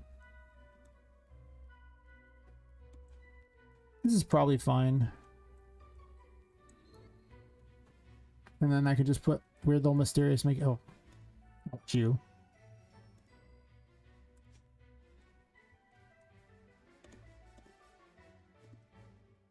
Oh, these are Sally's lights. I don't want those.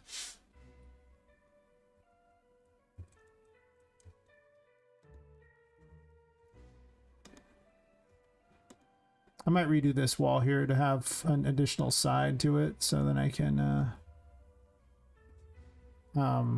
get rid of the leaf pattern there, because I like this on this side, but this, it was obviously not that great in here. But well, no, maybe I did do two sides. Let's find out.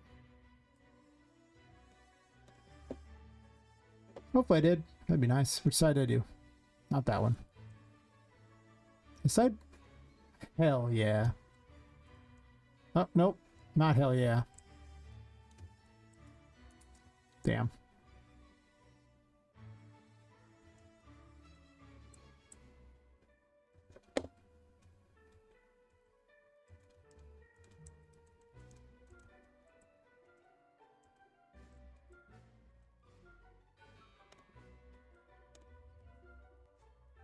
This should almost be farther over.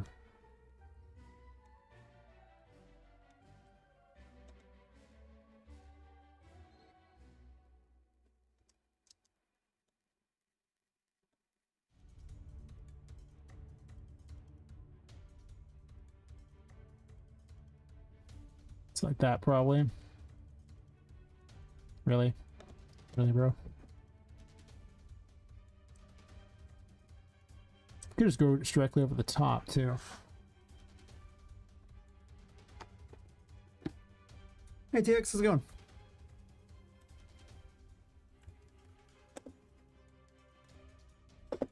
No, just in time to be just in time. Hopefully you're having a great morning.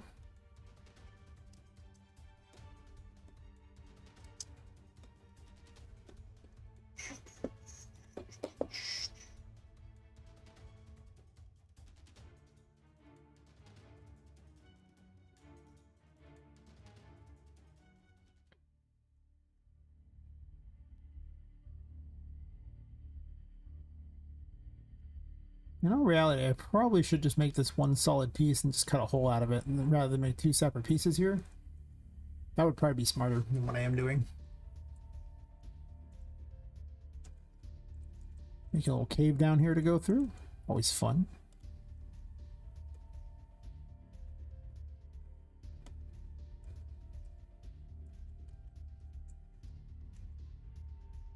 Where are you going to fight the boss at, though?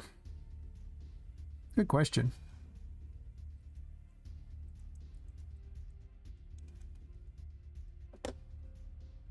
I mean, I could just make the little toy machine thingy here, and I had like I had something for it. I think I did. Did I?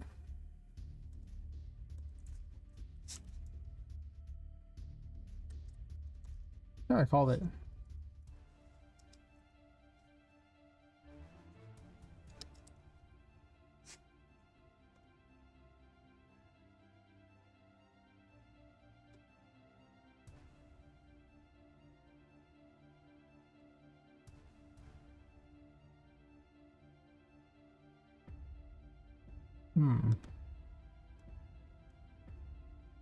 I guess I don't specifically need this area yet, but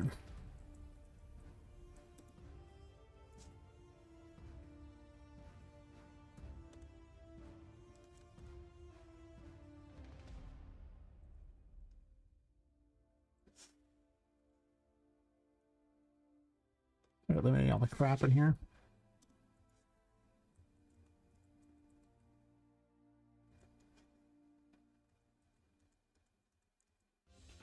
My newly rebuilt area.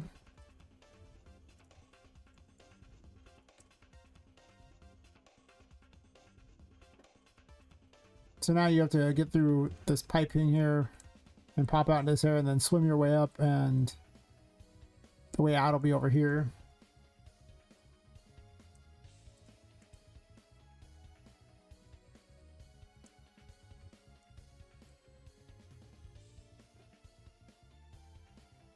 I need a boss arena, though. That's a problem. Because, well, I have another boss I need to put in here, and she needs probably close to this much area to work with. How much area did I dictate for this boss?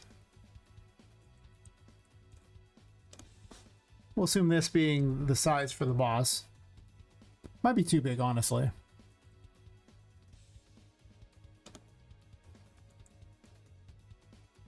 Alright, so maybe just the platform in the center will have something going on. We'll just put one here to assume that this is where the boss will be at. And we'll have a giant machine that spits out toys from here or something, I guess. And you'll swim up through the water underneath to get to it. And yeah, that'll be the plan. Sure. A future me problem, of course, but it's definitely going to be a problem for future me. Yes. When I get to it.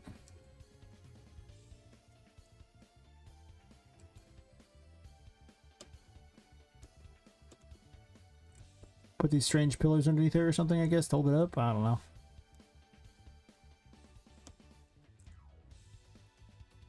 We're just going to concept out something for the moment and then go from there.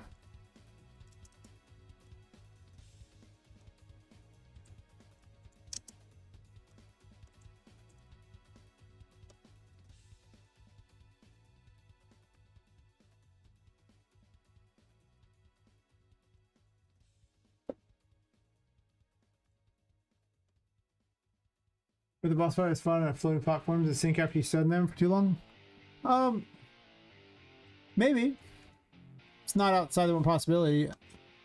Only problem is by this point you have immunity to water, so you would just fall in the pool.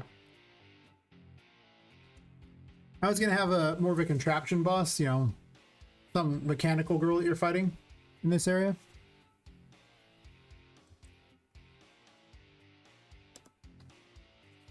I move the pirate chick up to the pirate area in the aquarium over here. That I'm more building into an arena to figure out how to fight, and then I'll add stuff later. Yeah, it'd be annoying, but you just swim your way back up. Like, you just... I don't It wouldn't be a lot of a threat to play, it would just be annoying. I mean, that'd be better for the pirate chick because she actually has, you know, you don't have immunity to water at that point. So at that point, then, you know, you would die if you were too slow. Which, to be fair, might be a mechanic she gets. I mean, I thought about raising the water, but platforms that sink are also not a horrible plan. They don't have to raise the water at all. Well, that's the ideas. Maybe it might be a cut.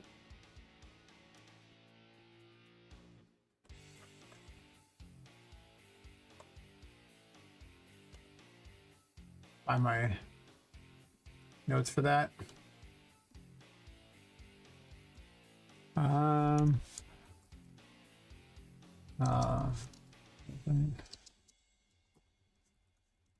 Platforms which sink stood on too long.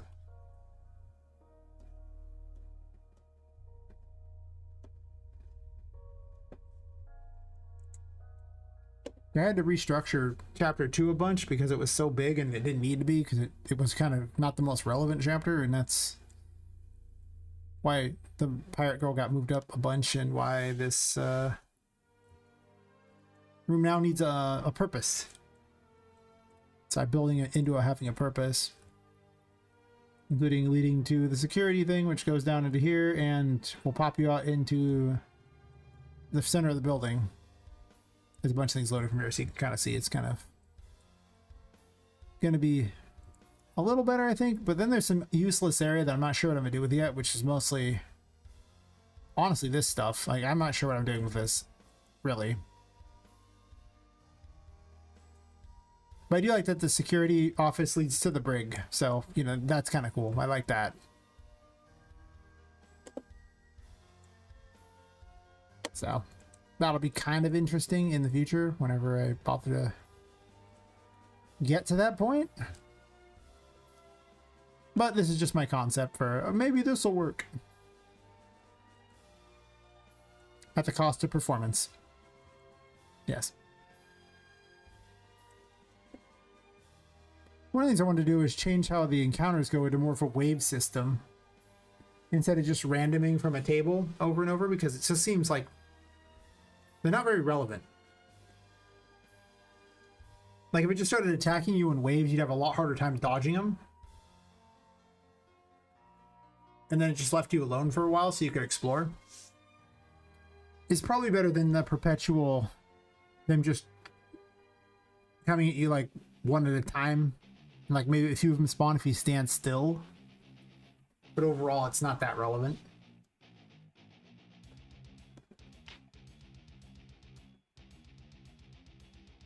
So that was something I was going to fix. Or test out, I should say. Fix is the wrong word. I don't know if it's actually better, but...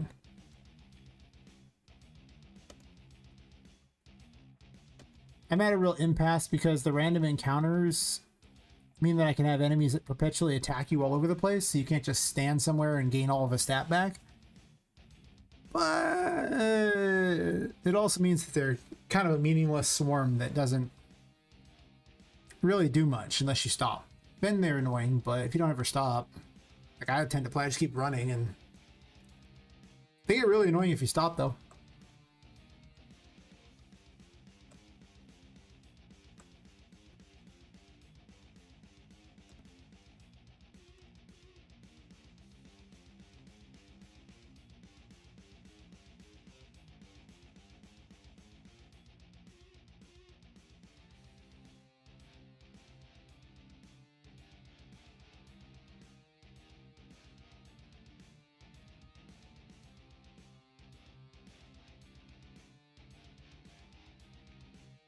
I could just skip this, tell it to spawn all of them, and then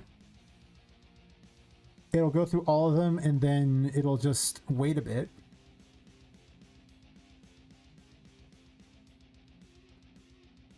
So it'll spawn in groups of 5 or something, or however many encounters are in the room, but it'll be one of everything though, which should be kind of awkward.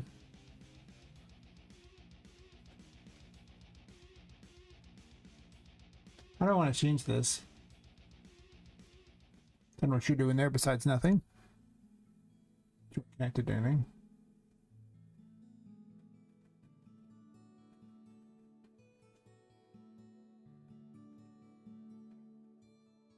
Sure, spawns random level classes, spawn chance. So it's just right here.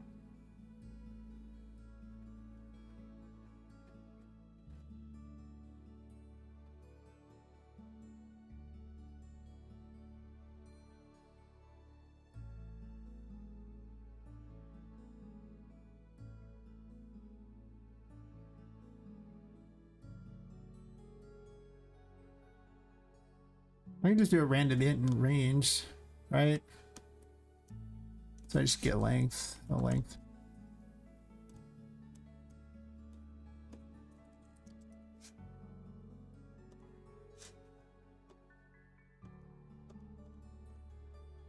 Like instead of just pulling the exact number there, I can just random it.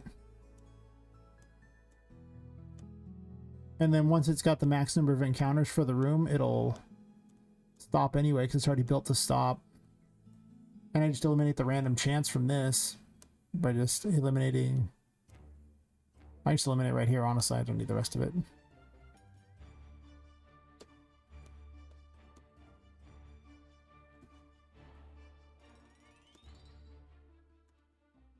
And then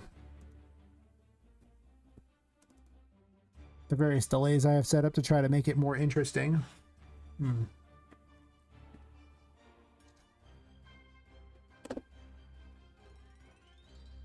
Sure.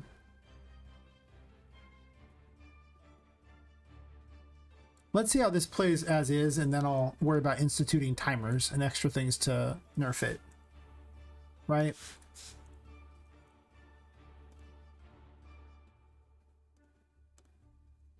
I love that bug. I was clicked on a geometry brush, and as long as you have a geometry brush, you can't click on something in the browser here and have it bring up the stuff. You have to click on something that's not a geometry brush. I love Unreal Engine, but I sure wish they'd fix bugs. Like ever.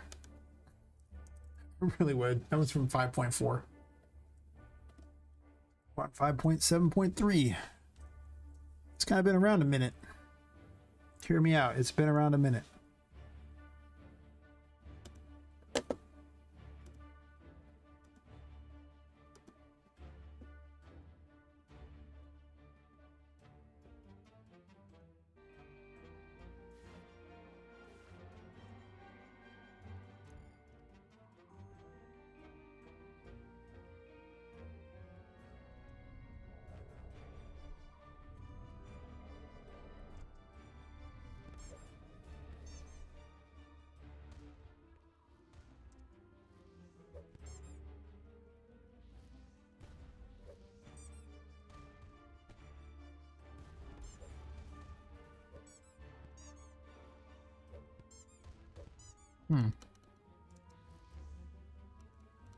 Definitely a lot more enemies at the same time, for certain.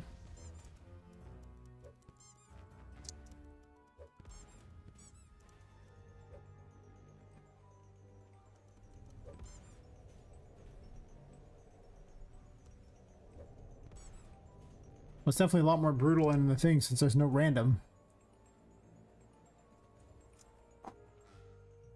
Just the maximum of enemies in the room. I'll get far away and see if it despawns them and then assaults me again, or how quickly it does it.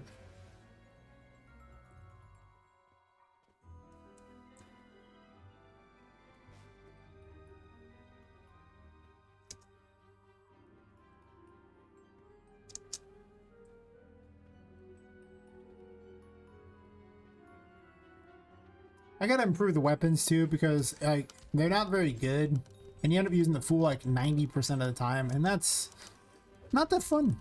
Like, I like the fool I do, but most of the time I need more to do than just that. So there's a lot of balancing going on too, as I try to pull the game together and be a lot more succinct with what my plans were.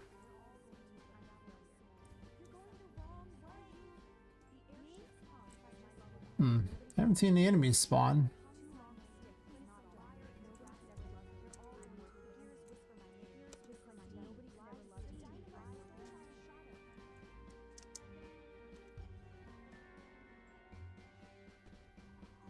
There's one enemy over here. I guess they just didn't despawn. It's not far enough away and they're just waiting. How far would I get for the despawn? Come on.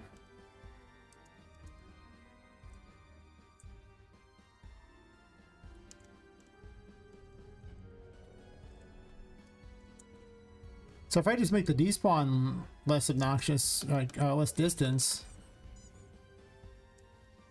they could pose a lot more of a threat.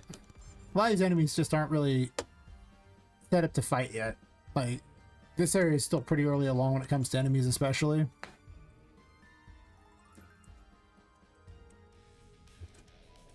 Like, I have some concept enemies, but they don't have anything too complicated. They don't seem to be all that tough either, for that matter.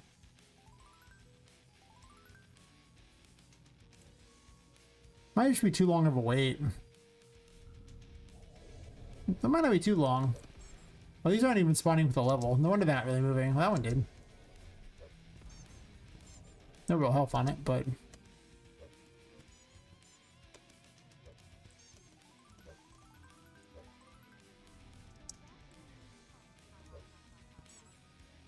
Like, I don't know why that has that weird, terrible particle on it.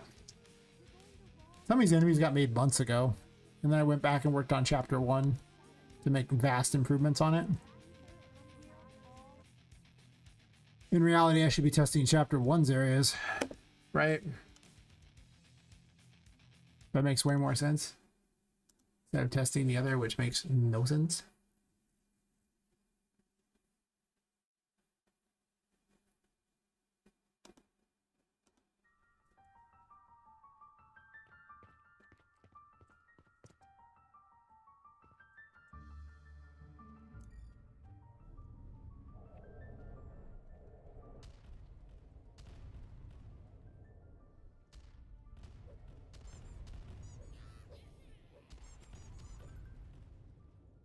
I need to record new updated footage too for things, because a lot of things look different now. Like, they're just better and improved. So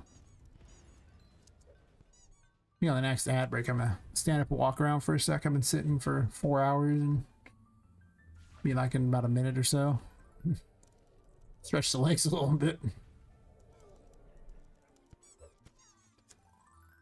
The raid showed up just as I was about to take a break. Until we'll walk around for like 5 minutes. And then, yeah, pretty much. Not, no, that's awesome. Super heavy raid. It was just like, wow. My timing was cosmically off with the universe, yes.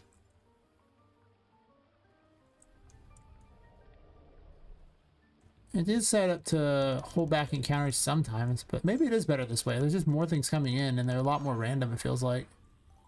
Just randoming from the thing and guaranteeing the spawns in, it seems a lot better than D&D style random chance. What even happened there? I don't even know.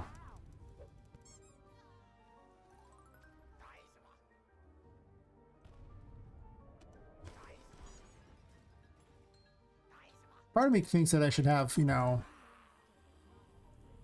some experience or something.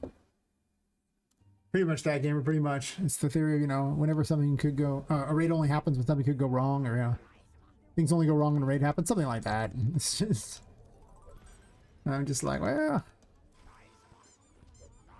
I mean, I'm going to show people what I got for the raid. I probably should have done the full, like, 2-hour play. Which should be all the first chapter. Well, 2 hours for me to beat it. Instead of showing off the broken Chapter 2 stuff that I'm still building.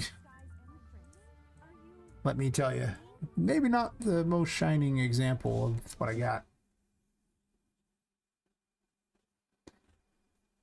So I probably need... Oh, ad break. I'll be right back.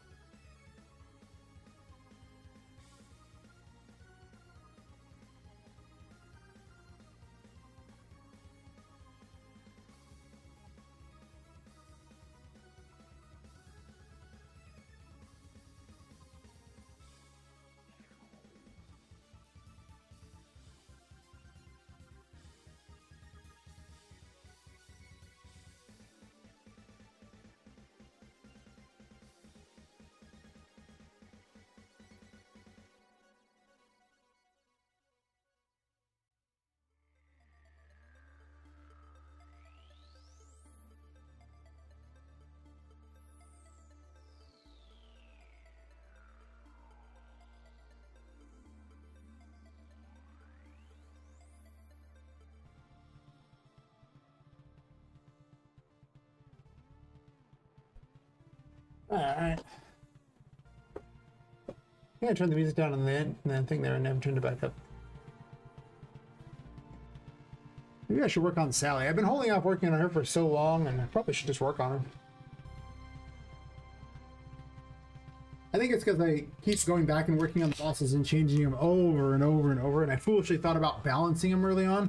Then I changed all the abilities, and I keep changing those, so it's pretty hard to balance the things when you keep changing everything. Which then kind of made me spend forever on the first two bosses that just have been retooled I don't know how many times at this point. To be fair, I was learning how to do bosses at the time, so how to code it all.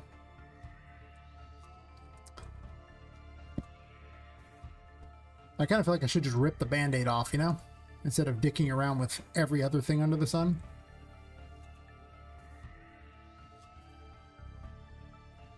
You know?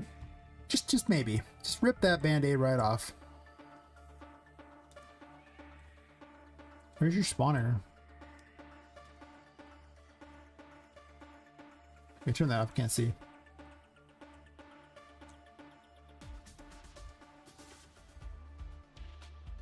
Is this where I really want to lock him in for this fight? Am I gonna...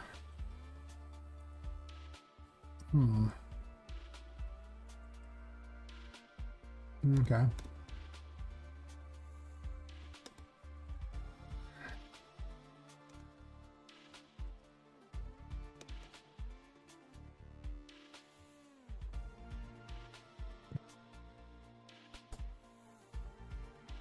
Do I want specific teleport locations for a thing like that, or... Well, let's bring up the... There's so much to do.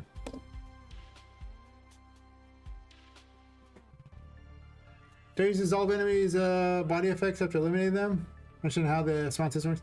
I actually don't bother to dissolve them. I actually just have a portal that sweeps them up and takes them away. But like a thing, like it's just good enough that you see it kind of just make them go bye-bye.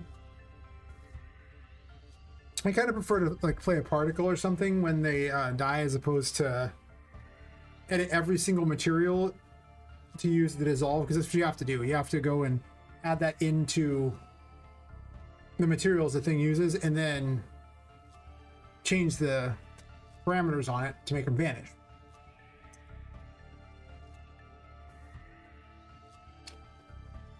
And I do it for Poppet's dodge. Like, you see her do that trick here. Like, I'll do the quick dodge to show. Like, she does kind of evaporate and then... Or she does completely evaporate and then reappear.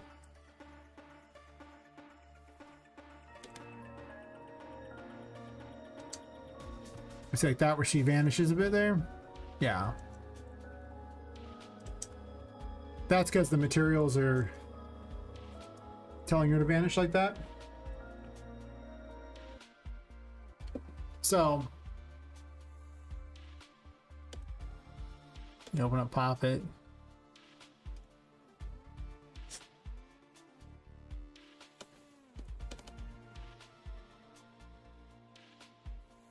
But as far as like response systems there, like it's literally just spawn system. Like, you can do a spawn system, which is a Niagara thingy. And you can do it at a location or attached. Attached means that you're going to, slam it onto something. You tell it which component to attach to. Like, I could spawn a system attaching to Poppet's skeletal mesh here. And the point name can just be a bone you want to attach to. And you see how Poppet has a bunch of sockets, essentially, that are basically bones. I can just pick one and put the name in. Like, I can attach to, like, the root would just be the bottom of her, essentially. Or a hand or something. Or if you just attach it to it, it'll just attach directly to the root. You pick a thing you want. Let's find one that looks like something so I can show you how it works.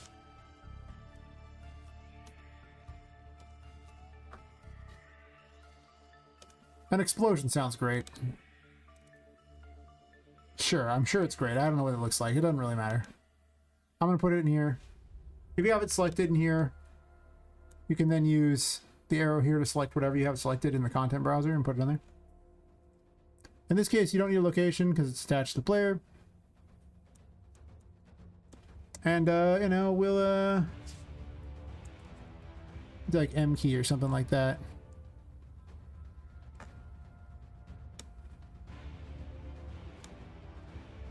Sure.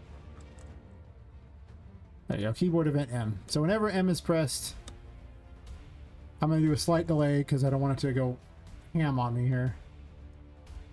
And I'll spawn this. And then what happens is you'll get a return value here. Now, if the things have one that just destroys themselves, you don't got to worry about it. Otherwise, you probably want to promote this to like a variable to keep it. We'll call it Niagara test so I can get rid of it later. And then you can just delay it for however long. We'll just like delay it. I don't know how long this particle is. And then you just destroy it. Destroy component because it's attaching to that.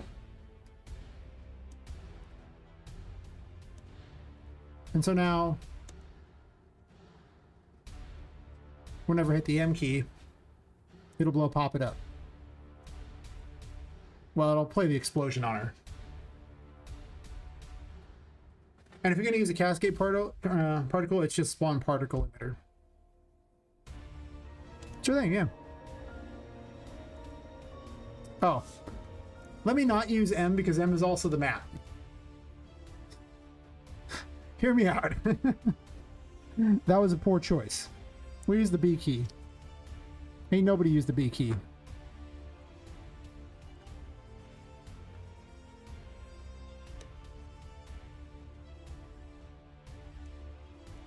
I guess I could just use the debug option.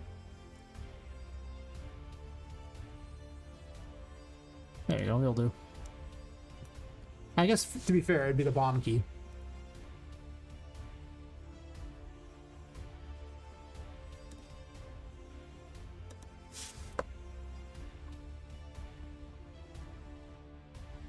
Poppet's such a heavy blueprint that whenever I alter, it's getting to the point where it takes a little longer than I want it to, but not like so bad.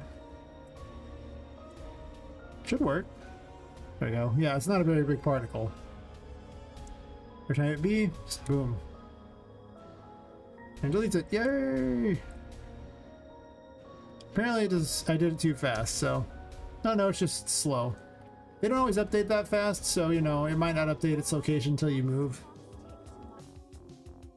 But yeah, otherwise it'd be spawn particle emitter attached. It would be for if you wanted to use a cascade particle. These ones are Niagara systems, but you know, if I were to search for like cascade. Did I not have cascade particles? Particle? Search for particle, I guess. I don't know. Let's see. Particle emitter? There we go. Particle system will find it. There we go. We'll use ice trap break. Same deal. It's selected in there, so I can just hit the arrow to drag it over there. Skeletal mesh attach point here. Just because it's convenient.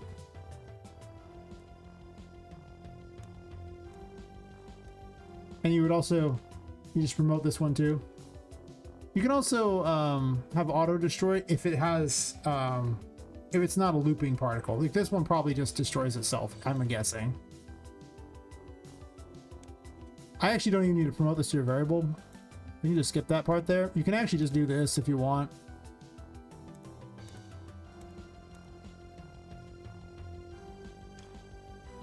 I can just drag this down to like a delay or something and then just still do this over here and destroy the particle that way.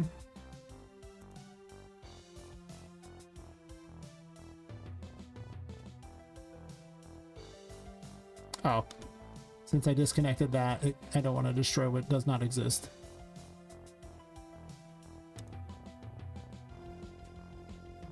Oh, thanks for the donation. Yeah, pretty much, I'll update the credit thing in a second. Pretty much there's a spawn particle location, and the only difference with that is you give it a location to do that, and attached means it'll like move with the player. Obviously if I delete it, then you know it's not going to, but oops, I made this. Whereas spawn at location means that it would simply stay wherever it's spawned, and that's it. So it depends on if you want, like, you know, if you want like an aura on him or something. Like I could also flip-flop it too. I could be like, okay, cool, you know, I could spawn a system or something. Let's find one that just stays around you the whole time. Like this priest aura would be fine. So we'll do like a priest aura here. I want to promote it to a variable for this purpose, because otherwise we're there. We'll just cascade test, sure. All right, so we do this.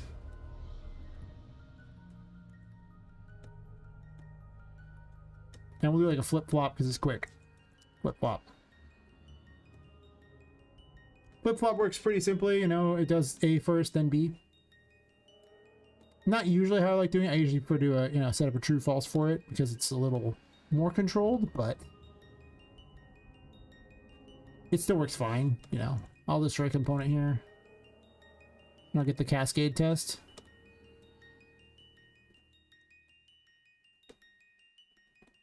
And we'll just eliminate this stuff down here because I don't care about it for the purposes of this test.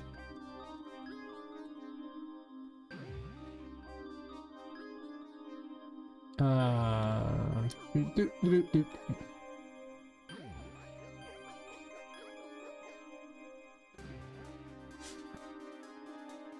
now when on the B one there, it'll just destroy the thing, and otherwise it should give me a permanent permanent thing.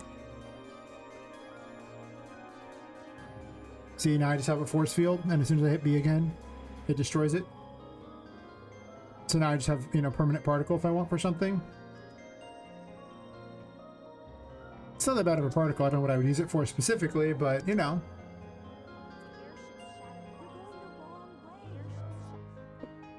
Whereas if I were to go like this, like spawn emitter at location,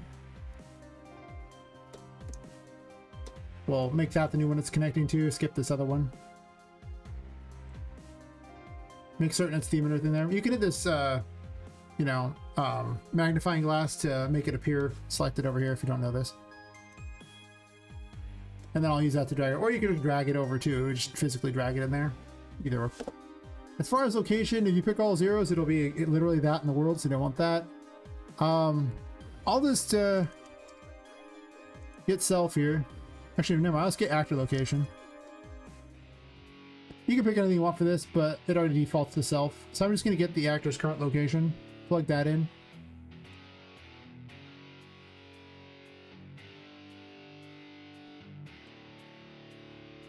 The only real difference you need to remember is that for cascade particles, it's spawn emitter, and for Niagara particles, it's spawn system. They just decided to do it that way. There's no good explanation. Just... And now you see where it stays where it's at. And if I hit it, it would do that. So if you want to set up a bomb attack or something, you're like, oh look, I spawned my little bomb thing here. So I would put this on I wouldn't spawn a system at that point. I would just spawn a blueprint and have this on the blueprint. And, you know, it's just there. Oh, wrong button. Now I can hit B and it goes away. Yay!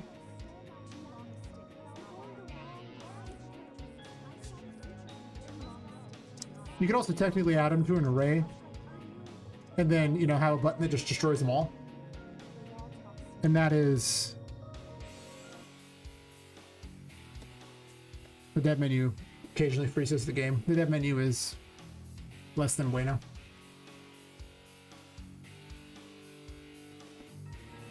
But that's how I do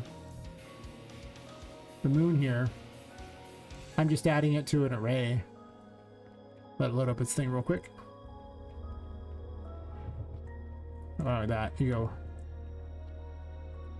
Make so clones of her, and each of these clones is just a blueprint that's being spawned.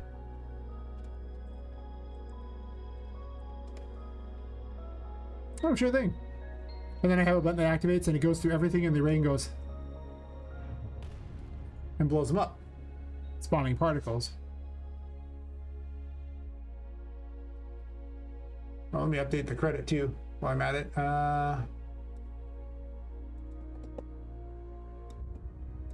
You're definitely winning the credit race on the YouTubes for certain. Yes, yes, thank you much. As far as how I did it with the moon, it's more complicated because I have to account for a lot more crap. But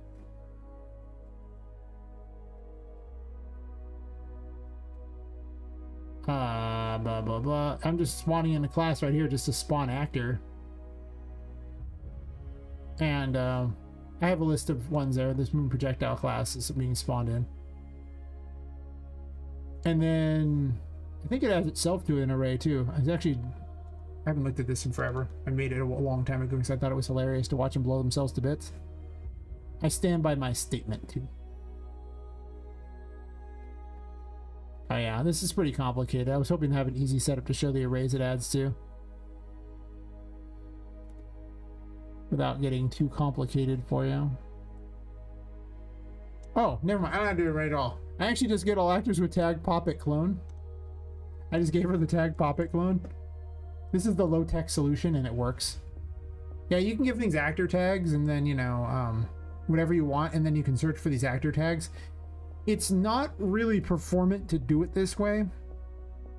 That is true. It does have to rifle through every single actor on the map and check their tags. So don't loop and use it over and over, but if you're just going to do it like the occasional one of, it's not a big deal. But yeah, I just do that. I get all actors of that there and just tell them to, I send them a little interface command to blow themselves to bits.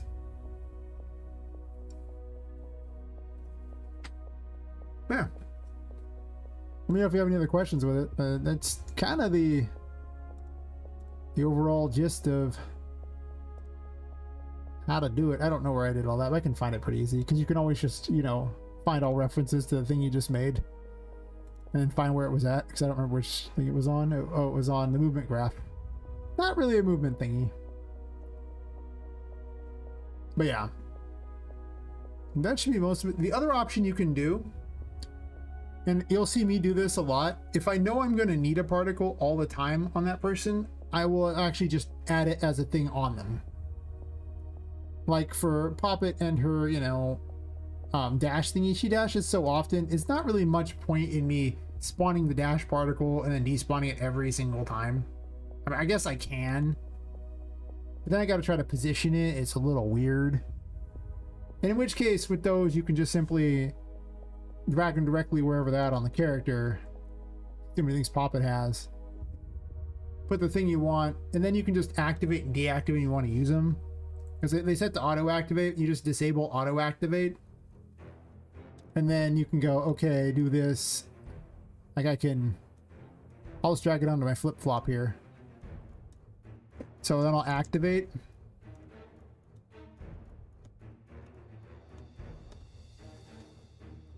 And then over here, I'll just do this one and then I'll deactivate. It just depends on how often you're going to use it, because, you know, if it's all the time, then there's just no point in spawning and doing it over and over. It'd probably be harder on the system than just having it. So then, I don't know what this particle looks like. It doesn't really matter. Just, yeah. And that makes it simpler for, you can position it visually, which is a lot, you know, easier for some things, for certain.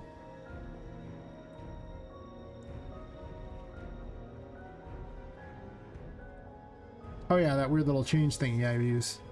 And I can just shut it off whenever I want. So you might do that depending upon. Obviously that means it's attached, so, you know.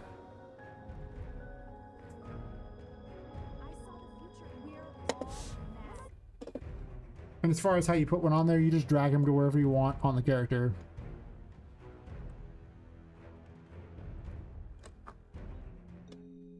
Then Unreal proceeds to... There's so many options here. This one was called Energy Burst. Where are you, Energy Burst? That's on the capsule. Oh, sure. You know, there's a lot of things here. I usually put it on the characters themselves, but I'm just saying. And then you can see this energy burst just appearing, and you can move it around to kind of get it to where you want it. Some of them can be scale. Niagara particles don't always scale. You have to edit them sometimes for that. That's what I like about Niagara. This one doesn't scale. But yeah, then whichever you want, just disable auto activate. Then just drop it right on in. So in this case, where are you at, energy burst? I can find you. Let's drag it out here. Activate. Get this other one.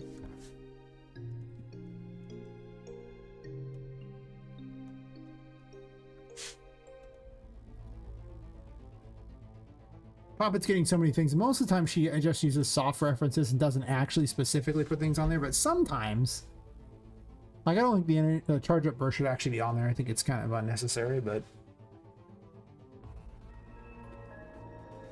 I'm not even sure what she uses it for at this point. Yep. Now I just can do that whenever I want. Disable it and it'll stop. Obviously this one just kind of runs its loop and then has a delay before it runs it again, so until I hit the button it'll just keep doing it. But yeah. Hopefully for everyone watching and for you, sir, that will cover the most of the use cases.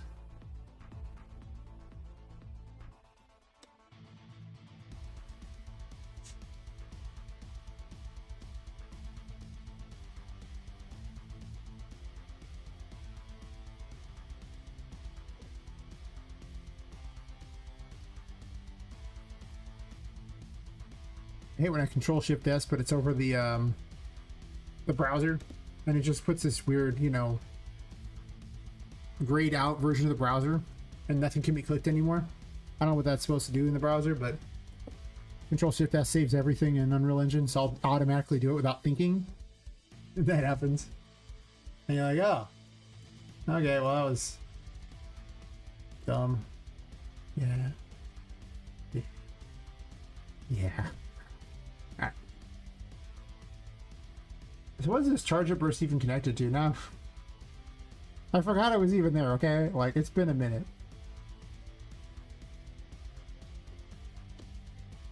I keep changing things, so I'm assuming...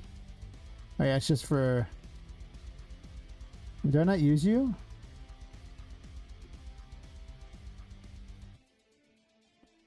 Oh.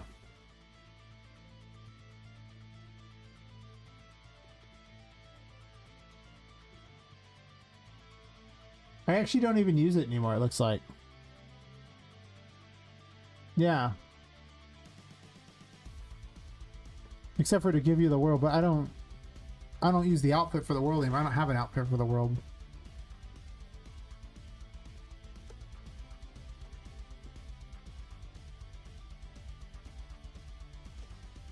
But once you get it, I'm probably not going to have you switch out of the world outfit all the time. It's just going to be, well, I already have a switch.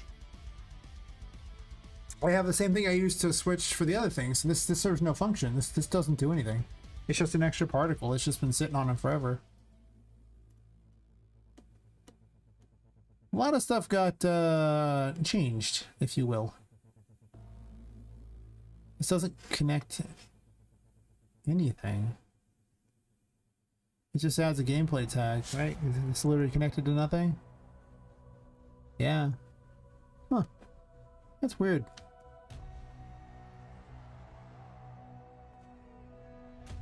Well, I don't care about this anymore. I'm not gonna do this because it doesn't make any sense.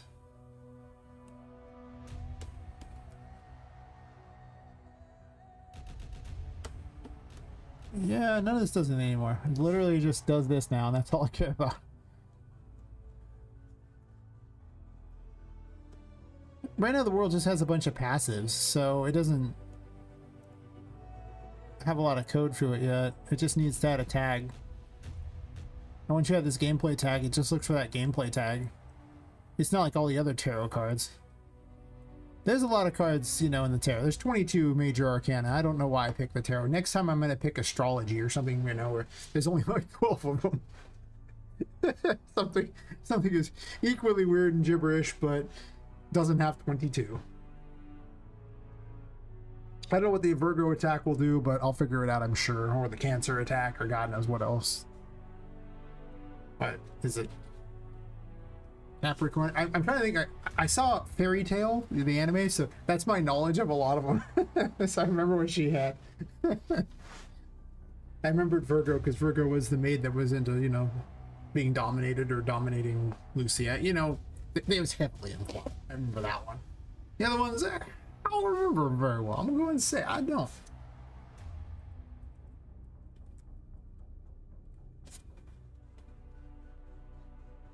I guess I can give her teleport locations just here in the corners or something and have her that. Or she can just teleport to near the player. Get a spot near the player. And then do some sort of a lunge attack or something. What do I even have set up for her? I think I just copied Vu's stuff, and that's a stupid way to do things. Well, maybe not that stupid. I mean, it's fast. Alright, let's crack open Sally and see what in the world I did for her.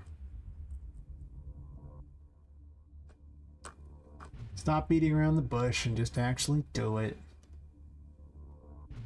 It's because I didn't think I needed her for a really long time. So I stopped working on her.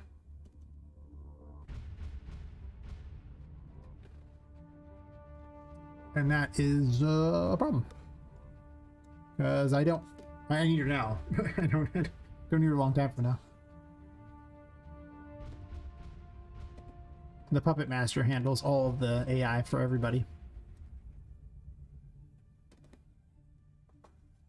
An optimization, because I didn't see any reason to run all the code for every single thing on all of them when a lot of the code could be figured out by one thing and then commands could just be issued.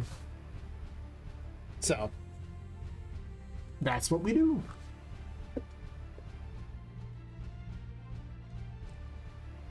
And I stole Vu's stuff.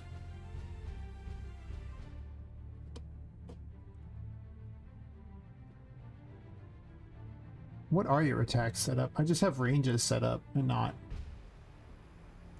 anything interesting on them.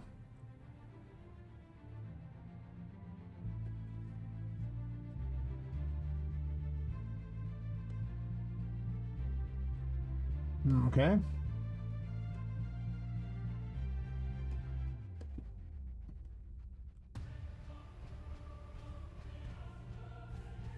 Yeah, I just copied all her crap off the other, so it's not going to be very useful. So the 300 range attacks are move to target and teleport. Next to player. Okay, what does that do? I mean, it probably does exactly what it sounds like.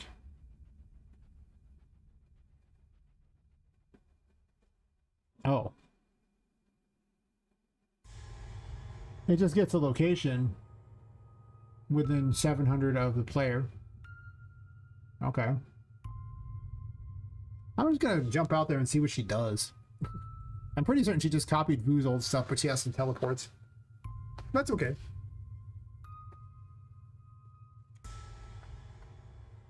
Just plan some basic combat phases first and then make a crazy phase for later. Well, she spawns in the ground. That's a bad sign. Sally, no. Okay, well, let's fix the spawn in the ground. About that. It's probably important. Spawning in the ground seems pretty overrated. Actually, I just need to put the spawn actor transform up.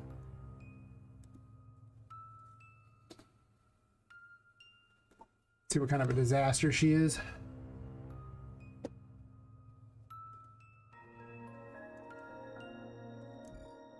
I'm not sure level 22 is the level I want you to be at, but...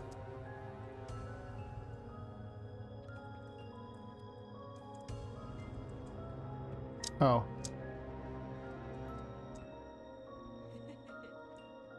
Huh, the spawn location there is weird. I need to fix that. So I guess you're going to be jumping from over there anyway, so it's not like a big deal. Why are you spawning so low? Is there a relative location thing going on here? Not really.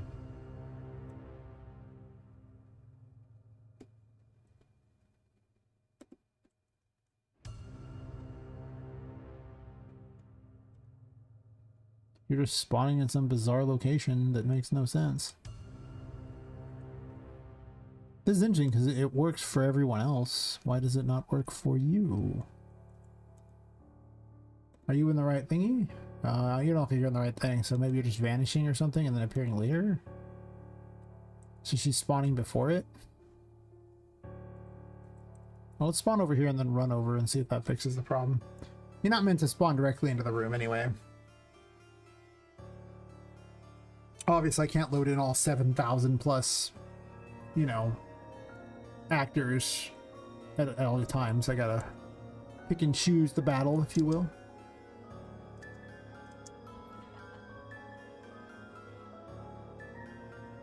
I kind of like having the flag there. Alright, now she spawned in the right area. What you doing, Sally? So she has Vu's weird stomp that she never stops using. That's a good sign. She spazzes out, just like Vu used to, because she's just going I don't know where. We're not far enough away for the attacks there.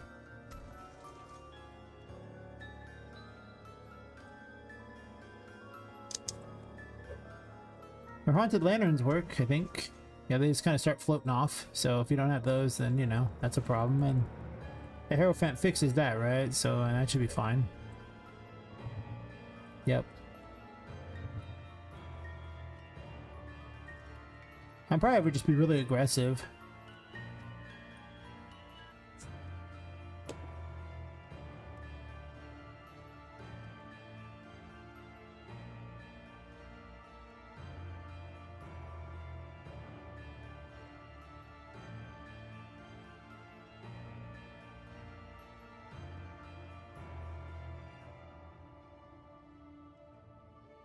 Interesting. Oh, this is on the music check, so I already have this ready to be checked. So this track's kind of interesting, and then it's like, oh, it's already one you're looking at. That's good to know.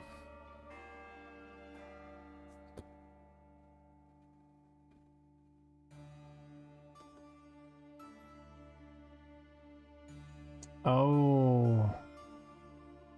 Oh, a lot of things got changed since this. I remember now.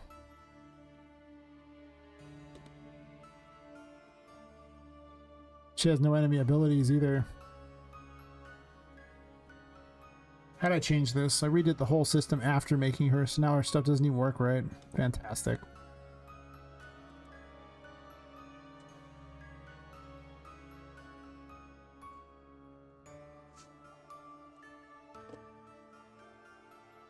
Oh, did I update the credits?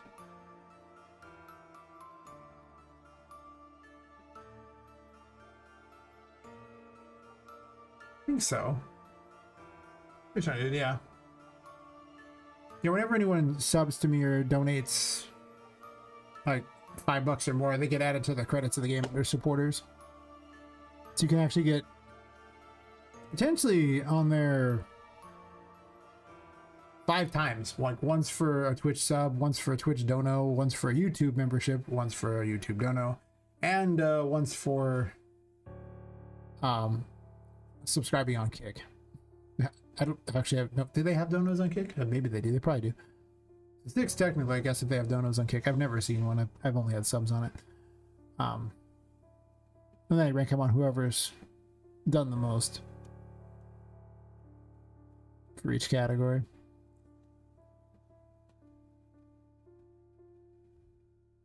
I'm tempted to just copy the new version of Vu.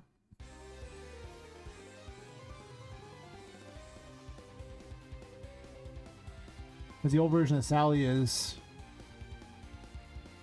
not ideal.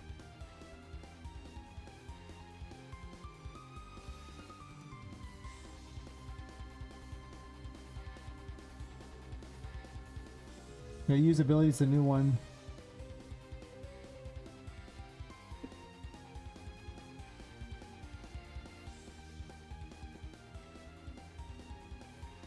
Well, fire projectile does exist.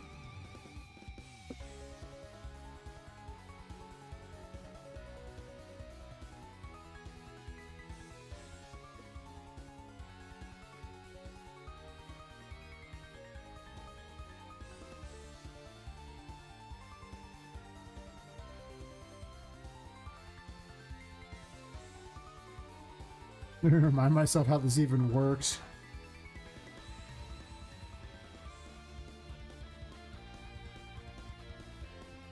I mean, I'm just gonna cheat, obviously, and go from there.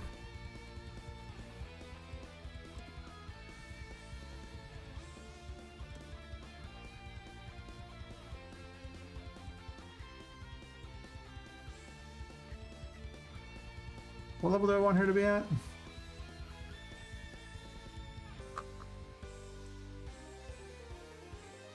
It's like 22.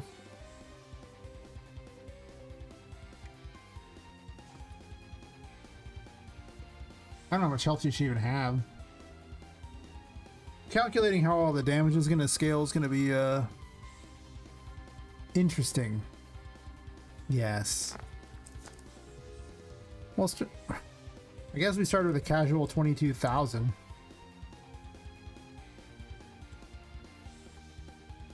It's just her level times the base, so. I don't use health variants on bosses.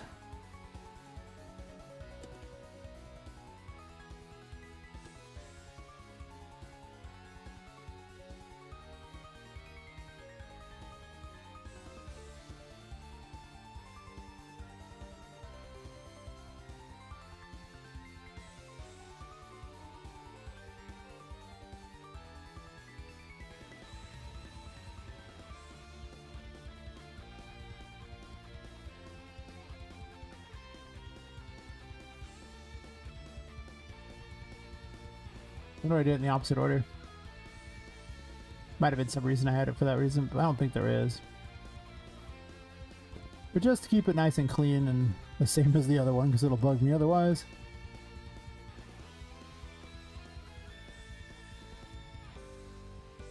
Yeah, Posian. That's going pretty good. Most of the people watching over on, Twitch are because Hypnotic and Shawnee V both rated me. Hypnotic rated me 2 hours ago with 66 people, and Shawnee V rated me with 29 3 hours ago. So, thank them. Before that, I think there was like a couple, and I had like 20 on YouTube. Currently, I have 11 on YouTube and 2 on Kick. So yeah. Not a lot of chatting going on here, but kind of just working on stuff.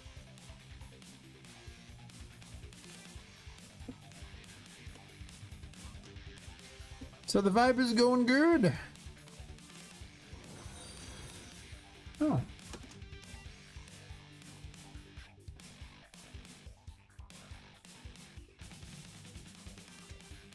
Oh, thanks for the follow, Run 71 M3 mirror. Actually, it looks like it's just. Are you just doing mirror? Is that what? Can we run 71 mirror? Runtime error. Oh. Okay, well, listen. When it comes to people's license plates, I suck at this game. So I suck at the Twitch version of it too. I would have eventually figured it out after you told me.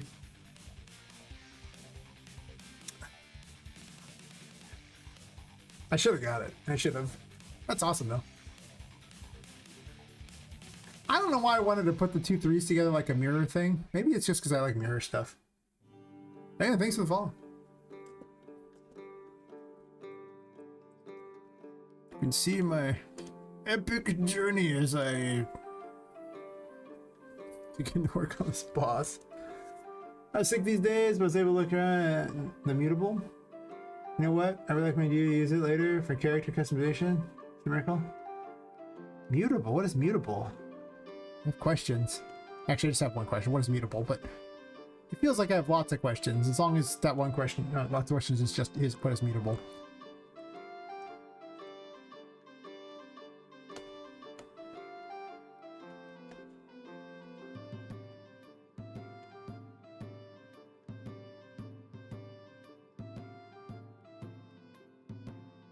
Map seems too small. I'm gonna borrow this for a second and see.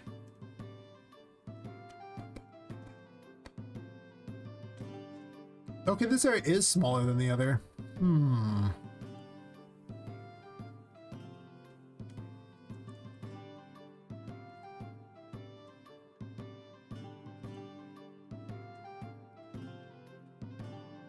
What I'm using?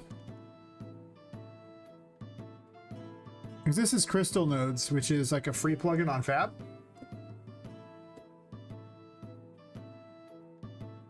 Or are you talking about his thing?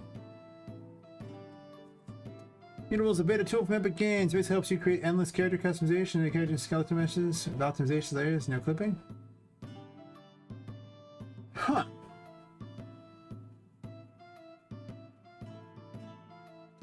But would it work with the DAS models I have is the question. I mean, I'm curious for certain. I don't need too much customizations. It just has to work with what I already have. Because if it doesn't work with what I have, then it's not going to do me any good.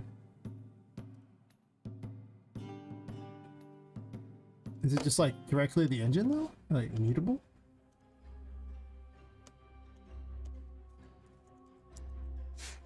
Huh, it is. Huh. I mean, it probably works great with metahumans. Humans, unseen, vertical, and emerges skeleton meshes. Interesting. Basically, at some point, I'm assuming I'm going to adopt metahumans. It's just when the orphanage has non-ugly children is when I'll be adopting the metahumans. Yeah, about that. A lot of the metahumans are them real ugly. Oh god, they don't look good at all.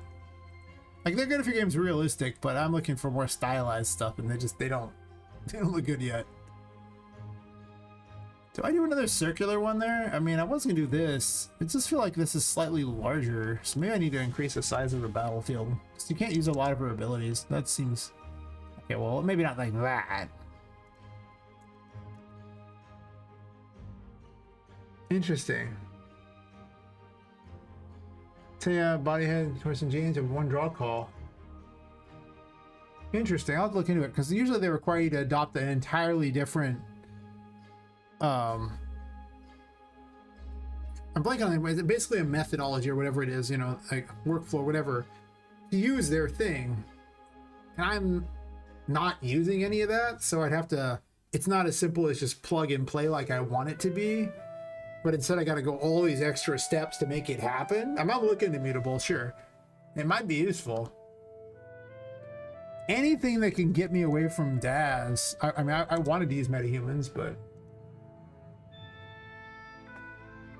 Huh.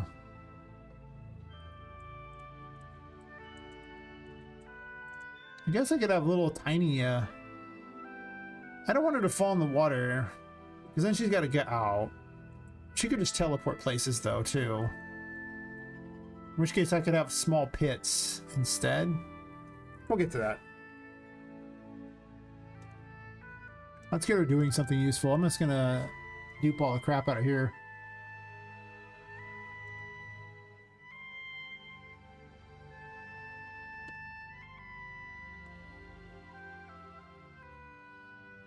But interesting, the fact that it works with anything is... It could be really good. I mean, I'm not saying it isn't, I don't even know where to start with it yet. As with many things Epic does, it always sounds really good on paper, but then the amount of work to figure it out is often pretty high. You're like, this is so cool, I'm so happy. Oh yeah, I guess I'm not as happy as I was. So I have a 3,000 range here, 3,000 range there. Do I want to keep move direction? Not really.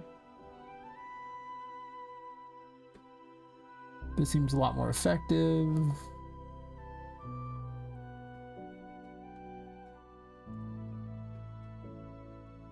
I'm just gonna start stealing things off of Vu, because they're better set up for what I'm doing.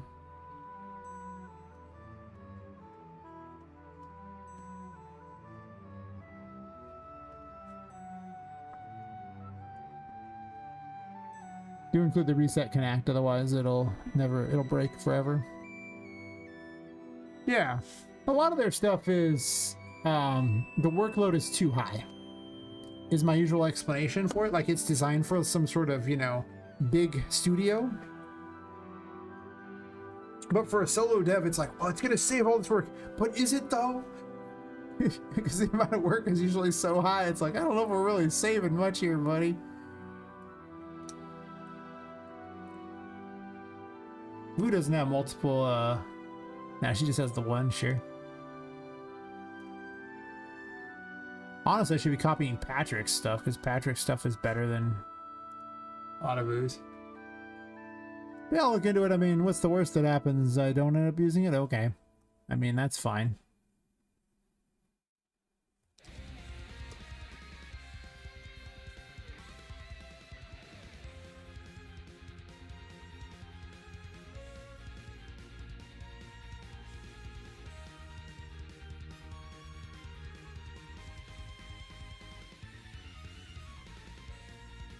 Let's copy her version.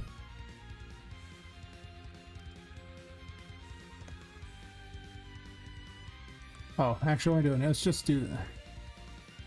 I almost feel like I should just duplicate her, but I made a bunch of other stuff and I don't want to do that, so.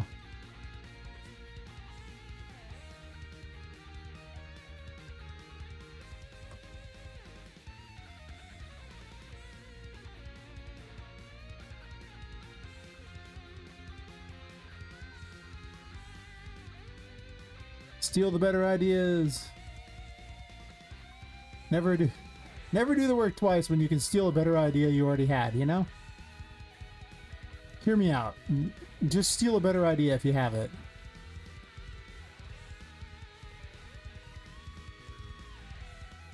We submitted a stream of the demo here in 2 hours? Oh, okay. Well, I mean, I never watch their streams because they suck, but I wish the quality on Epic streams would be better, but they usually have like a bunch of morons talking who have nothing to do with anything, and then one guy who's doing everything on the worst screen imaginable. Like, they have the worst camera and you can't see crap. So they have like the most famously bad streams ever. And you're just like, what? What's this even for? So I never watch their streams because they're so bad. I want to watch their streams if their streams were good. They also spend a lot of time hyping, and I just want the cliff notes, right? Like, I don't need everything. I don't care. Give me the simple 15-minute video on what to do, and I'll see if I can make use of it in a meaningful way or not. And, you know, maybe they do.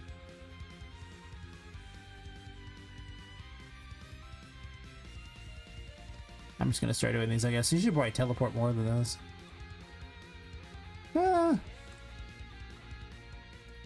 Maybe she can have this. I don't know. We'll see. I need to fix some of this crap because she can't really attack.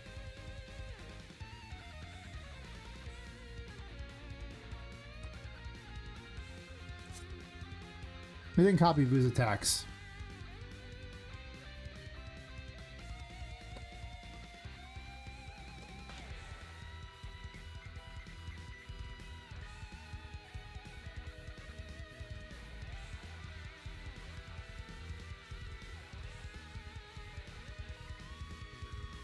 Well, she has her own make an attack.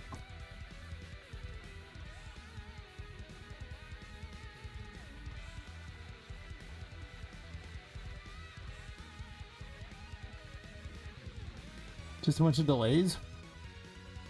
Sure.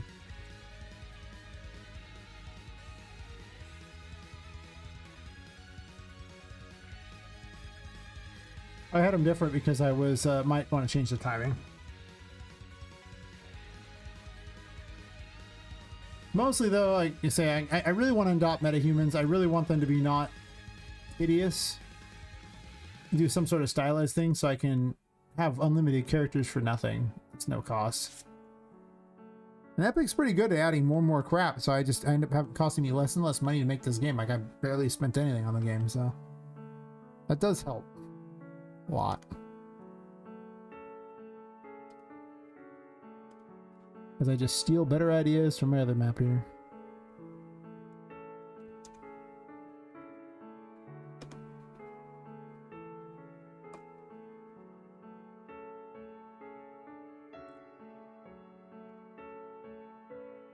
Oh, actually, I guess I've already copied some of that crap, so maybe I don't need the rest of this stuff.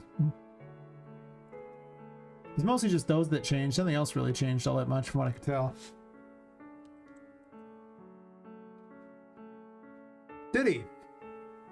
Interesting. I haven't looked into it since 5.7, but I tried to make a doll that was like, you know, a stylized doll. Basically, I tried to make Poppet with metahumans, and the results were terrible. She was not attractive at all. Like, she lacked, not attractive. She lacked charm. Like many of the metahumans, they lacked charm. Like, the biggest problem is things come across as NPCs. Like, they come across as nobody. Oh, well, whatever happened this day, no one saw that.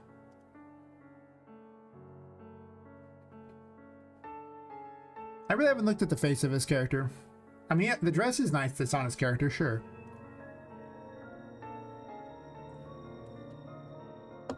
But Poppet definitely has a very stylized look to her that is... Okay, the dead menu broke things. Difficult to basically I'm looking for that, like, you know, Pixar, DreamWorks Illumination style look, and I found that metahumans can't really do it very well. At least they couldn't before. Maybe they can now, I don't know. I mean, things change so fast. Hard to say. I'm gonna put more fingers around here. That's right, I said it, more fingers.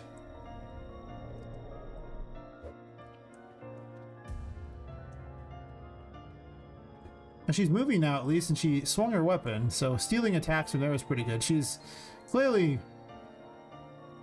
confused as all hell. But she's swinging her weapon, so that's a start, right? When in doubt. I'm gonna give her a bunch of unique attacks too, but I figure stealing things to give her a basis is pretty solid too. I also need to have more orbs for, like, a larger life total. Because obviously you can see how far it's going off the side, and I don't ever want it to go past that as far as the life bar goes. Can you hit me? Hit me! I got hit. I took damage. Not good damage, but...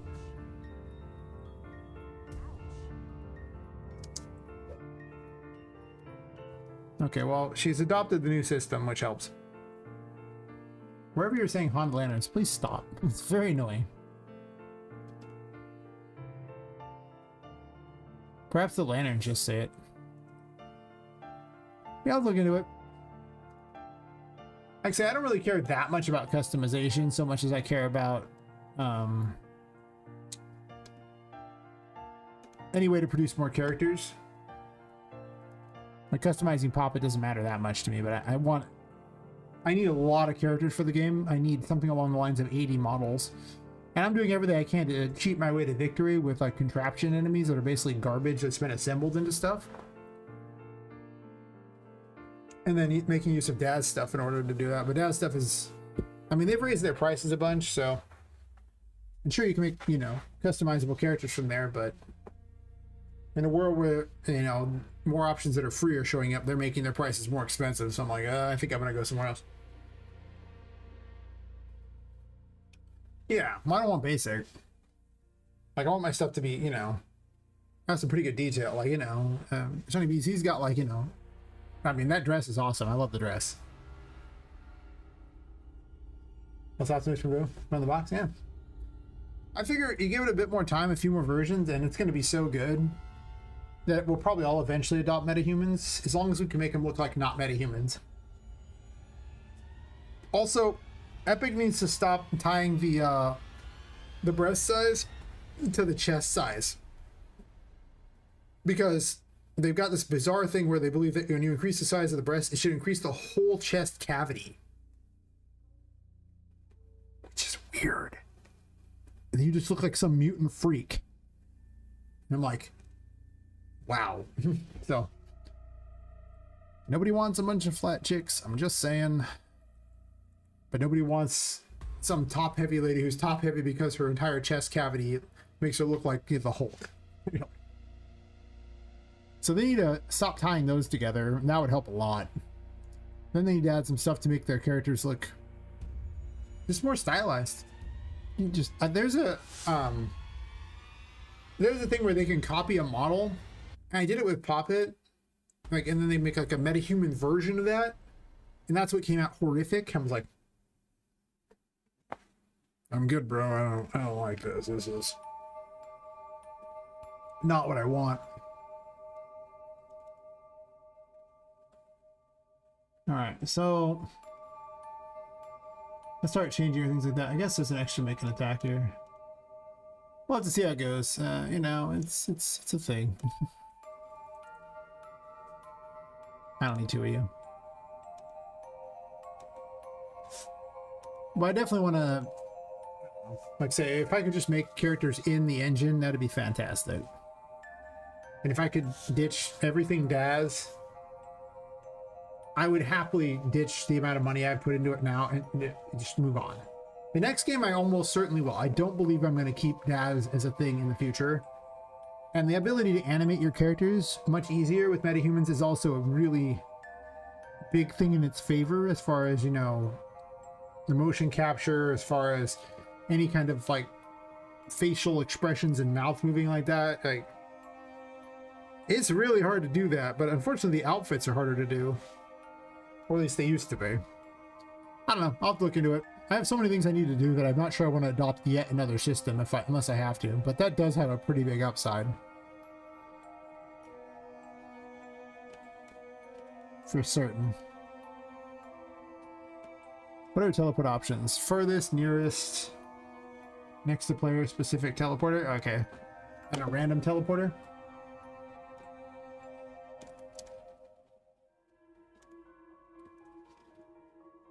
So we're gonna play around a bit with our teleportation thingy.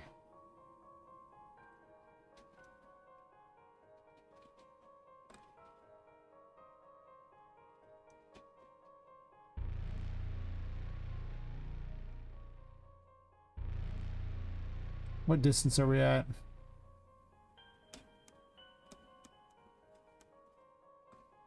I'm probably gonna have multiple things. Unlike like when I did Patrick, I did a much better setup for Patrick, and I should have probably cloned him. Because Patrick has multiple phases. And thus multiple graphs. And he's just a lot better for what he's doing. Like, his entire setup is so much smarter. And much of his stuff is put towards the special attacks. Like, his special abilities are a lot of what decides a lot of what's going on. And most of his stuff is just like, okay, well, each new one of these gets a little more complicated, but it also introduces the use of these special abilities. Other than that, though, they're not as, like, I'm starting to find that the more attacks you give them, the less likely those attacks actually do much. So it's probably better. I think Patrick was a much better design. So I'm going to start cloning Patrick's setup than I am the other one. And having more than one thing.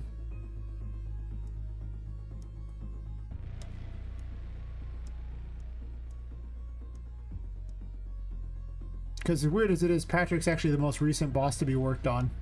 It's not actually Vu. Vu could probably use a rework. That's because Patrick got a whole Donkey Kong style third phase, which was pretty cool. And I really want like massive changes in how the battle plays in every fight. Well, every fight against the bosses and not against Charlotte. All of Charlotte's fights are weird. That's how they go. Everything about him is going to be unusual. All 4 of them. You're probably not going to want to fight him more than 4 times. But I need to do this so I can just see what's going on.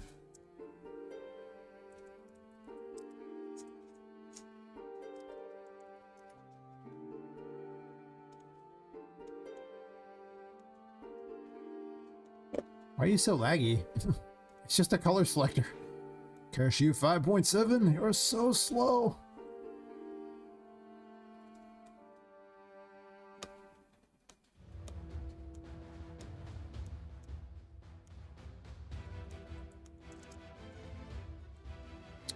What I'm really hoping is that 5.7 is not a sign of things to come.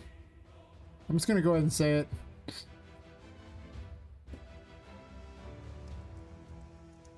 It's a mess. just a mess. It's just a complete mess.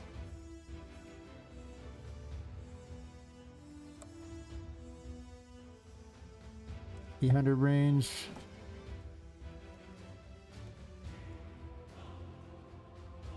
Yeah, skip 5.7. I regret 5.7 so much. I thought I gained some things because some of the plugins have now become not, you know, in like they've upgraded from being experimental to beta or beta to whatever. But overall, this is the first one that really added nothing. At least 5.6, I tried to make the metahumans work. And the results were horrific, so I stopped. Also, I didn't understand how to clothe them very well, which I wasn't going to put too much effort into ugly characters. Man.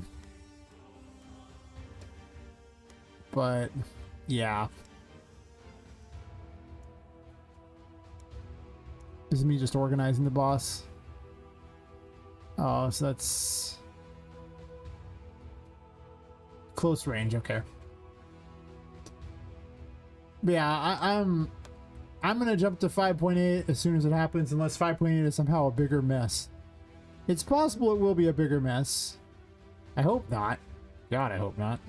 Can you imagine it being a bigger mess? This is why I need to put these inside here, because I can't tell what's what. I could put little mini graphs to it, which might happen as well.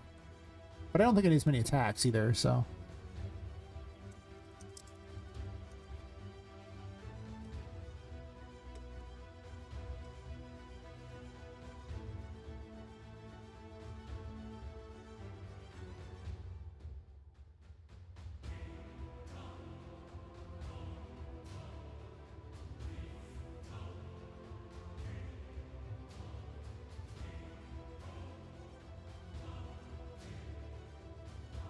So much easier to read now. I know what's going on with those and I don't care.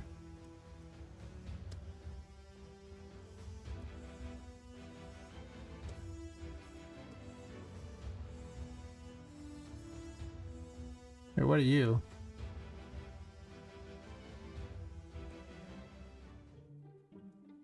Move random. No, we're just gonna stick with the ranges. I find it a lot easier to build my battles around the range that they're to the player. Otherwise, I get confused a lot.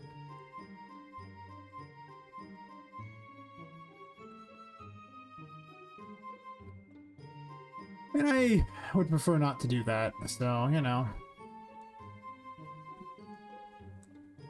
As I clean up this mess, I would almost have been better starting over completely, but... I already had some stuff done on Sally, and I don't remember what I did. So I'm trying to figure out what was the stuff I copied from Vu that's broken, the stuff I added to Sally later. Yeah. Because this was months ago, and I got so excited to improve Chapter 1 that I don't know.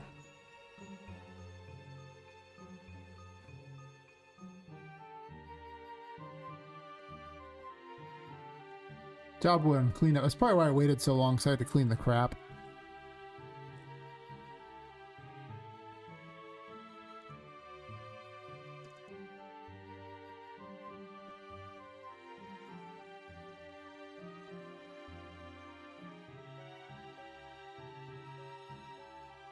Yeah, this character is so much better off.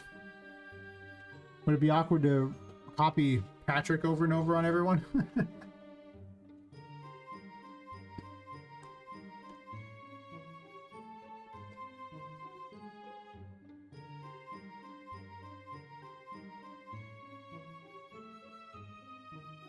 Do I check for battle phase just in general? I think I do, actually. Or maybe it's just in the boss scrap. It doesn't look like I do. Well, it's an easy way to figure that out.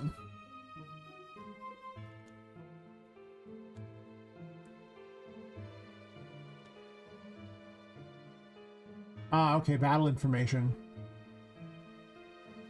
Okay. We cleaned it up.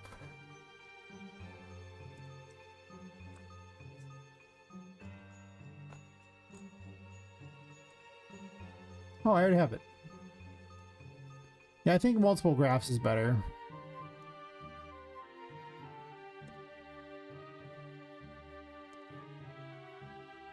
Just look at how much cleaner that is, and then you just run the specials on each graph.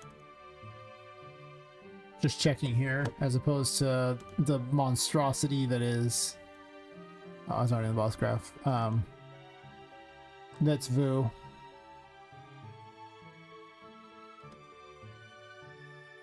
I mean, it's an okay graph, but instead of having different special things for each thing, I just have the specials for each phase, which just doesn't seem that great. Alright.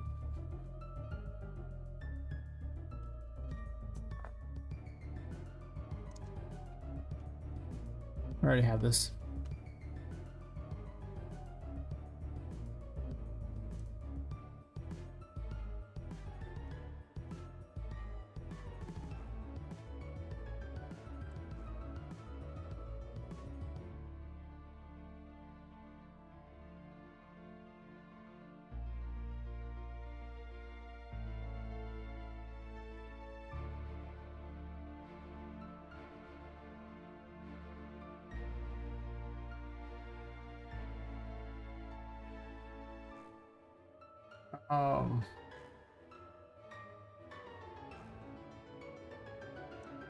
Takes one graph, I guess. Why did I call it on him?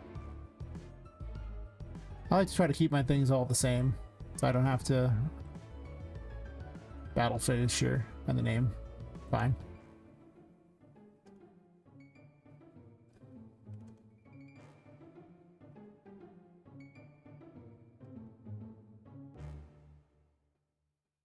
Wait, what? Where'd you go? Oh. Wrong one.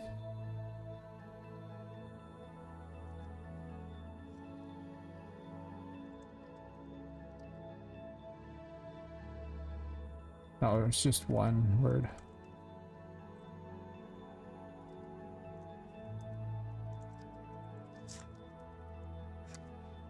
She has the longest name of any of the other ones there.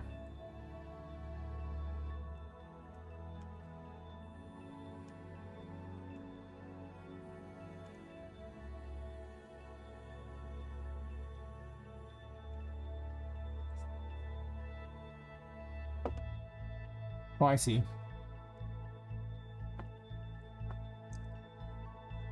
Have him show up in taunt.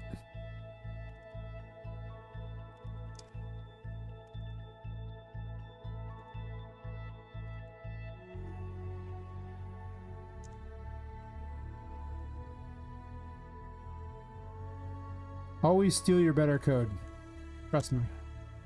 You already made a code? Just do it.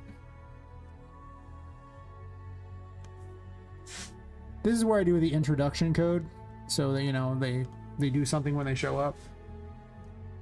That's all. We won't worry too much about it for now.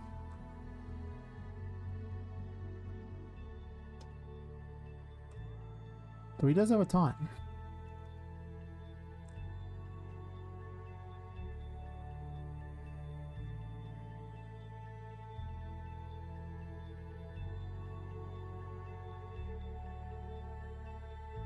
Oh, that's right. He has this landed thingy that causes it to place like a camera shake when he moves. Well, I don't think Sally needs that.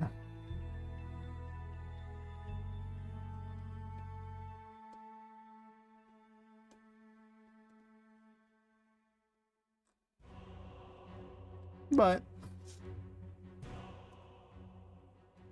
she can steal some useful stuff here.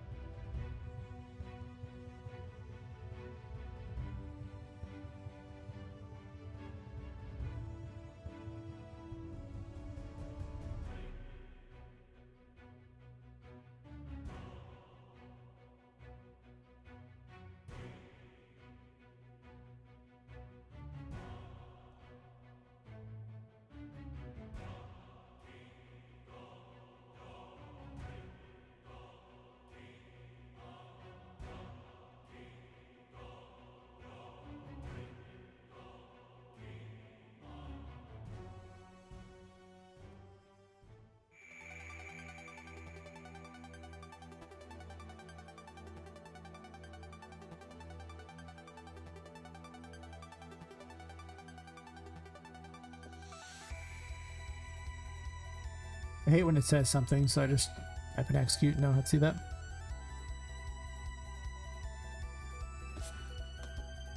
I'm probably gonna go through and simplify the crap out of everything.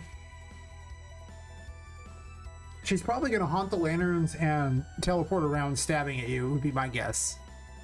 With potentially some close range attack, and I'll keep it simple, and then I'll just give you more and more tactics with each battle phase. But I kind of found that you really want to introduce the player to the mechanics one at a time and not just all at once.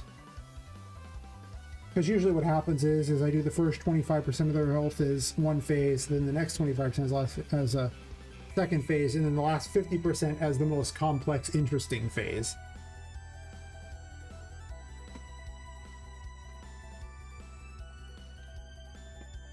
You know, with Patrick doing where I think he runs around and tries to bite you and, you know, smack you with this thing in the first phase. In the next phase, he starts firing, like, spitting projectile heads at you. And, you know, summoning little minion, like, spitting out minions to help fight against you. And then in the final phase, he plays Donkey Kong against you. Or Vu being a, you know, jump around like an idiot and try to stab you thing.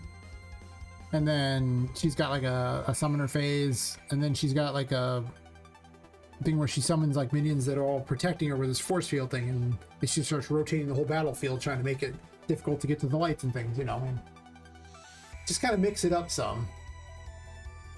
I do end up doing a lot of summoning, but I think that I gotta keep Poppet busy, I guess. Besides, summoning means that they drop stuff, which means it can act as heals and things like that. I might need to tone down some of the abilities too, we'll see.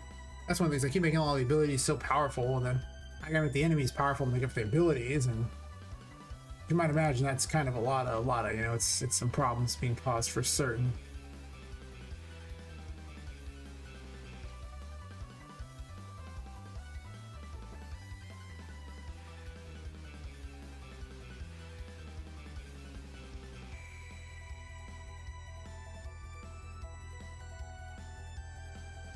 I guess she could just teleport near you and do stabs or something like that. And the haunted lanterns to make it where it's kind of annoying though. Because that puts pressure on your health, and you're always being pressured on your sanity, so you can't just use the Hierophant to keep gaining sanity back. The Hierophant's just slow enough that it's like a little bit faster than the sanity loss, but not fast enough to really get it that quick. Unless you're standing in light, then it's obviously super quick. But the Hierophant's also what you would need in order to stop the floating lights, so that's a thing.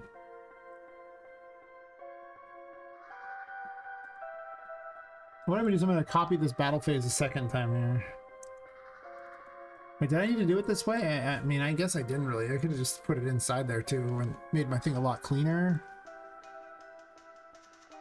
So why not just do it that way and clean up my thing a bit?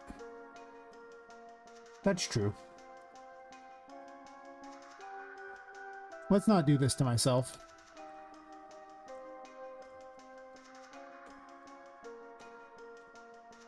Shouldn't take me too long to get a decent boss together. It's just, you know, me trying to remember what I did. And then the next boss, because I've done nothing on the next boss, I'll be able to just jump right into her, you know, do what she does, because...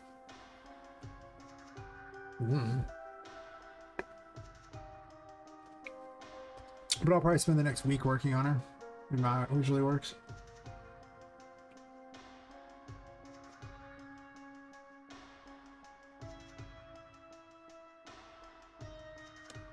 I kind of feel like she doesn't need this. Like, if you get too far from her, she just teleports you and tries to stab you.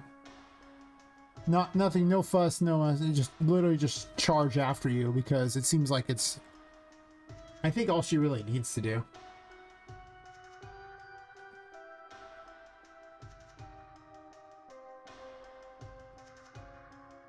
Well, actually, I'm gonna do that real fast. I'm gonna dupe this graph just in case I want it for later. The chances are I'm gonna change it up a bunch, but just to remind myself that it needs to be done.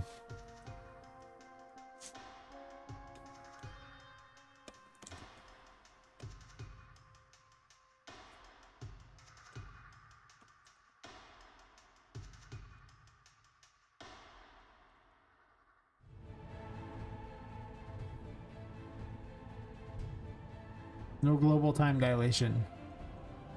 Actually, just do a taunt.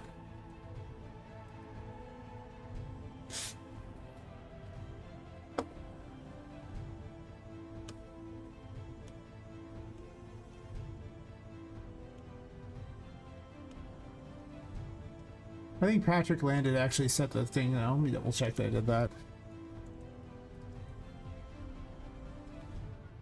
Pretty certain it moves the phase along.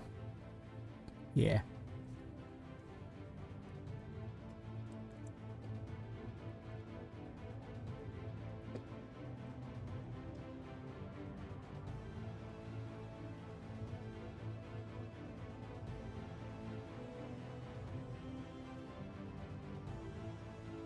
Is there any reason to do it that way? I don't think so.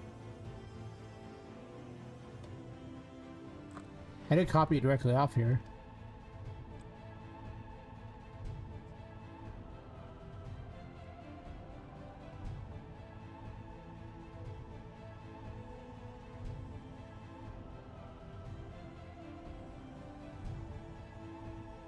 What a weird way to do things. I can't imagine a world and you do it this way.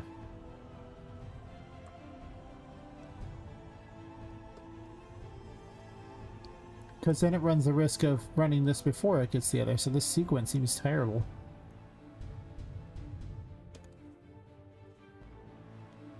Not that I think I need an output specifically, but sure. Actually, I'm not going to connect the output. This is a graph, it doesn't need an output. I'm going to delete it, just it bugs me.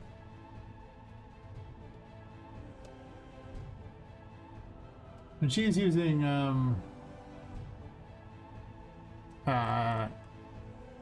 the game animation sample, right?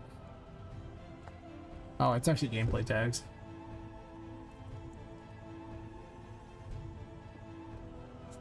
Yeah, it uses Gasp, so she can just make use of the various animations I already have for the Gasp character. Good, good. That makes my life easy. I wish I had two-handed, two-weapon style for her, but I don't. Of course, sword and a pistol would be pretty more fitting for a pirate. We'll see how it goes. I don't know, like...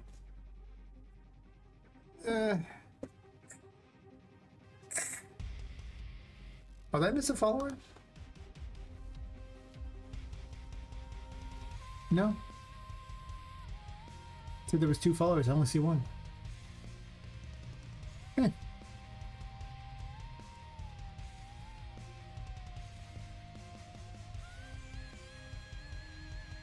Didn't I delete this track? I hate this track.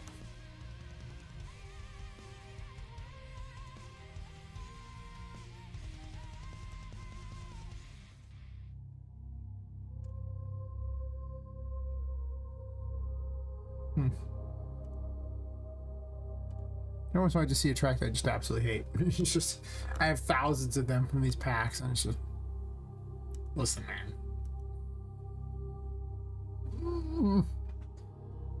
I don't even want to, like, if I don't even, like, love a track, I just want to delete it at this point. There's so many of them, I just don't care. I need an animation, that's what I was looking for. Where are you?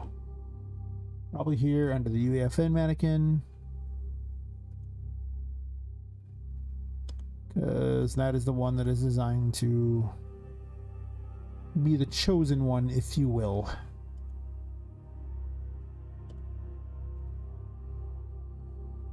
Is there a taunt? These are all just weapons. I don't think I have any taunts. Doesn't mean I can't find one. Actually, I think I already had something that could be taunt-like. Animation?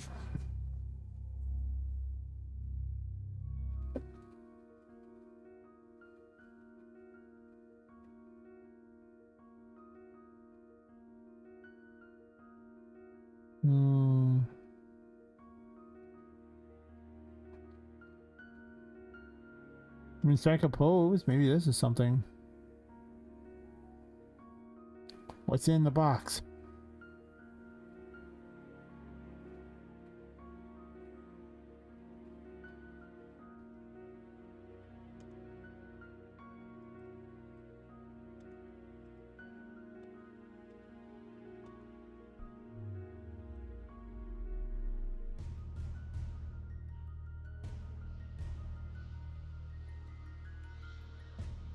Eh.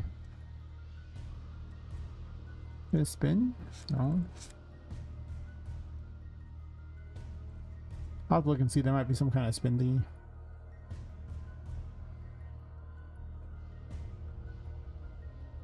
What is this?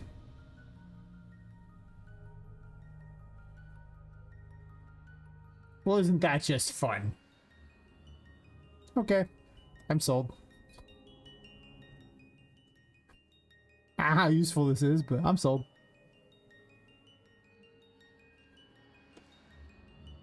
I've long since learned just whatever seems weird and don't spend too much time on it.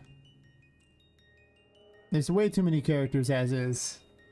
The more time I invest in any one thing, the more I just don't get everything done. And I've just come to this conclusion that it's better to get it all done and then improve it later than to make it perfect and not get it all done because you're spending so much time making it perfect.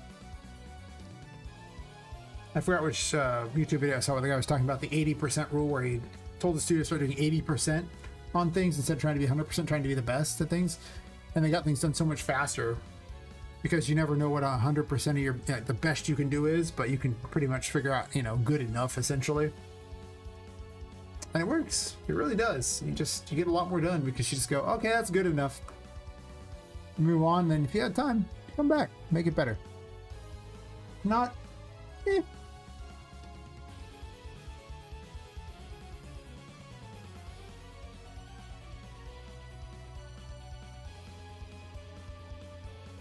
I don't have a taunt sound for it, so she'll make the same slurp noise until I get voice acting set up. I'm just gonna use AI voice acting for the prototype. For the finalized version, probably not, but just take the finalized version. I don't know what I want him to say yet. Not gonna pay a professional voice actor when I don't know what I want yet. Soon though, soon.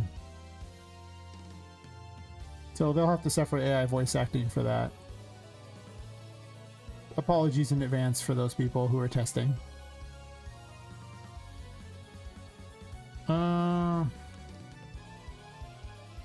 So it's mostly just teleport and swipe. I really like that. Or maybe she'll teleport farthest away. She could teleport to her ship and then decide to attack like that too, or let's teleport her one.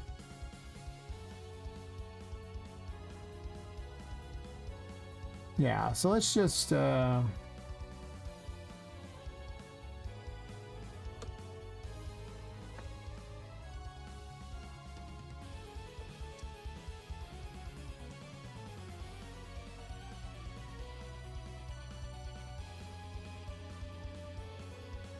no, that's the wrong one.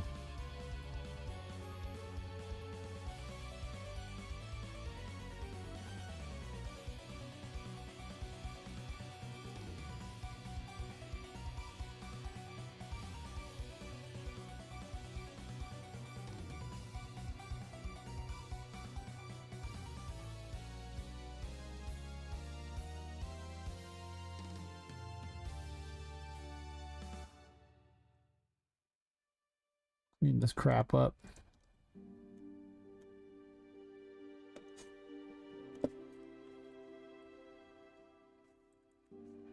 I need a way to make things more ghostly because I have a bunch of ghost characters. Well, I have mostly one major ghost character. I assume Tinka doesn't have to make a lot of anything special going on. Like, she can just sound relatively normal. But I want Charlotte to sound very ghost-like if she talks. Well, she'll like whisper your name creepily and things like that. I don't think she's gonna have long conversations, like no philosophical conversations with the ghost girl. I think it kind of robs her of a lot of her what would make her scary if she talks to you too much. Could you imagine if, like, you know, like Jason Voorhees was chasing after the people and then he stopped to have a long conversation with them before killing them? It'd be so dumb. I mean, I'd be in for it because it'd be so dumb. I couldn't help myself, but I guess Freddy Krueger talks, but, you know, he's about nightmares and stuff, so I guess it depends on the killer. Some killers are better at taunting, but I'm pretty certain ghosts talking long periods of time is not a recipe for success when it comes to, you know, their creep factor. Could be wrong. I don't think I am. Pretty certain I'm right on that one.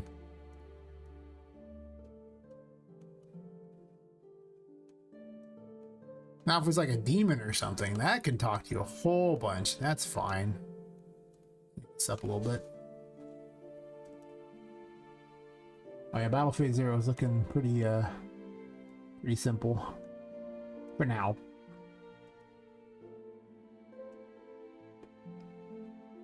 I think she's just gonna, we're just gonna skip past all this extra who knows what. I don't think I need this much crap.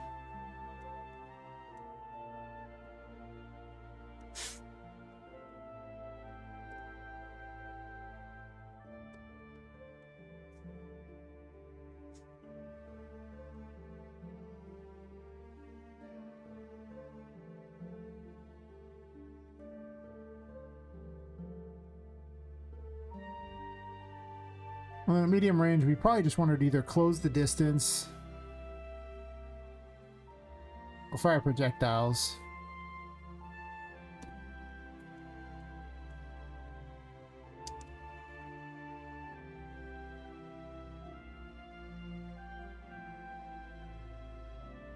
She could return to 1 every single time after doing like some sort of teleport attack. Like she teleports in, makes an attack, and then will return. So I could do this.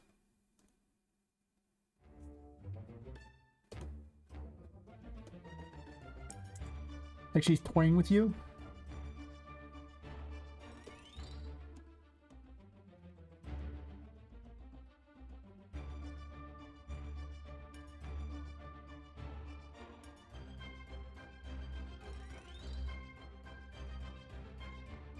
Maybe just at a greater than 2,000 range. I don't even think I need a 3,000 range for this particular fight. Because she's just going to be taunting you, essentially. So if I just do like 2,000 range, and that's just her 2,000 range plan, or she fires projectiles at you, potentially, as options.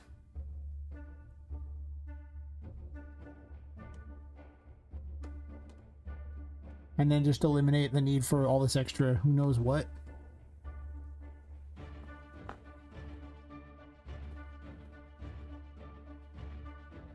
Hey, Random Chacha. What do you think about Godot and Unity? Have you made a game with them before?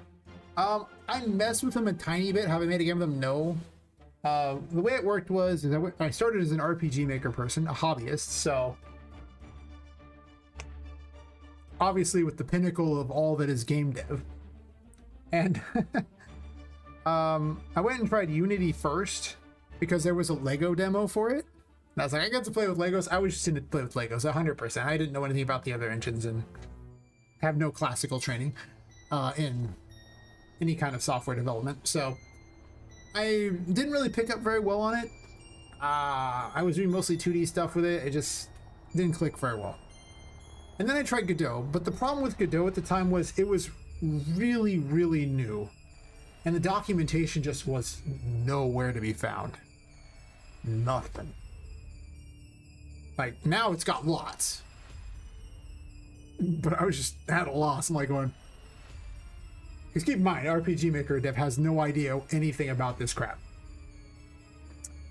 And then, I think 6 months after that, I was like, screw it, I haven't tried Unreal Engine. People say it's for AAA people. And then it was like so easy to use, I just adopted it. I loved it. I think the other engines are great. I think if you're if you have one you like, use it. If you already know how to use one, do it.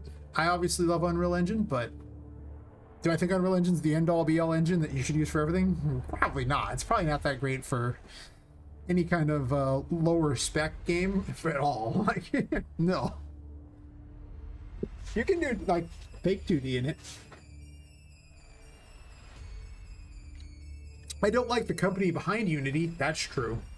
I don't think anyone likes the company behind Unity though, so I don't think that's any kind of no shade on the software. It's great software. And much of my Godot experience, besides that ill-fated first time I tried it, was just watching Hypnotic, honestly. Seems like a good engine. I don't know. My current advice for anyone looking to be a game dev and just in general is, as long as you pick one of those 3 engines, you can't really go wrong.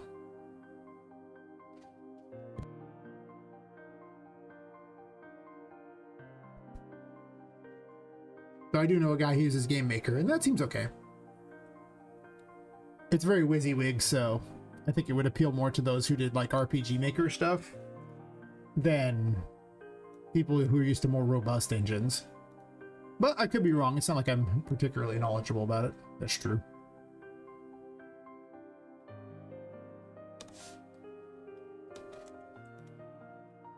So no controversial opinions about a particular engine, I think.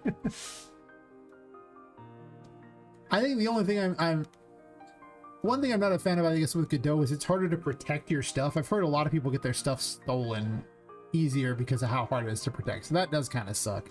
I'm sure there's things you can do to fix that, though. I'm not knowledgeable enough to know what they are about the engine, but I mean, one of the problems I had with RPG Maker is because I was a JavaScript dev, essentially, who just hacked the engine to do things.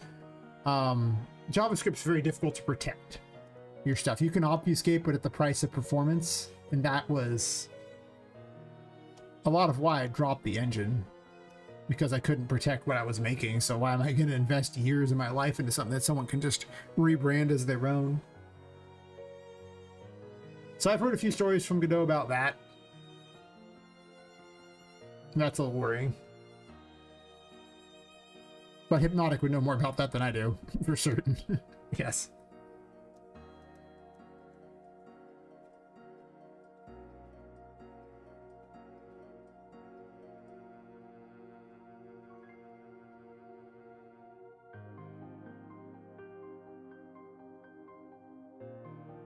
Uh, 2,000 range here.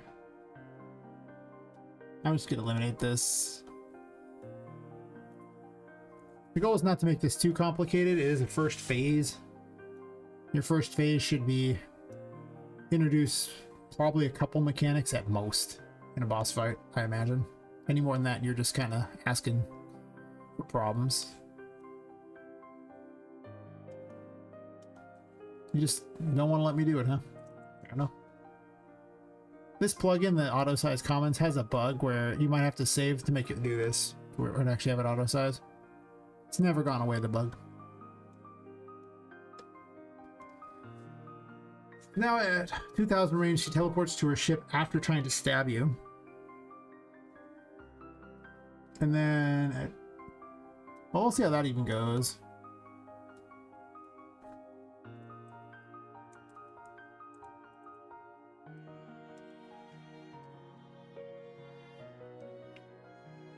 I actually made a bunch of plugins for RPG Maker too. I went from being, I don't know what a variable is, to hacking the engine, writing all these JavaScript plugins for it.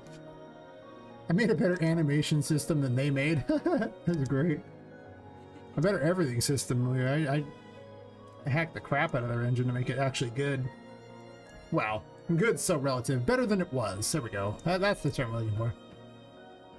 You gonna teleport? What you doing? You confused? Does the teleport code not work? That's unexciting. I gave her a little black heart there. Isn't that nice? She's all big. Yay! I might make her a little smaller. The giant one's kind of a problem in that, you know, I don't have a lot of good animations to hit a smaller character. That's actually about the right height, though, honestly. Just a bit bigger. I don't know why you're not moving, though. I have questions.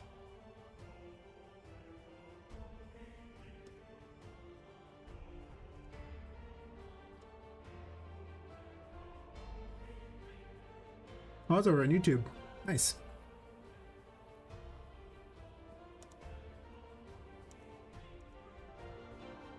I think I'll always have a soft spot for RPG Maker. And I'll always have a soft spot for that Lego demo in Unity. It's Legos. I like Legos.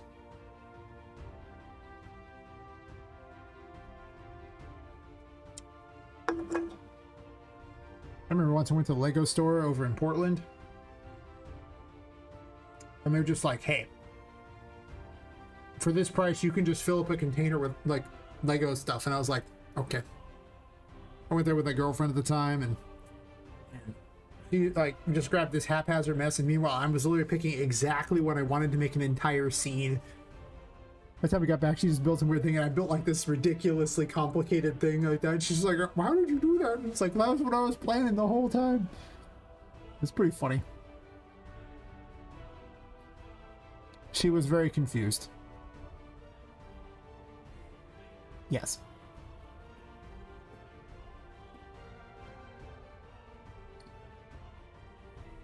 Okay, we're just gonna print strings. I'm not sure what's going on here, but it's not good. These have the right name, right? 2000 range 3. Is there 3 range 3? Did it hit that and break? Might have. Oh yeah, there's just not a 2000 range. Sure. All right.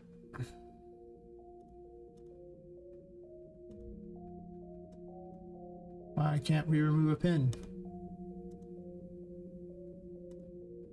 You just being weird?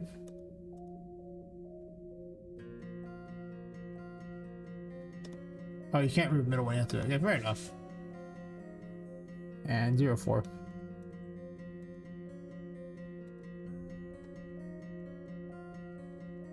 I kind of want to make a Lego game, but they kind of have that. It's called Minecraft.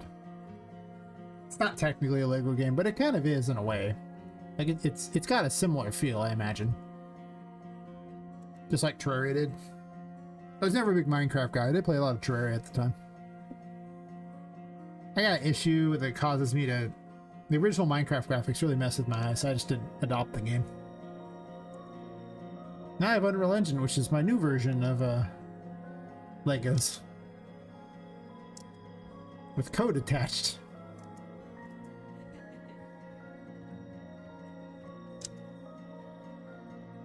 Playing Minecraft with your son lately? Nice. What you doing, buddy? You just sitting here? I'm gonna jump on you. What do you think of that? Jump on you. Try to jump on you. Where to do? Jump over you. I can actually do this jump. What am I doing? Oh, can't stand on her. I think your teleporter's broken. Playing LAN? Nice. I remember LAN parties back in the day. Those were so much fun. Everyone just picks their computer up and just goes to someone's house. You'd never do that now. Why would you do that? It's crazy. Thanks. She's broken. But Sally's apparently a mile away. Can we zoom in on her?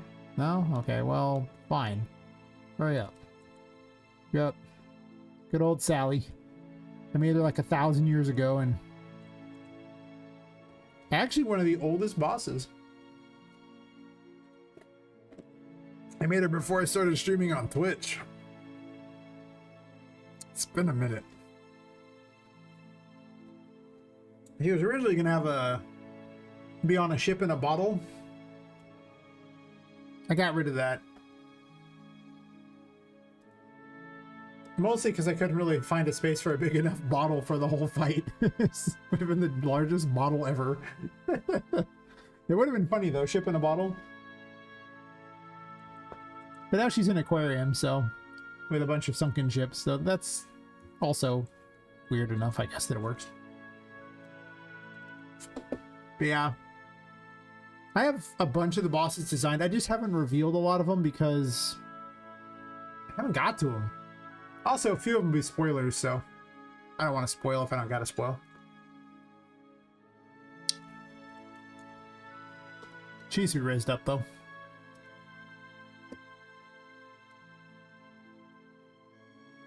So that she's on her capsule. Actually, what? Let me look at this.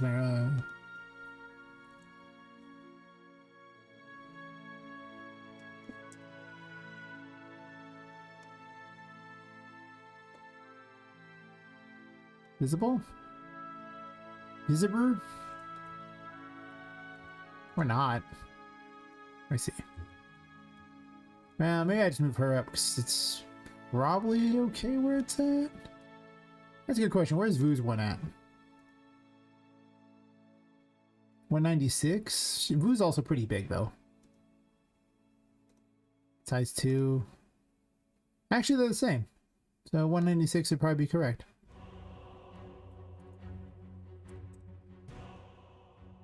I mean, I might change her a bit too, but then I had to move the second mesh here. They're still at zeros, so they're the same. Okay. But her capsule's big.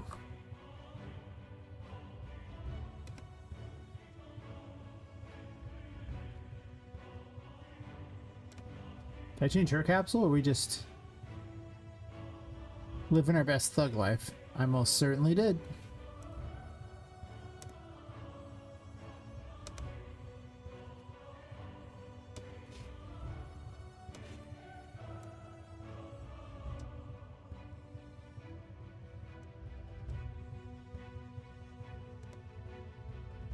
She kind of ducks down though, so I don't know, like I might need to play around with that because she ducks down so much. She also will stand and move sometimes too, so I don't know. It'll be interesting to see how best that plays, but job one is to get her stupid teleporter to work, because what the hell are we talking here? It's also possible that her battle phase isn't happening, like...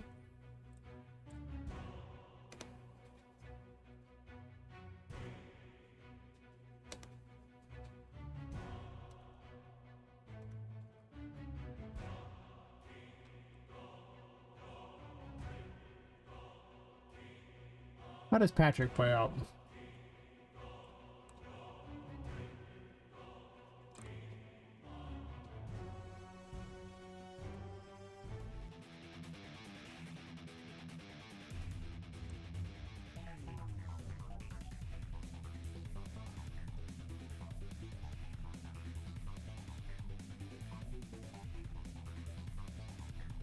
Wrong Sally.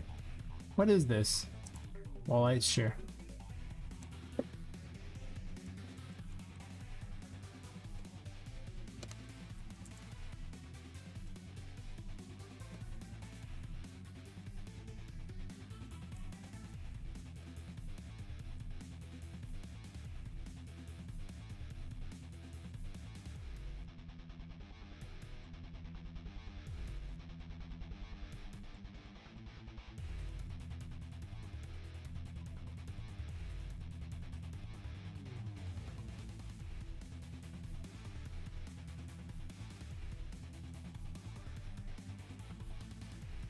I'm just gonna copy this outright.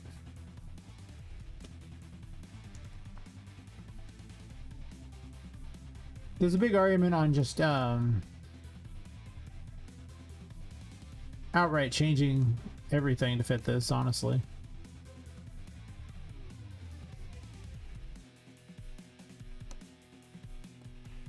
I screwed that up.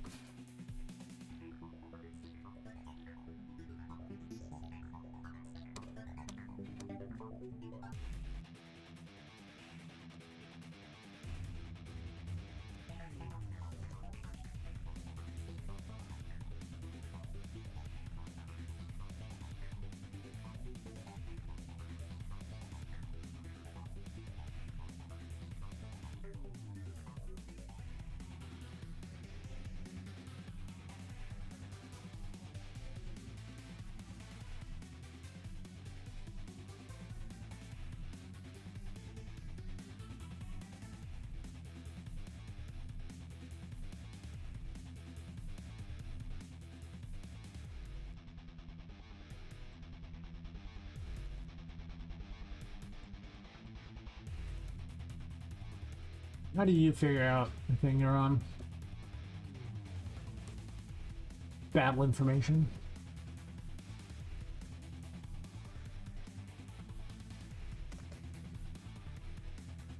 Yeah, I have those here, sure.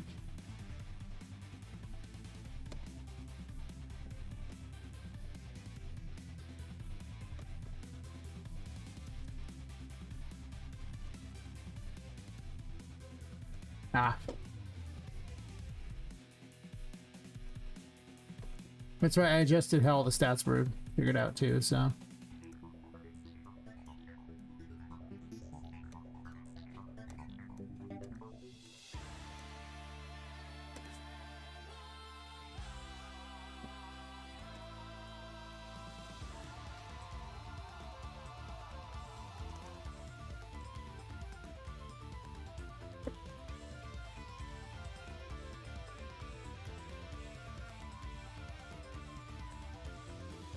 Okay, so let's just ram through there.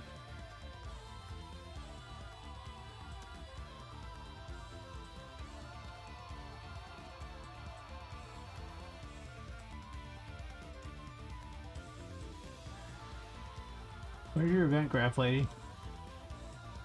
Okay, sure.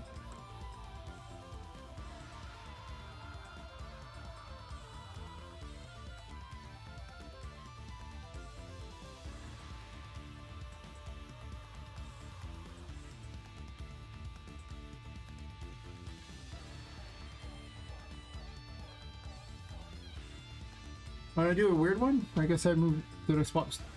Maybe I did.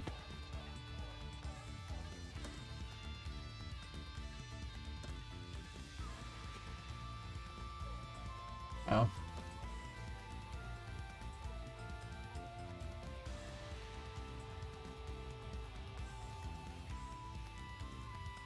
Wrong one. I did it like this so I could keep a bookmark of where this is. And then move it over here. So, if you're wondering why I did that quick copy, it was literally that. I mean, sometimes you gotta. I mean, it's just what you gotta do. You just gotta.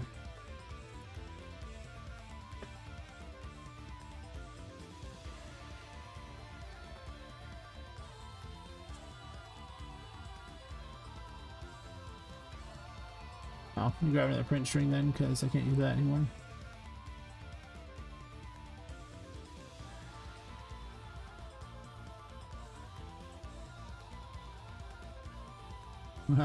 B0.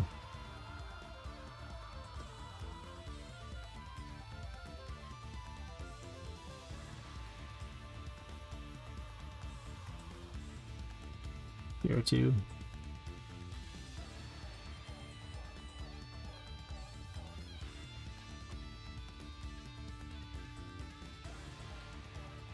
I assume she's not getting past the taunt phase, so we'll see. Because I didn't see her do anything, she just stood there like an idiot.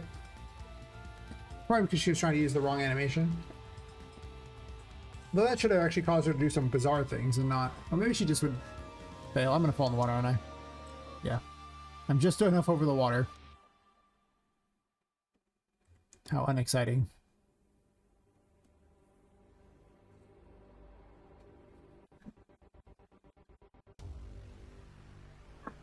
I'm excited to work on a boss. I don't know why I was dreading it for so long. I don't even know if I was dreading it. I just got sidetracked. That's really what it is. You get sidetracked very easily. I do want to put the fingers around the outside of this battlefield, though. I mean, that's probably what I'm going to do, is put little figures around the whole entire outside. That looks cool. What you doing, buddy?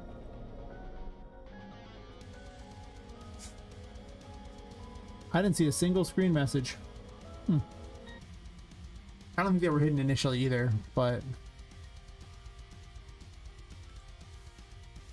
That means that you are not, in fact, getting to Sally's thing there. Maybe type Sally the Blackheart.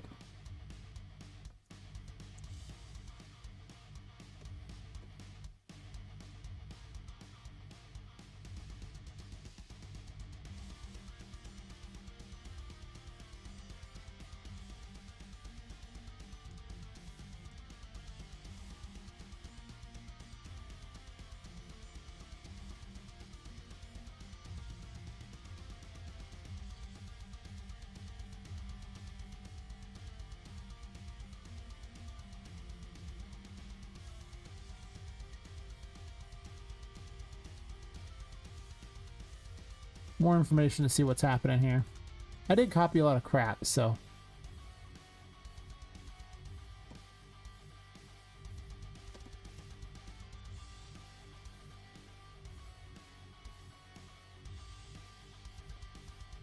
Curious.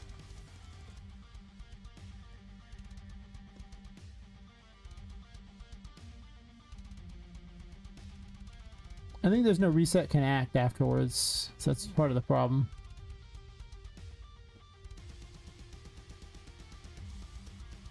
Wait, no, this doesn't need that, right? This just literally tells it what to do. Reset can act happens on theirs, that's fine.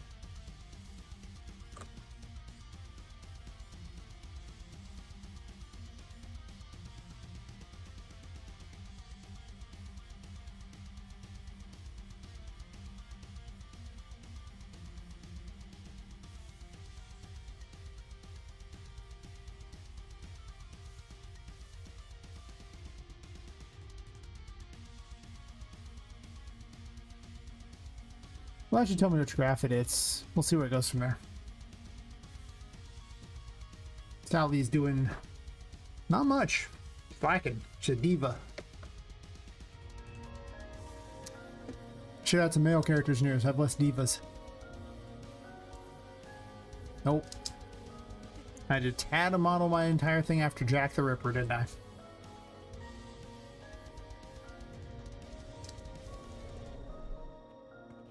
Zero Sally, zero Sally. Okay. So it does hit Sally here, it gets to the graph. It then does zero here, and then from zero it's supposed to do taunt. And then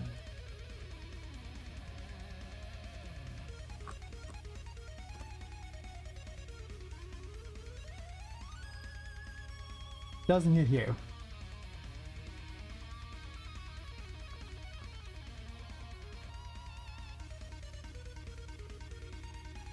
Didn't even hit the hello.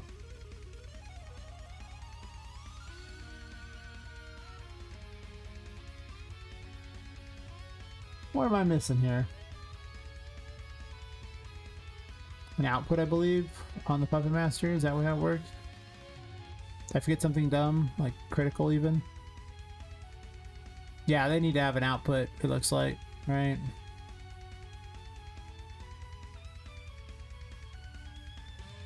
I just did a sequence output, sure. It's been so long since I've looked, I forgot. I'll just type it.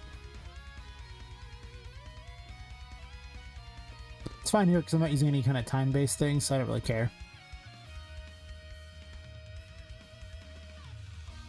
If there was a time-based thing, then I would probably put it at the end.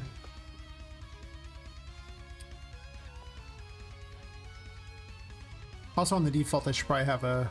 It just goes there too in case there's some sort of bizarre number. A backup plan, if you will.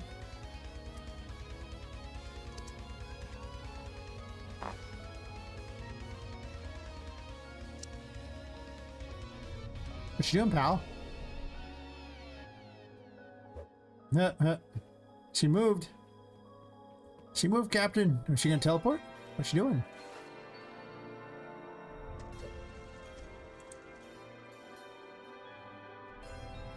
Okay, so part of the problem I have here is I need to make it so she can't teleport in the water.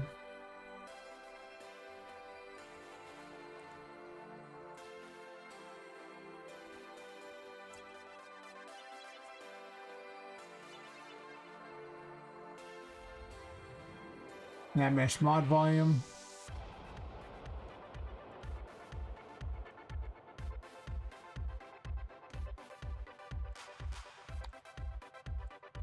I mean, I guess technically there's movement space under there. Is there?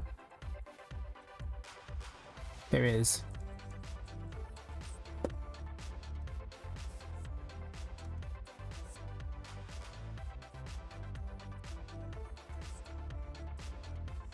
Thanks, I hate it.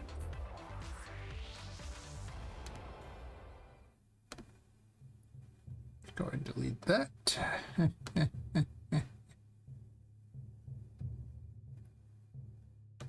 Does track have it? Okay, it's just slow. I can't see very well. I'm gonna push this down though, I think. I'm gonna change this so I can see better.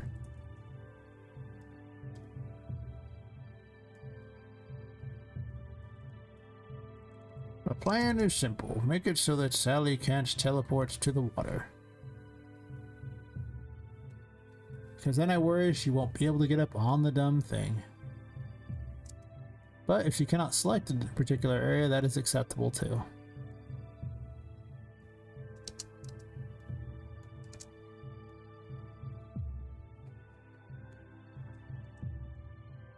I mean, to be honest, I should keep her everywhere besides the boat, I imagine. Like, just keep her off of stuff. I was gonna have some sort of water raising mechanic, but then offered a better idea, I think, with the water, the thing sinking. But this isn't very high up either in the water. Because, oh, I should say it's not very deep. So yeah, like it wouldn't really do much. It's actually supported directly on the bones at this point. So if I want to have sinking things,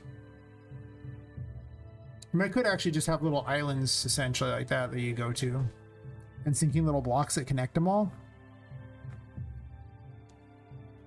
I can also change the battlefield midway through. I actually kind of like this idea.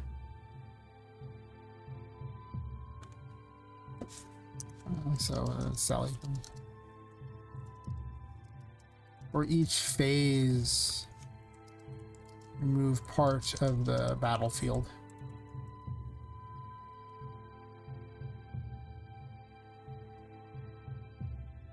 I don't hate this idea.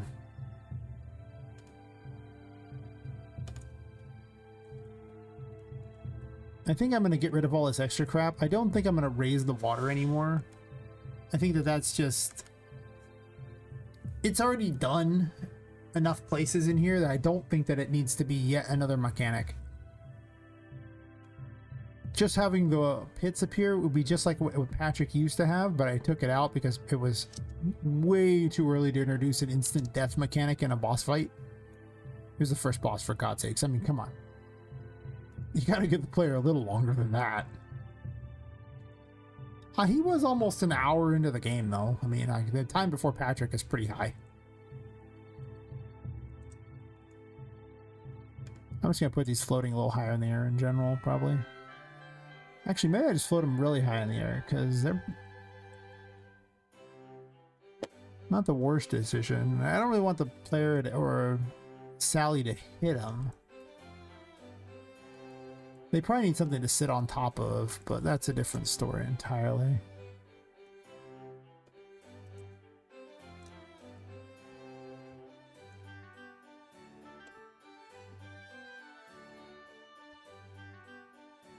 I mean, I could lock the player outside of these entirely. Maybe I do that.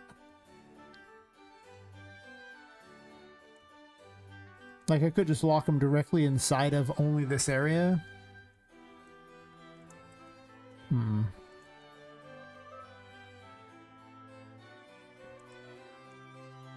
We'll have to see. For now, let's just get to each phase and go from there.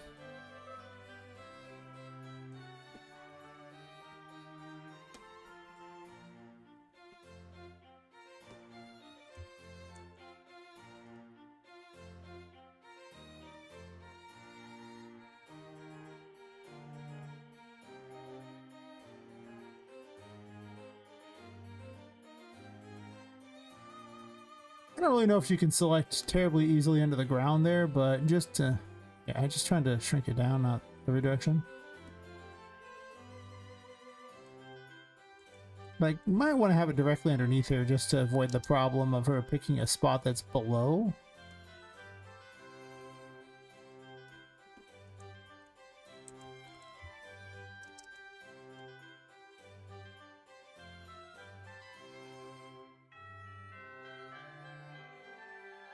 That should fix some of the problem for certain. Like I said, I'm probably just for ease of use, I probably want to lock the player in a small area. And then have an extra thing that goes on as like a third phase. It'll be much more interesting. So I'll probably pick an area that's like the third phase area. And maybe lock her out of it, like just like I did with Patrick, where I've locked the player out of it going into there until I'm ready for that portion. I don't hate it. I think after this test, I'm gonna take a quick bio break, though. I've drank a lot of liquids, and they are winning this fight. Alright, let's see where she teleports.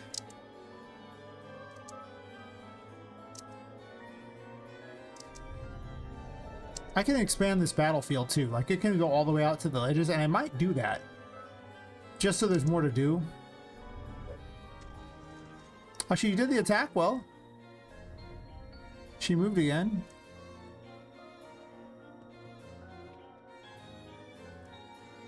And she went back to 1, sure. On her little boat.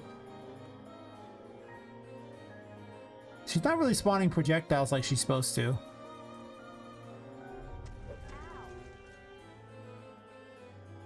She needs to be faster, so less delays. But it's working. I mean, her main attack now is just to appear from there and then appear over here and try to attack you. And like fire projectiles, so. I might give her a gun if I can find some sort of animation for it. It's like a dual wielding animation for a gun and a sword.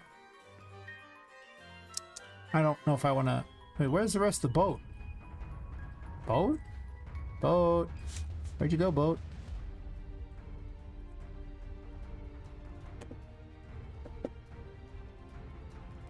Oh yeah, she needs a thing there. I forgot. Well, we'll give her music too. But first off, where's the boat? A bunch of this boat just isn't there. Oh, they're in the underworld. Why?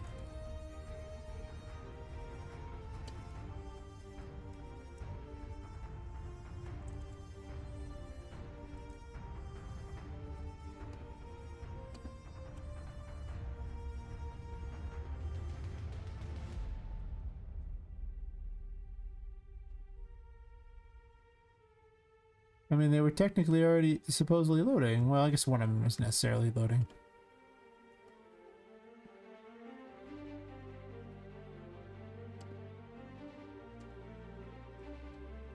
Huh.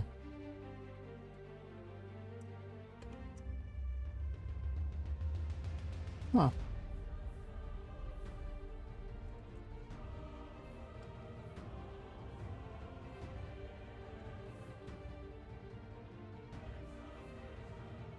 Alright, I'm gonna take a quick bio break real fast, and then I'm gonna give her some music and stuff like that, and start giving her more attacks and things. We'll really work our way through this fight.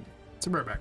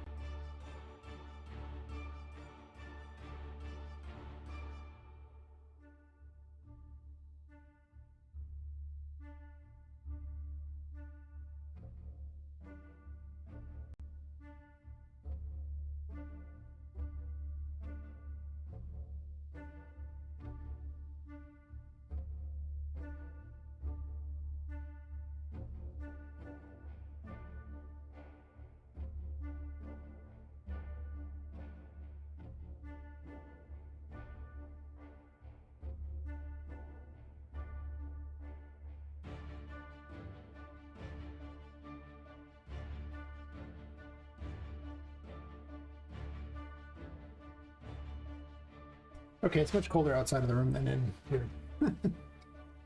I got my little heater, I got freaking, you know, my double graphics card computer. It's warm in this room. I approve of being warm. That old cold thing? Nah, man, nah. I'm a gamer. I'm already, you know, cold-blooded enough, probably. And it's not because I'm a terrible person so much as I don't get a lot of exercise, so it's probably not helping. Okay, probably. I got some test AI music to see if it would, if I liked it. I didn't really care for it. Nope, can't use that. I'm using lights already. There was a pirate one already that I had specifically for already, and I don't remember where it is. Doesn't mean I can't find it.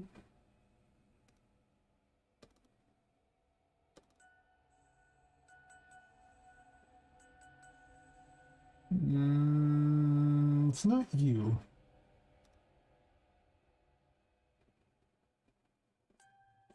Pirate battle, is this the one? No. Funny, but not quite what I'm looking for.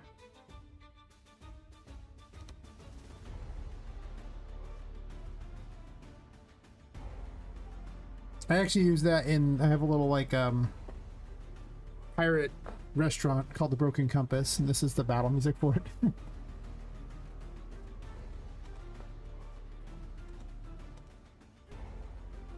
But nope. I think this was the one. Maybe not.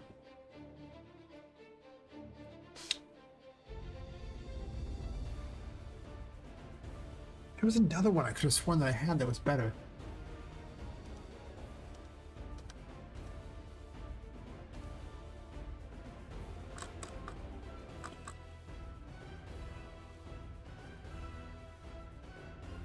I feel like I'm already using it though. It's not Midnight Creeping.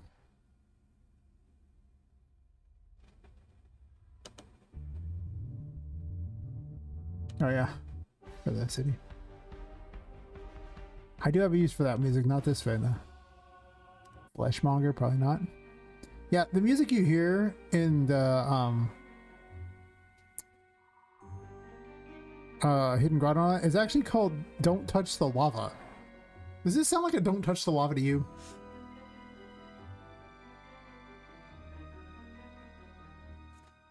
Like, what am I hearing here? No, it's not Hidden Fear. I remember that one too well. Nope. Nope.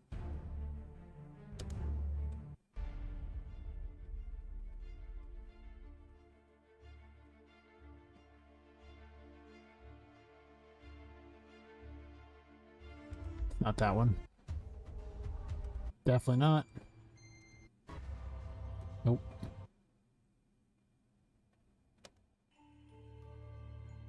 I recognize a lot of these tracks because I've heard them a bunch of times.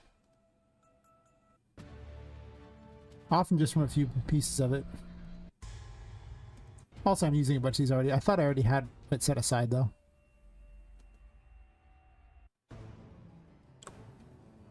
Use this one.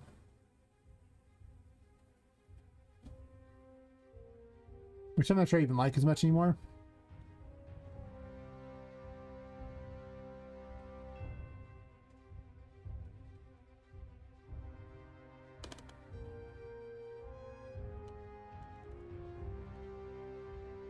I don't know if I like it as much as I once did.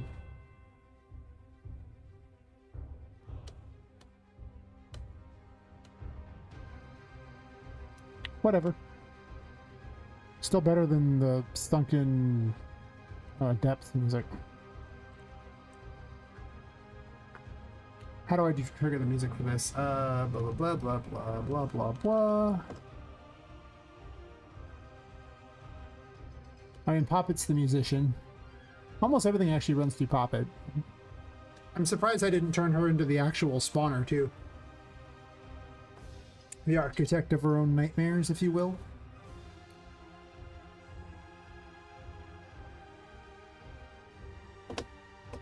Because if she doesn't have to call other things for information, that's always helpful. But I didn't really want everything to have to call her for information all the time, too.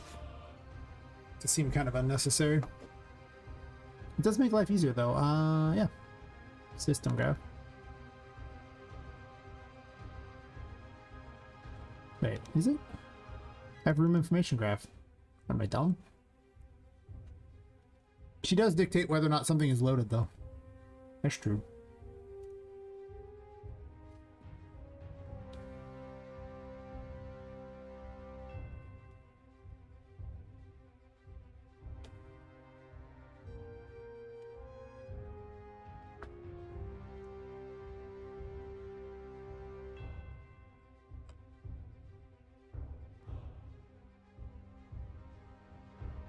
Well, was there an extra space I needed in there? Yeah, that's probably the problem. There's like an extra space, so they should have been triggering anyway. Oops. That. Where did I put you? Is it behind everything? The level thing always appears behind everything.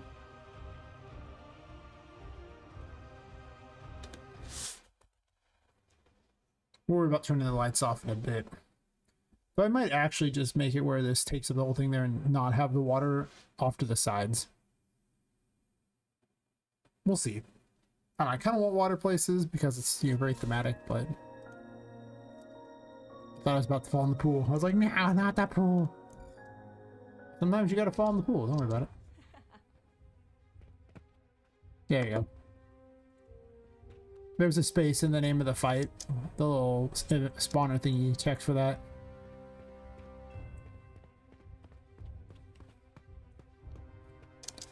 You know what I'm really tempted to do? Like, at some point have a thriller dance. If you go on Mixamo, the entire animation series for the thriller dance is there. You can get all of it. I'm so tempted to have a room where they're just doing the thriller dance. Poppet join them for like an achievement. The problem is you can't use the music.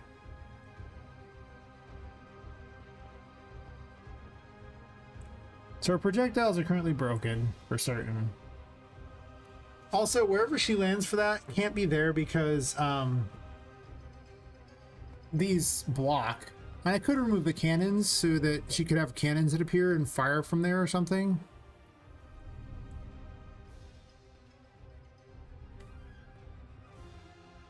I never have enemies jump. I just have them teleport now. It's just jumping is so bad. Besides, if Poppet can have weird magical abilities, why can't they? I mean, seriously, why can't they have weird abilities too? Seems only fair.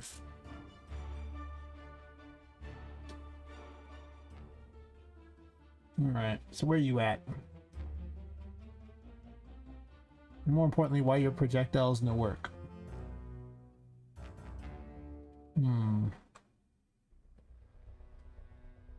Okay, well, we're achieving this phase here, so we're not too worried about that. We can eliminate a lot of this extra crap because it's clearly doing what it needs to. It's not ideal yet, but it's doing what it needs to.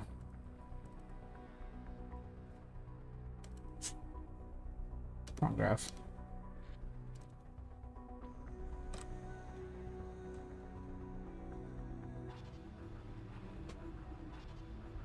I mean, I could just have her do a hit and run where she just picks the farthest point away from you and occasionally teleports to her ship.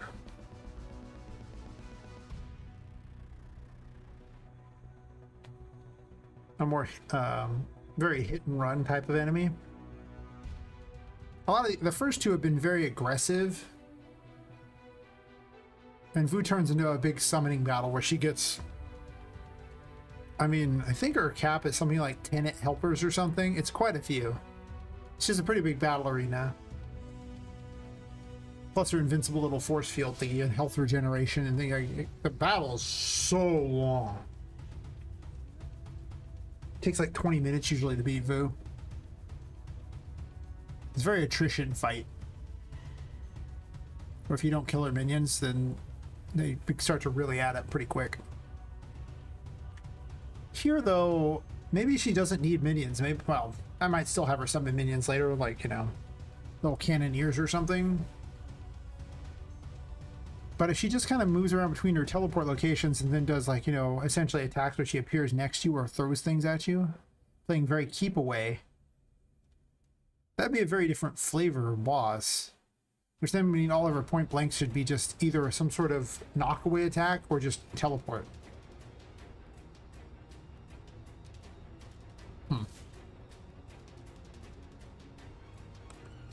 Anyway, we'll figure out why your other things are working first before we worry about the rest of that crap. I am going to keep a print string for what she's doing. Should have kept this. I just forgot to connect it. Print ring. Actually, I don't even know why I tapped there. It was nowhere close to what I was aiming for, but you know, it got the job done. Just tell me what it is you're doing. And then let's examine battle phase 1 here and fire projectiles.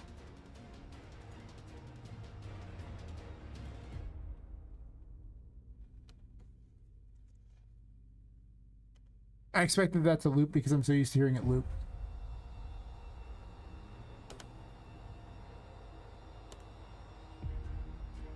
And it's not. But I expected it to loop.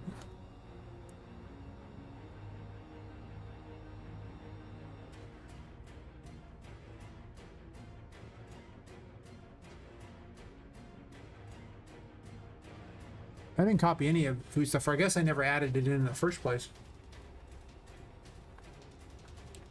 I question if this even works. I remember Voof shooting things, but it didn't seem to do anything.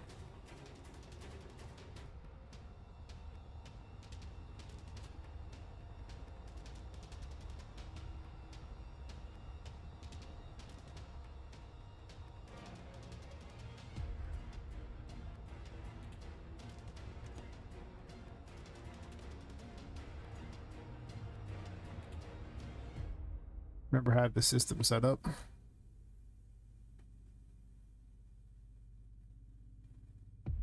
I actually need to do some work on Vu because I made a bunch of changes since then, so she's not even as good as she could be. She's got bugs like crazy. But it's okay.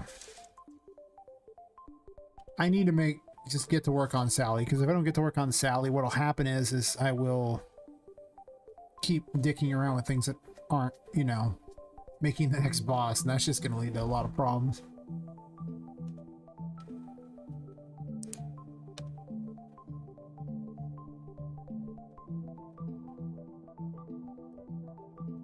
I just use a homing projectile in all of them. Ugh.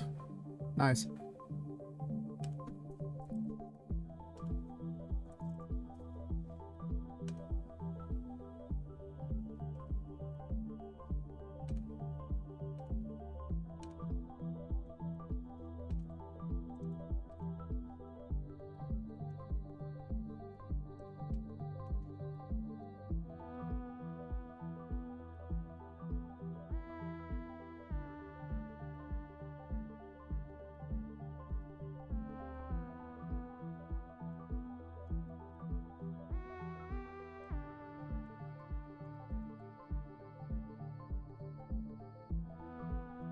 Oops.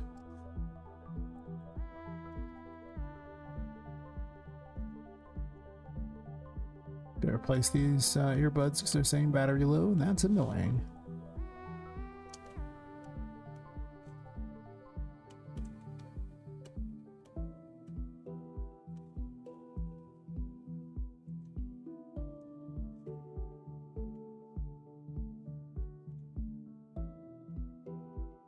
Really fast.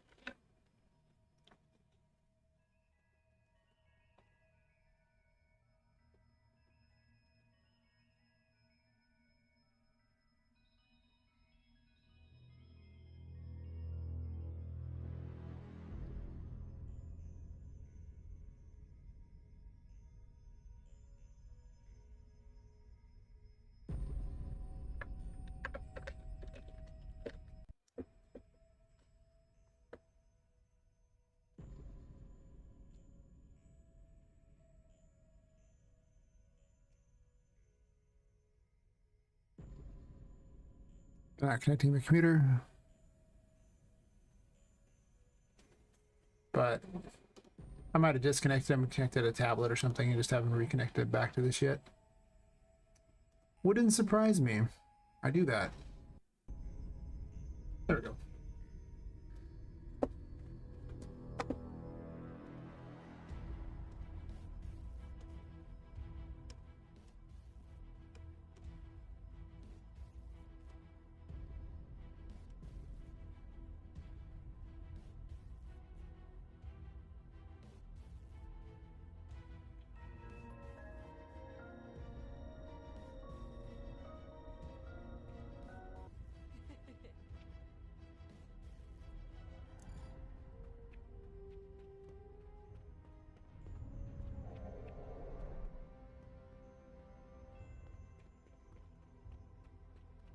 Supposedly she's firing them, it's just they're not actually firing.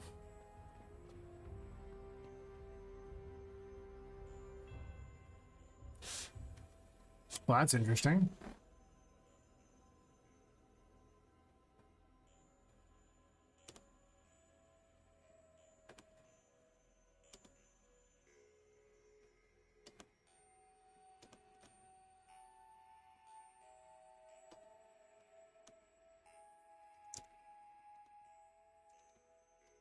Sure.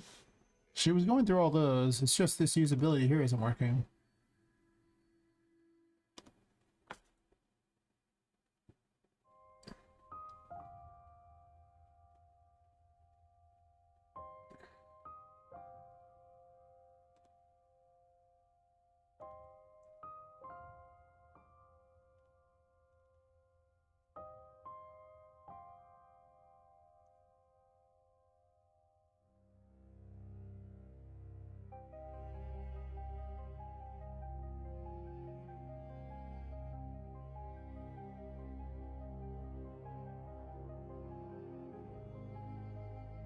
Sure.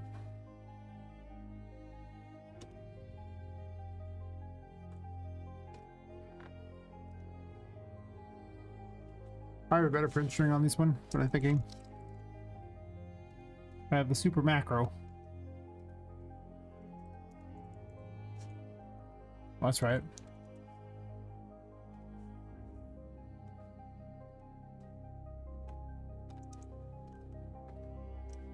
Oh god.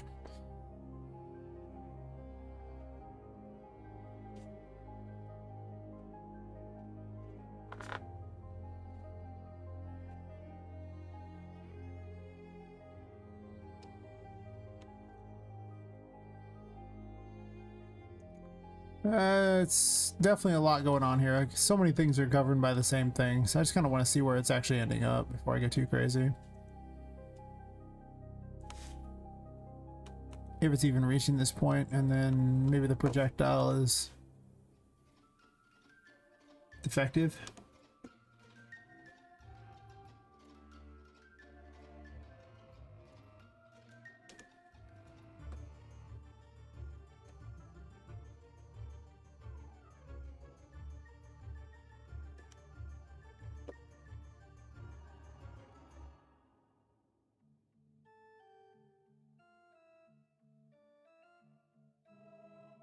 No gameplay tags. Does it need them?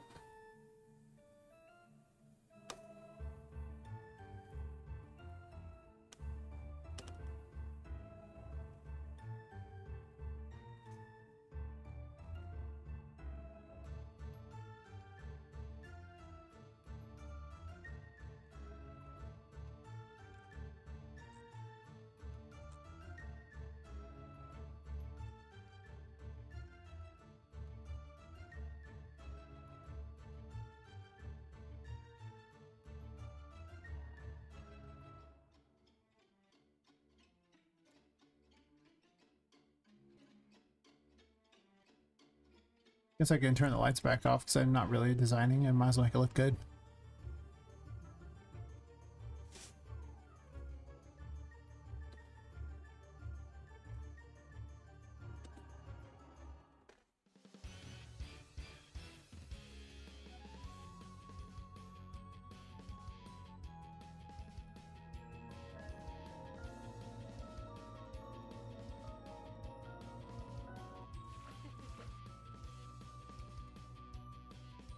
I don't have double jump enabled, so I went to double jump and fell through the fingers.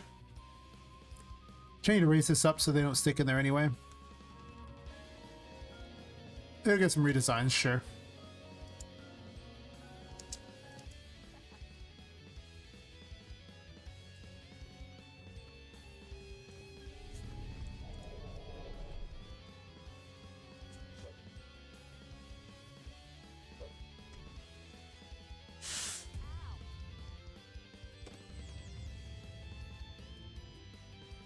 I'm gonna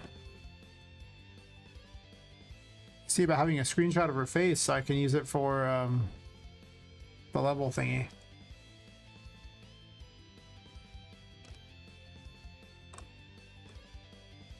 Maybe.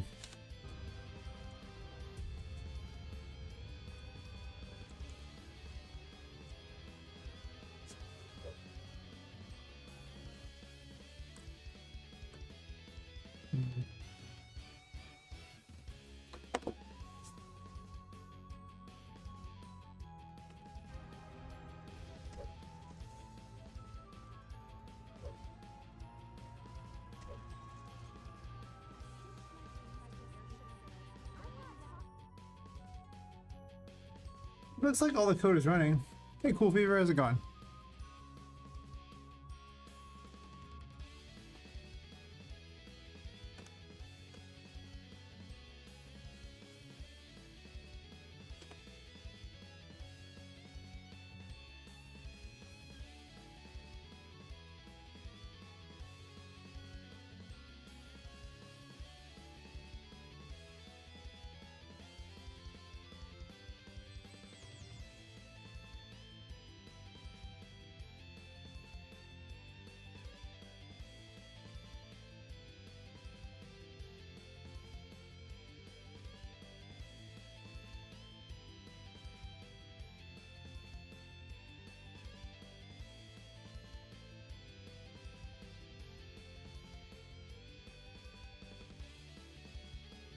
Oh, it's just because it's off in like Gondwana land over here? Nice.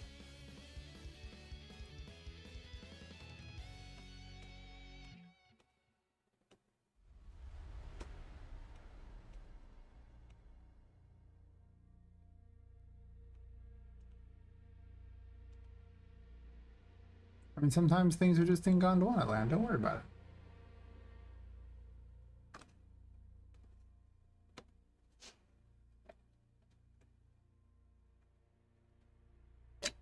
That person was such a hero when they named that place Gondwana land. It's like, I can't believe people put that shit in the thing. It's great.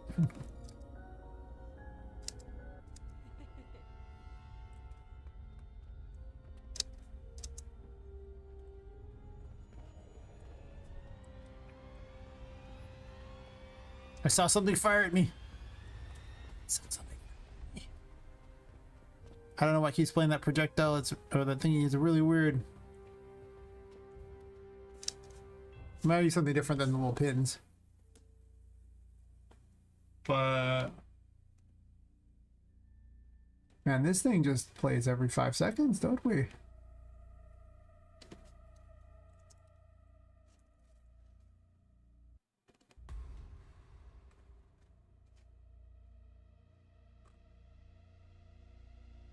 Should only be on that ground pound thing.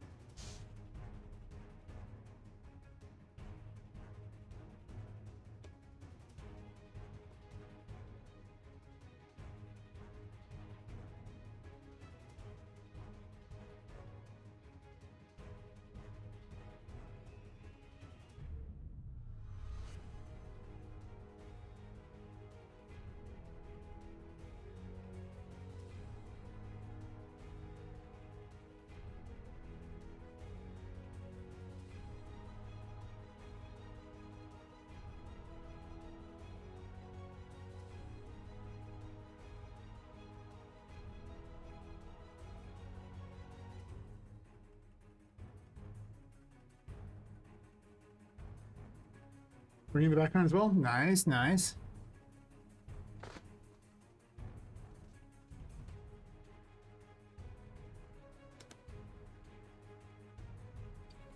Never a bad thing.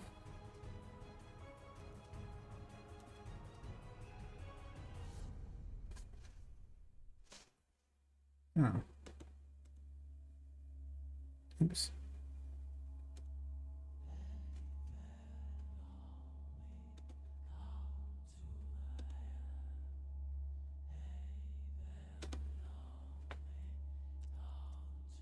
So what are you working on? Should definitely share with the class. Otherwise, why did you tell the class if you didn't share with them?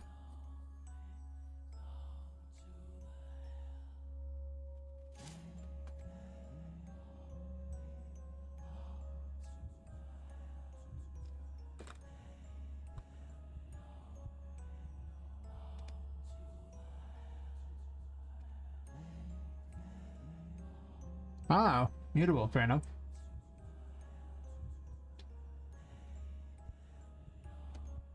Let me know how it goes. I mean, yeah. I'm not sure I'm gonna adopt it, but I might. I gotta weigh it against just how much effort it's gonna be, goodness knows. Epic doesn't always care if it's something designed for a solo dev or not.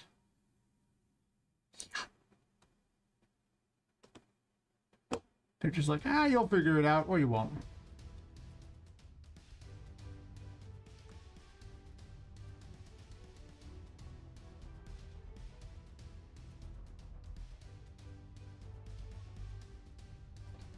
I transferred my current skin customization Moodle. Give me a couple of weeks, I'll transfer my whole system Moodle. Yeah. Not a bad plan. I mean, you know, if it works out.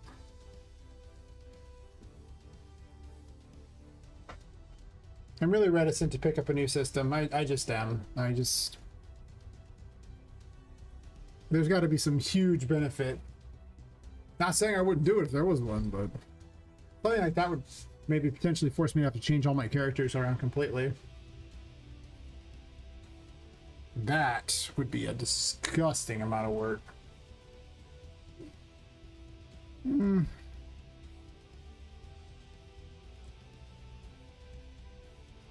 Maybe this projectile just has some weird crap on it. I should probably make a special one just for her. Actually.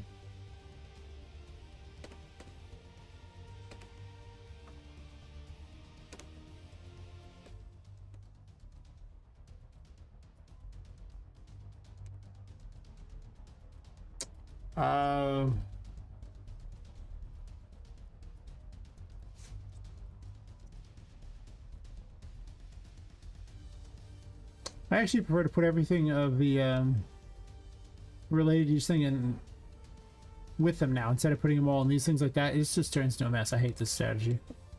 Having everything related to her, very much better.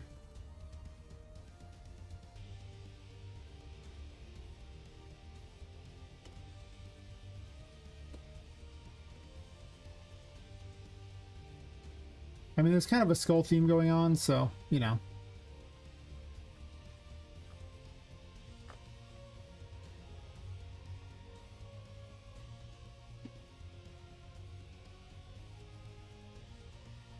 I might as well stick with the skull theme.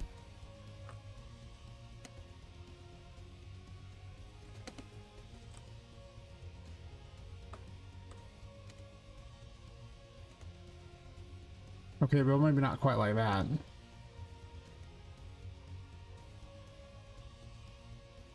Mr. Skullhead chooses you. Me, Mr. Skullhead.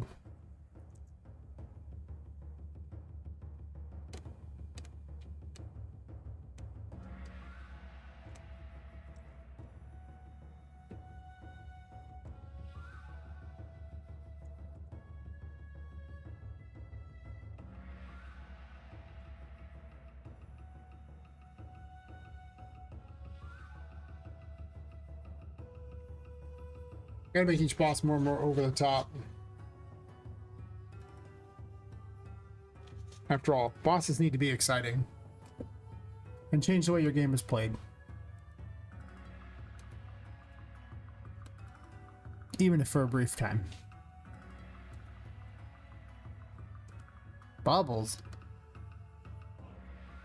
You blowing bubbles? Oh, thanks, Cool Fever. Thank you, thank you.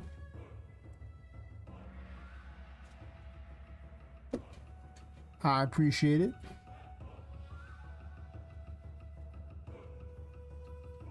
That means you'll be number 195.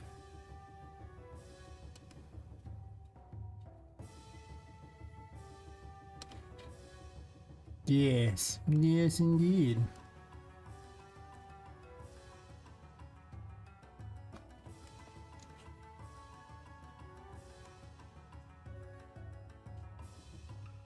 What is this article that she's spawning over and over?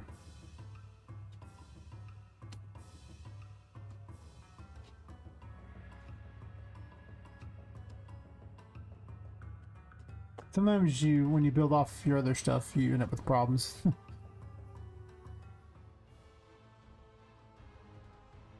Yeah, we're gonna be free? No, probably not. I always hate the free-to-play games because they have all those weird freemium style gameplay things. They're not very fun. Are they designed to annoy you into giving them money?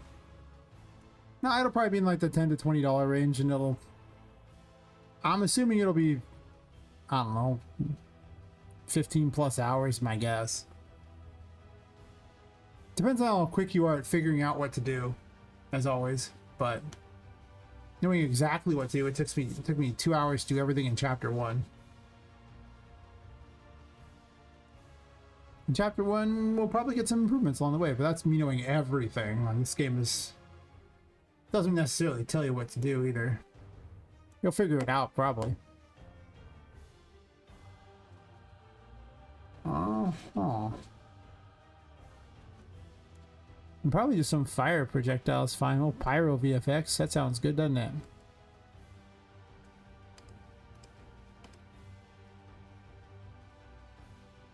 I like fire. Not quite what I was hoping for. No demo map. I hate when I delete the demo map by accident. It's annoying.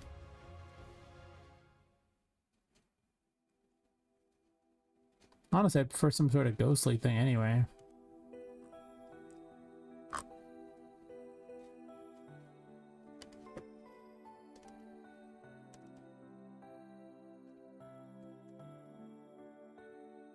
Yeah, the struggle to get to 200 wish lists is challenging. I mean, advertising is... They don't tell you how hard advertising is for game dev. Your game is now against everyone else's game. Good luck. I sure hope you were good at making trailers and, you know, getting all the right screenshots and talking to all the right people and making all the social media posts and writing descriptions and stuff like that. I hope you're good, because you're gonna need to be. Or you're going to be real sad.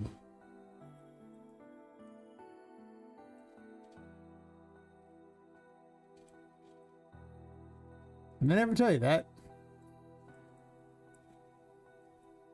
They just say, you should advertise your game. Yes. Yes, you should.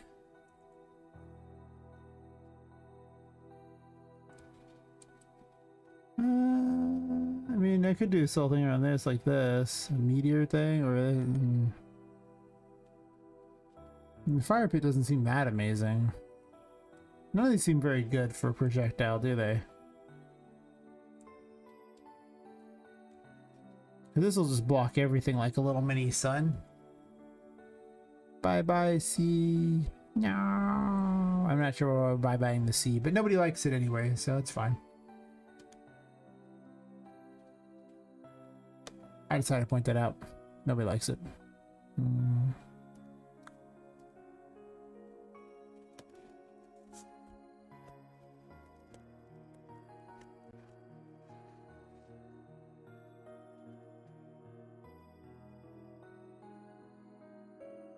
What we got going on here? This looks deceptively familiar. Well, those are kind of cool looking, but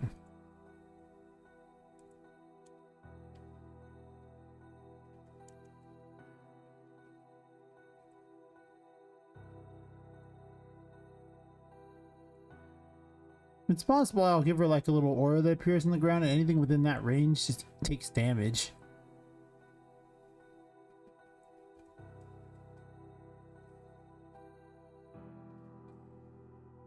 She could chill people. Chill of death instead of fire? Why would she do fire? Huh. That's a good question. Maybe I'll ice steam her a bit.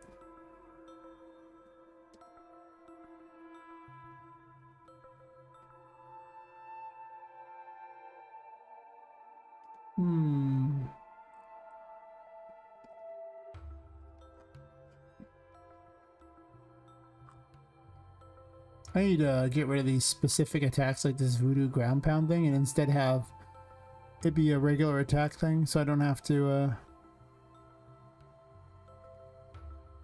oh, I don't want this. Don't have to make all these extra changes for things. You know? Like, it'd just be a lot better if I didn't have to do that.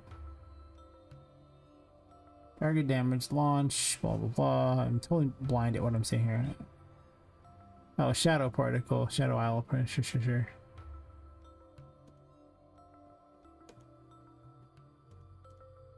I want to check and see if that's what's causing that. I also want to get that some sort of a thing on it. Preferably an ice thing. Like I say, she's supposed to be like a pirate ghost or something like that, you know, like kind of want a little more chilling effects, if you will.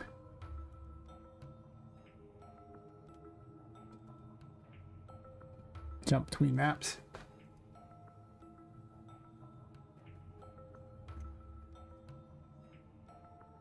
Oh, it's actually like what, bye bye see ya is what you're saying? I thought it was bye bye see ya. Yeah, my brain does not put 2 and 2 together unless 2 and 2 is 5, in which case my brain's like, hell yeah, brother.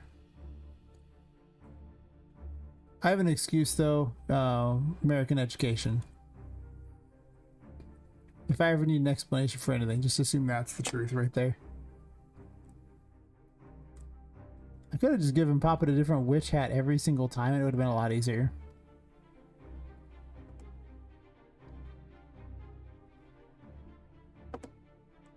But hear me out, I didn't do that. That's it. That's my explanation. Seems like a reasonable explanation to me. I'm just saying, I just didn't do it. I could, but nah. Maybe, nah. Possibly, nah.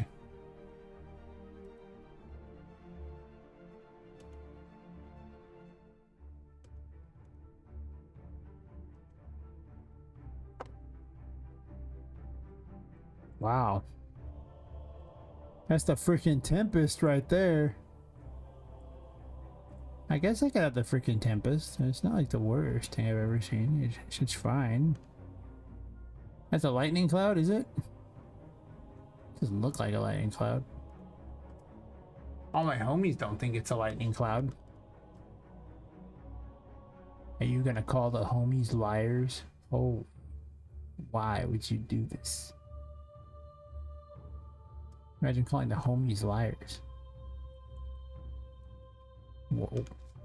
Can I shrink it? No. And this is why I hate cascade particles, because okay, so not Niagara particles, because you often can't do anything with them, and you got to sit there and edit them in order to make it do that, and it's so annoying. Like, you think they would just make a thing where I don't have to do that? They'd make my life 1,000 times easier. But they're like, nope. I'm like, I see.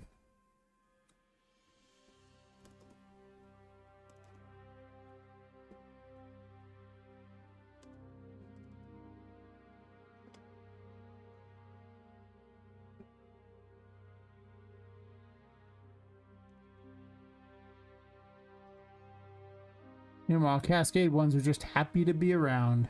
Yeah, like, people still use us. Oh my god.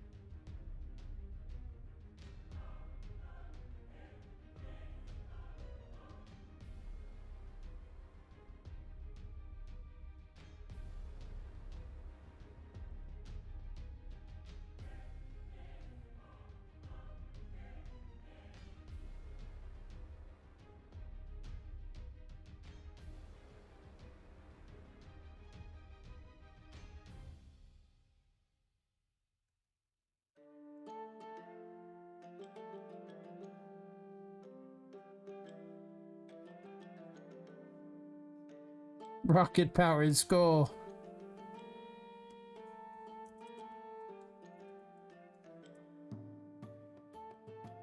Okay, I don't really like it per se, but I think it is funny to have rocket powered skull. I'm just saying. Like, I don't hate it, but I also don't like it. But rocket powered skull is rocket powered in skull.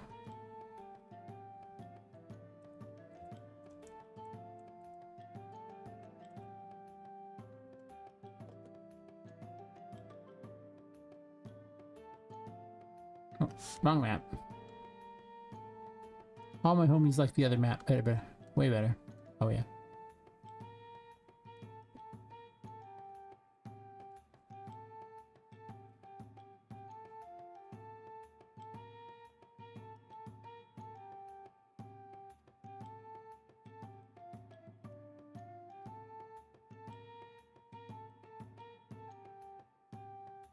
All I have to do is go get a massage. It's a hard day planned ahead. And I have like 11 and a half hours before that massage.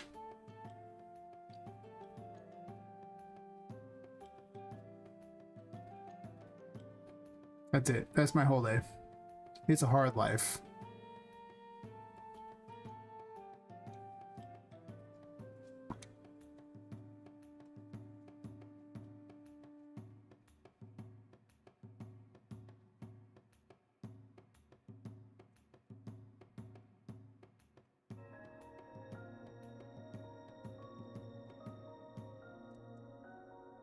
This could probably use a blocking volume under it with how garbage it is.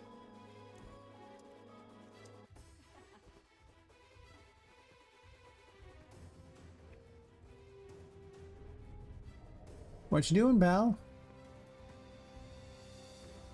I didn't switch it. Nice. Fantastic.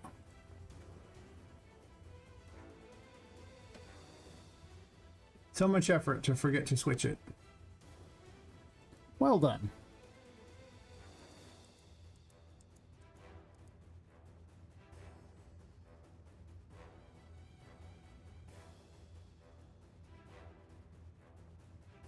I just have it under homing projectile.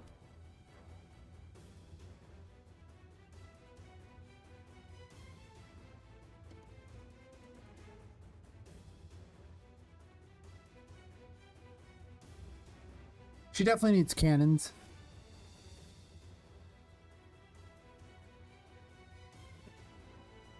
Maybe this one won't summon any minions. I'm stuck in here in such a bad spot. Why would I do that to myself? Okay, that's just annoying.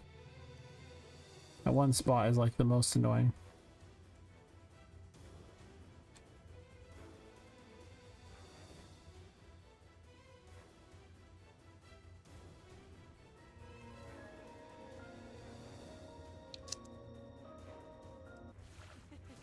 Wait, I just passed through that.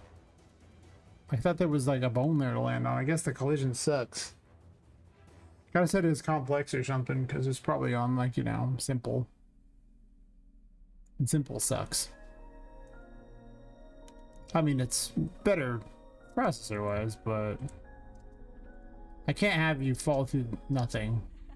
Fall through something and test. That's just not a thing. I might make a plank, honestly.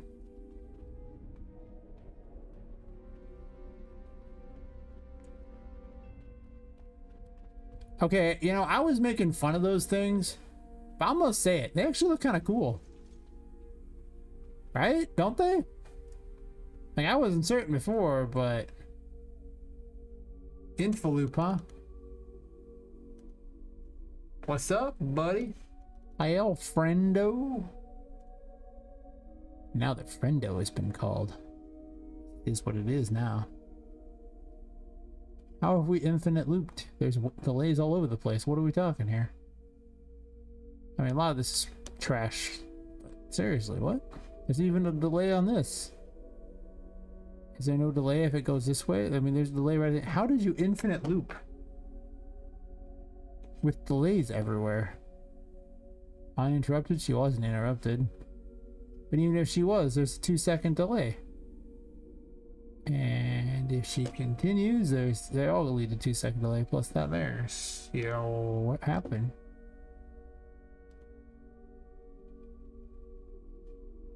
Okay. Oh.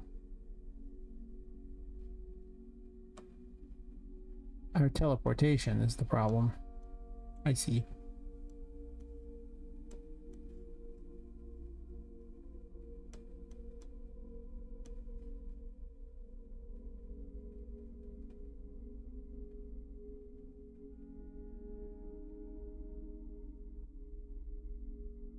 How can that be an infinite loop? It has to get a navigable point in radius. And it's looking for 200 to 700. How is that ever an infinite loop? Hmm.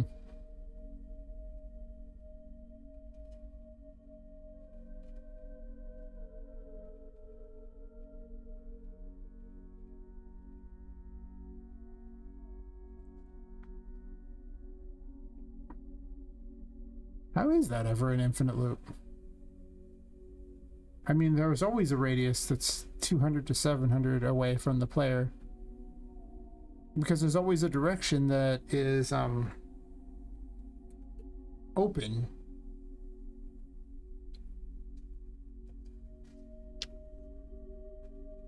No matter which direction you're going, there's always a direction that can work.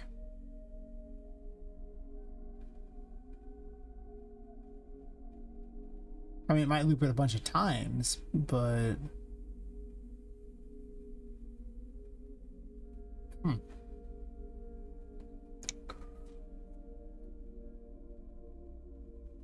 That's weird.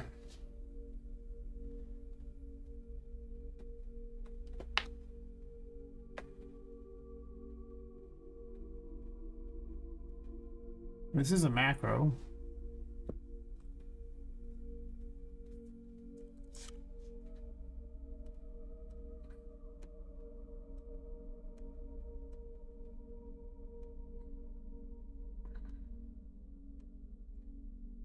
Actually, no.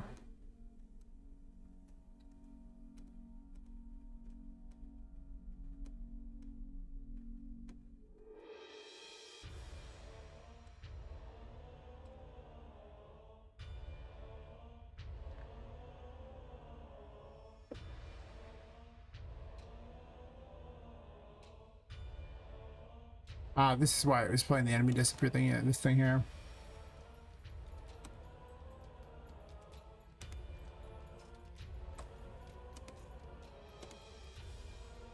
Oh, okay.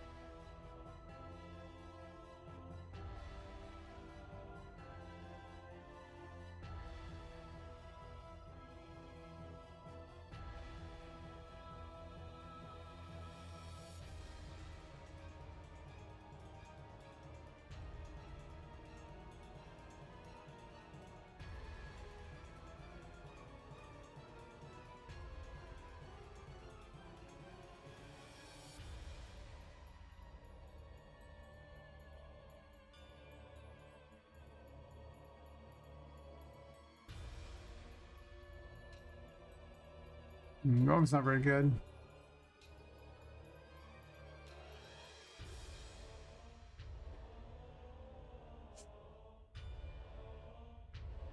Doesn't really obscure.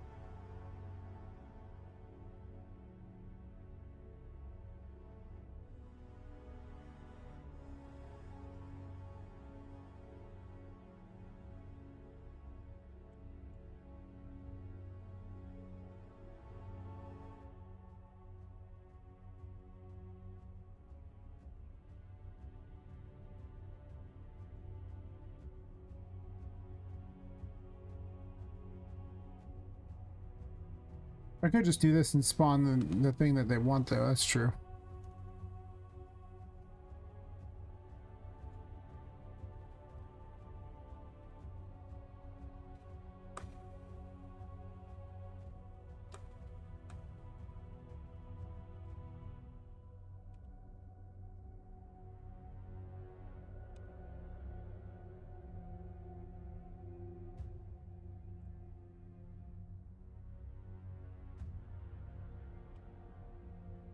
Is this even used?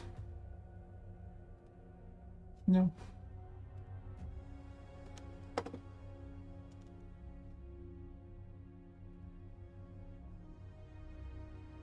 It's a blast from the past, but not a good one.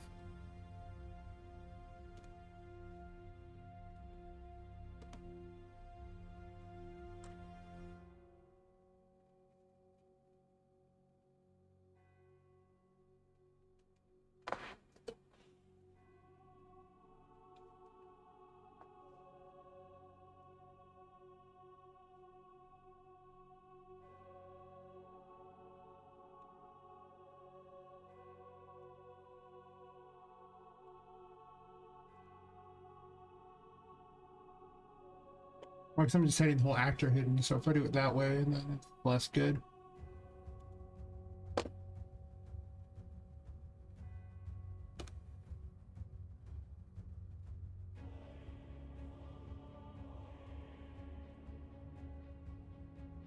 could just portal it like I portal everything. Kind of lame to do it all the time, though.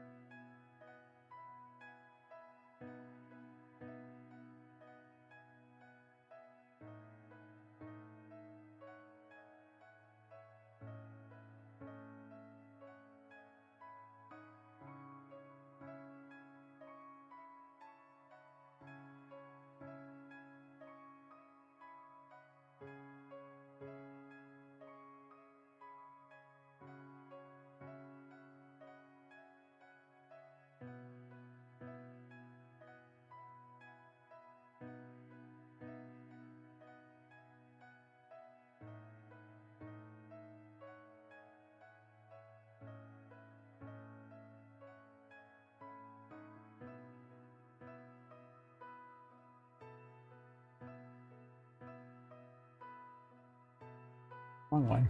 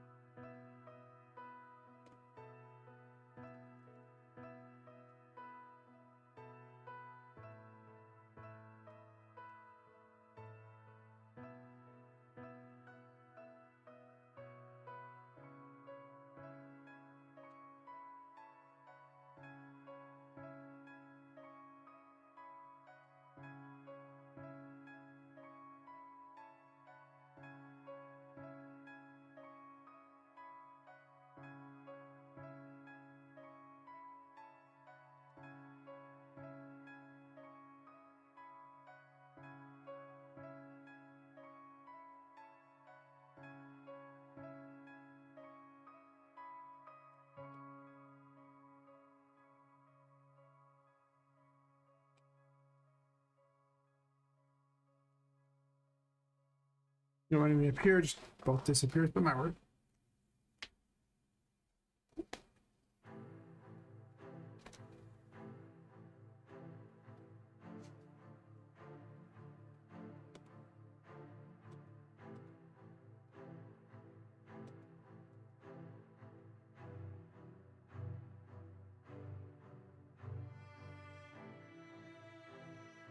Oh.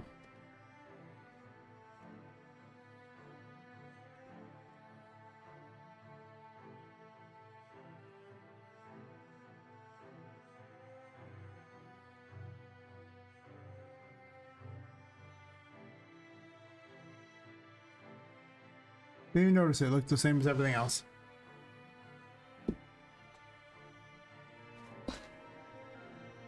Sitting for longer than I want to be. This chair's like, but I'm not meant for this many hours. I'm like, that's fair.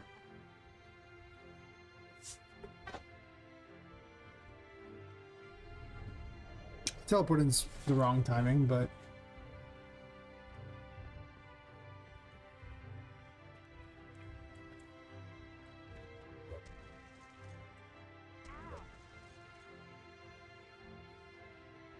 she flipped. I didn't know you could flip.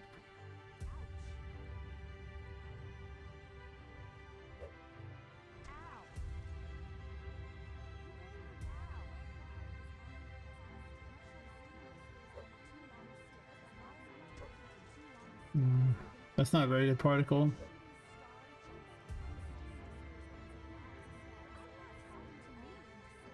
What is that stupid particle? It looks terrible.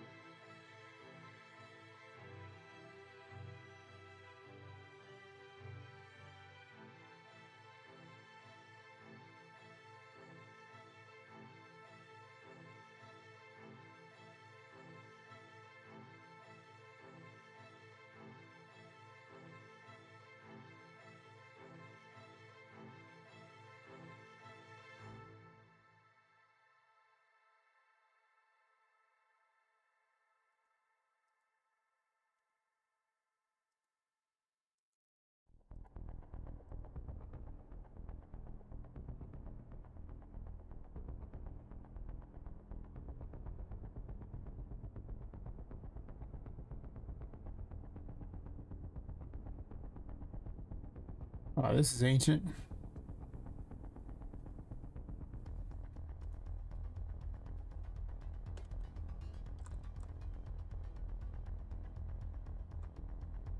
This is back when I went some of the earliest things I had there. This doesn't need to be here at all. I remember it was on it and I don't care.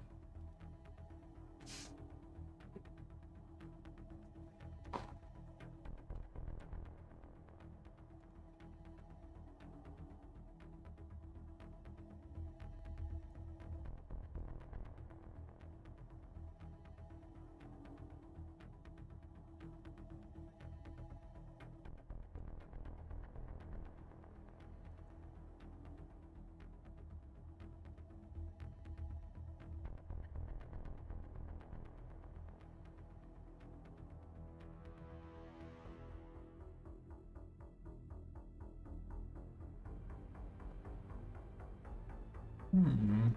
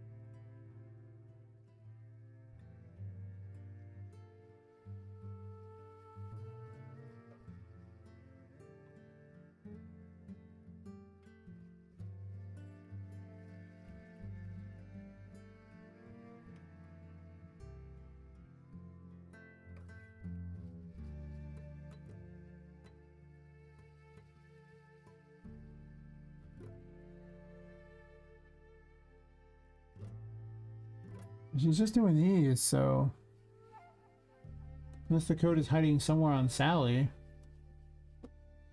I don't see why it would be in the other. Somebody is telling her to do that every time, and I'm just missing it horribly.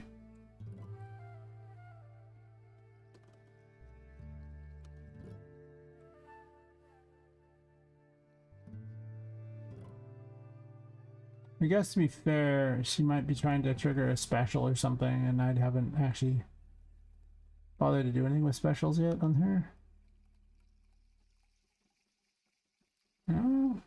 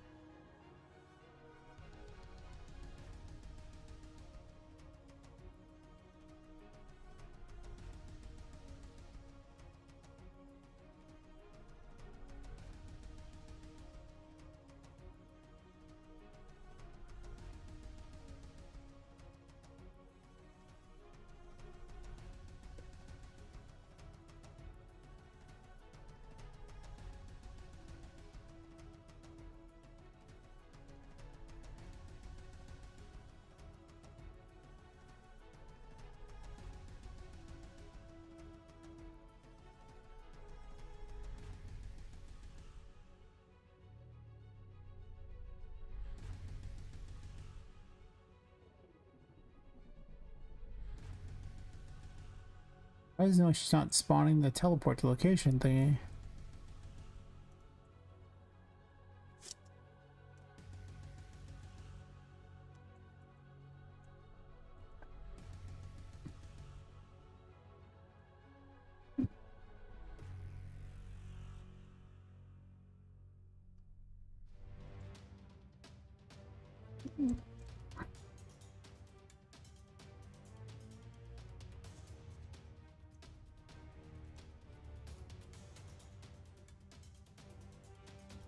Starting to get a bit tired.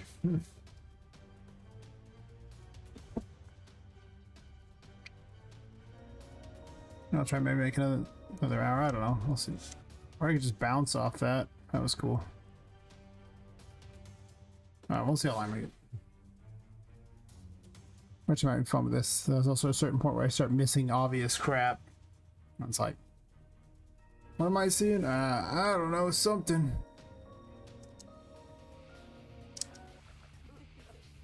Okay, that was unexpected. Basically, the collision on these sucks, is what I'm seeing.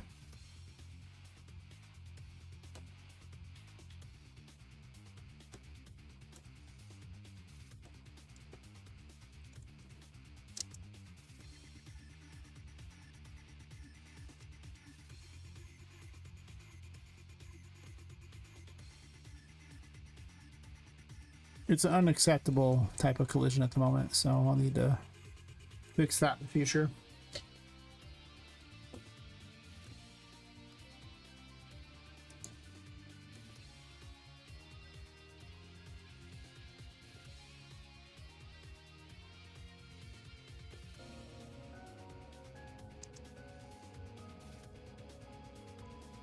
Oh, these are terrible. Holy crap.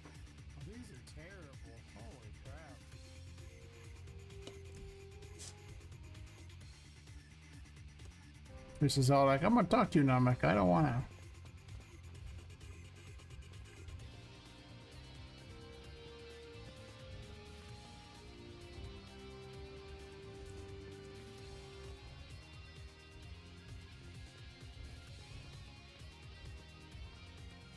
Where did she go?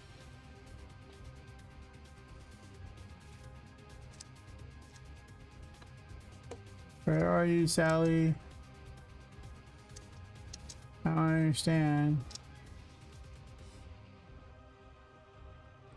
Oh. She's in invisible mode.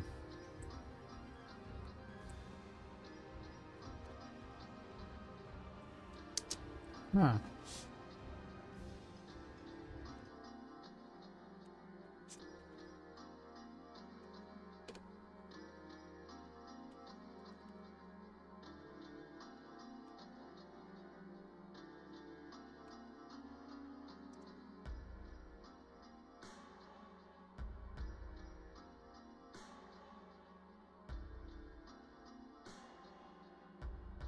I don't understand it. That literally should be fine. What are you breaking?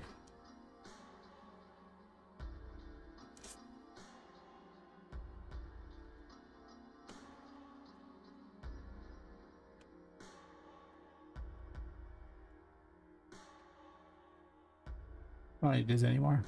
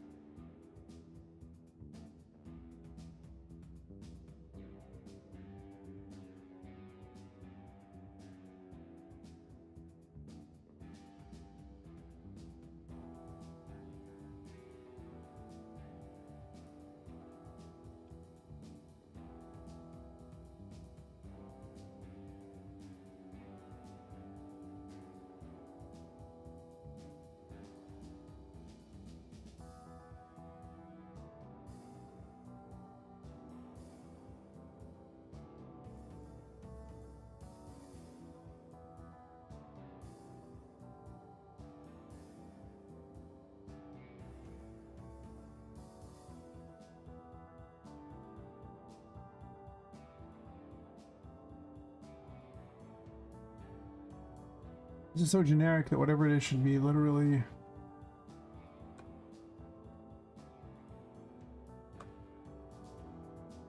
in here.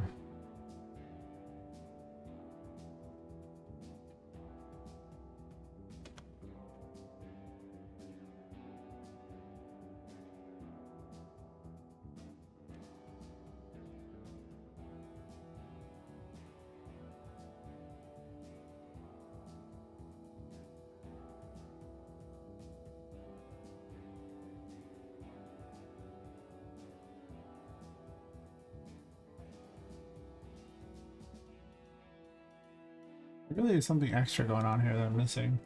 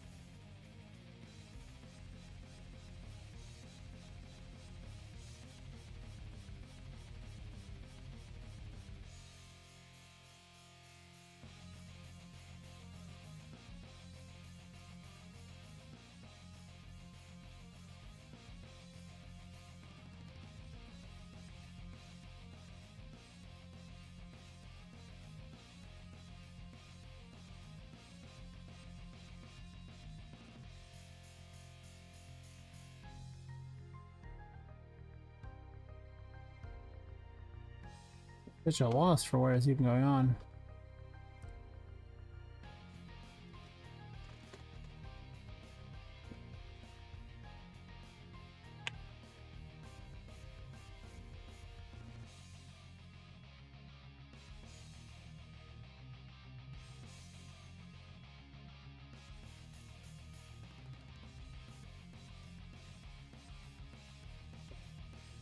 I mean, she doesn't summon units necessarily, but I can always change them out too.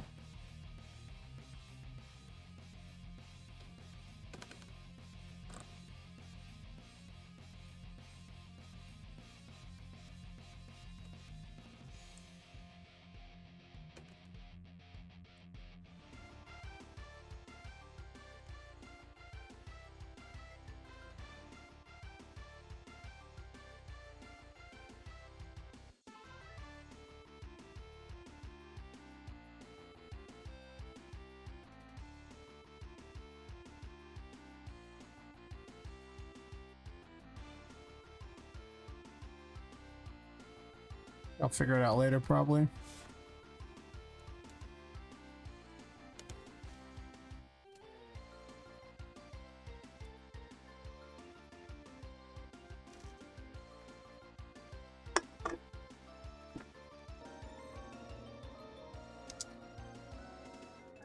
I'll probably end up calling it pretty soon, but I'll be back tomorrow to work on this stuff too. After a certain point, I tend to start just not noticing what I'm doing. It's probably, I'll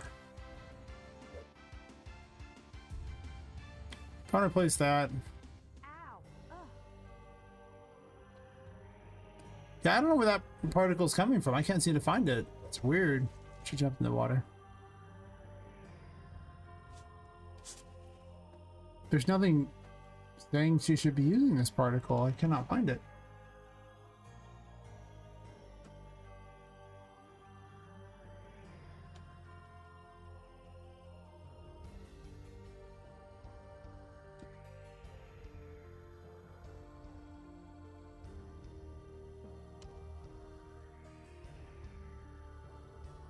That's not a weapon.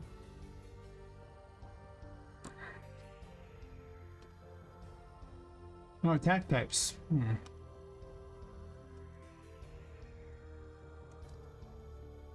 Some old crap.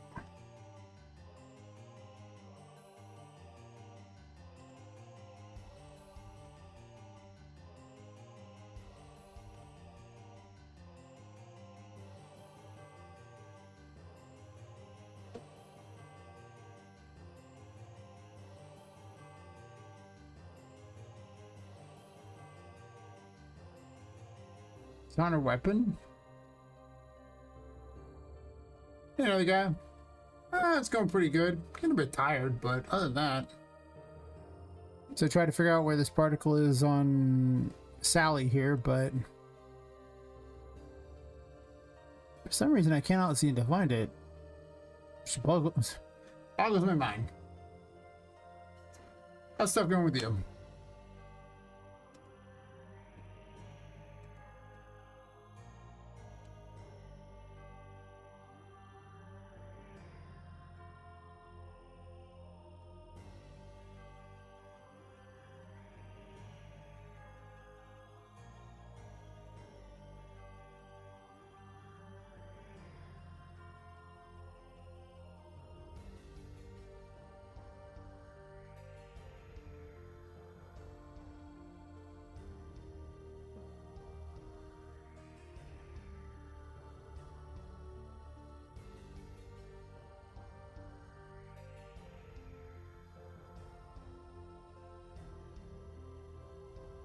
Did I not change this out?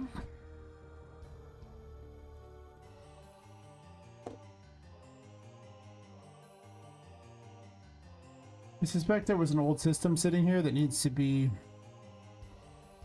removed.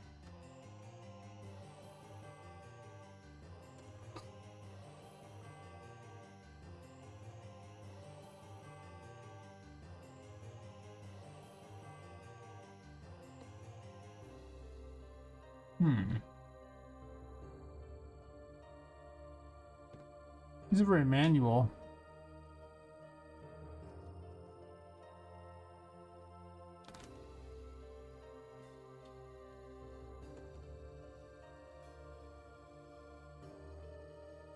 Also be usability.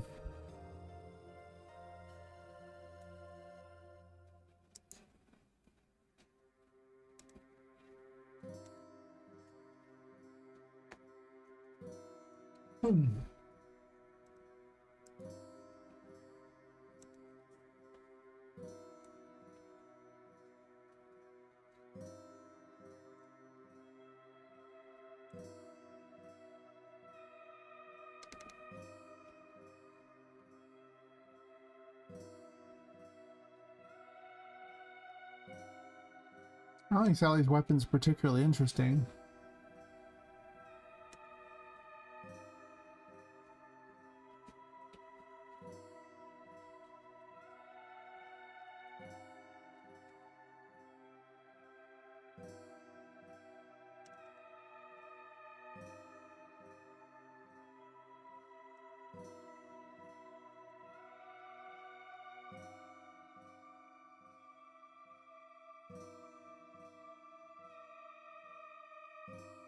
Okay.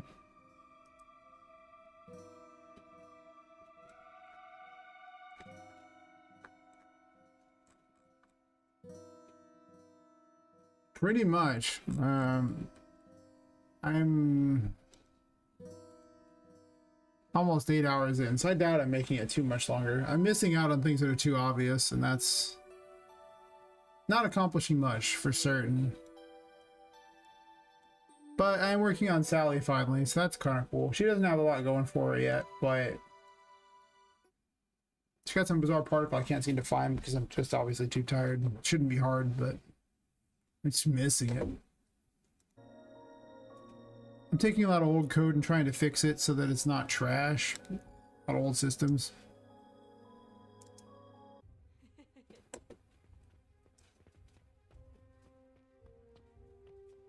She has her haunted lanterns, so they fly away. She will try to attack you. She's got her little skull thingies. I don't know what's causing that giant purple thing though. That's weird. I'm trying to figure it out for a bit.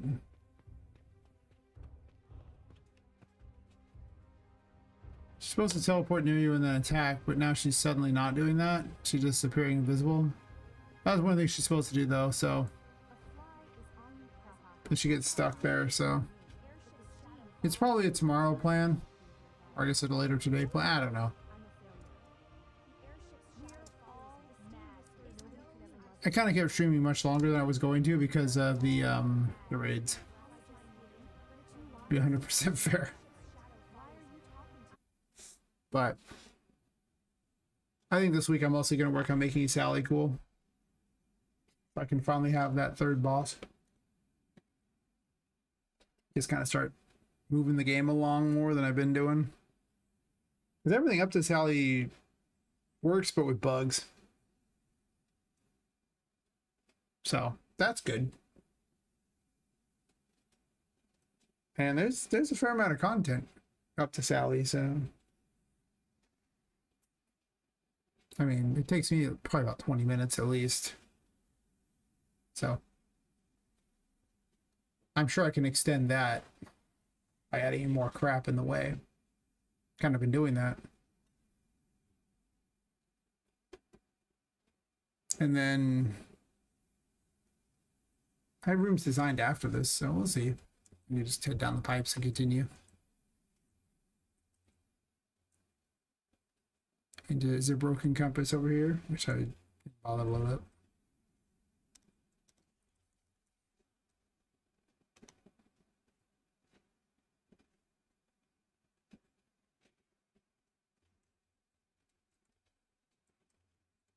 But Sally's been a real stickler.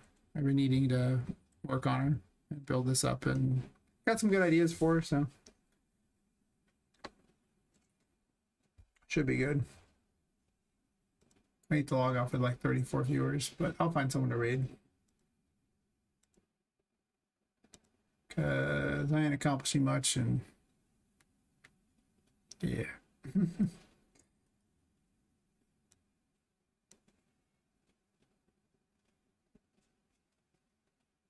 Well, I can give like 8 bits a byte, like, you know, a bunch of people or something to raid or something, or watch them. Sure.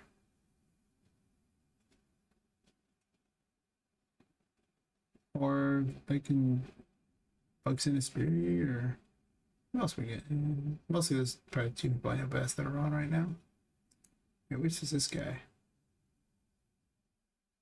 Ah, yeah, I don't know who that is. Yeah, I follow everyone I ever raid, and I never remember who half the people are.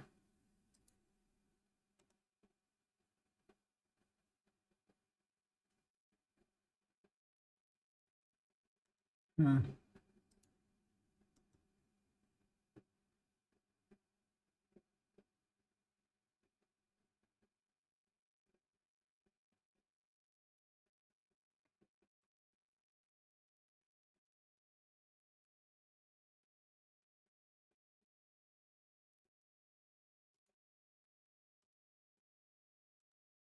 Ah, I'm spacing out. Yeah, I mean, Sin Spirit does good though. Let's raid him, so then you can the people from Hypnotic that like to go stuff can do that. I haven't raided him forever. I raided 8 bits like I think the last 3 times or something. So I guess I'll spread the love. Raid Sin Spirit. So I'll be back tomorrow, probably around the same time, because I'm excited to work on this boss as soon as my brain wants to work on things. I don't have anything else I have to do, so I'm just gonna go pass out for a while today and go get a massage and then wander back at some point. Yes. So, for those who don't know, the game's called Poppet Quest. If you like what you saw, follow, subscribe, join the Discord, or don't. Either way, thanks for watching. And I will send people off to Raid Sin Spirit. Also, I have to end the stream on YouTube and Kick, so bye-bye people on YouTube and Kick. Can't raid out with you guys, unfortunately. I suppose I could try to raid out on Kick, but, can't raid too many people at the same time, so bye-bye people on those.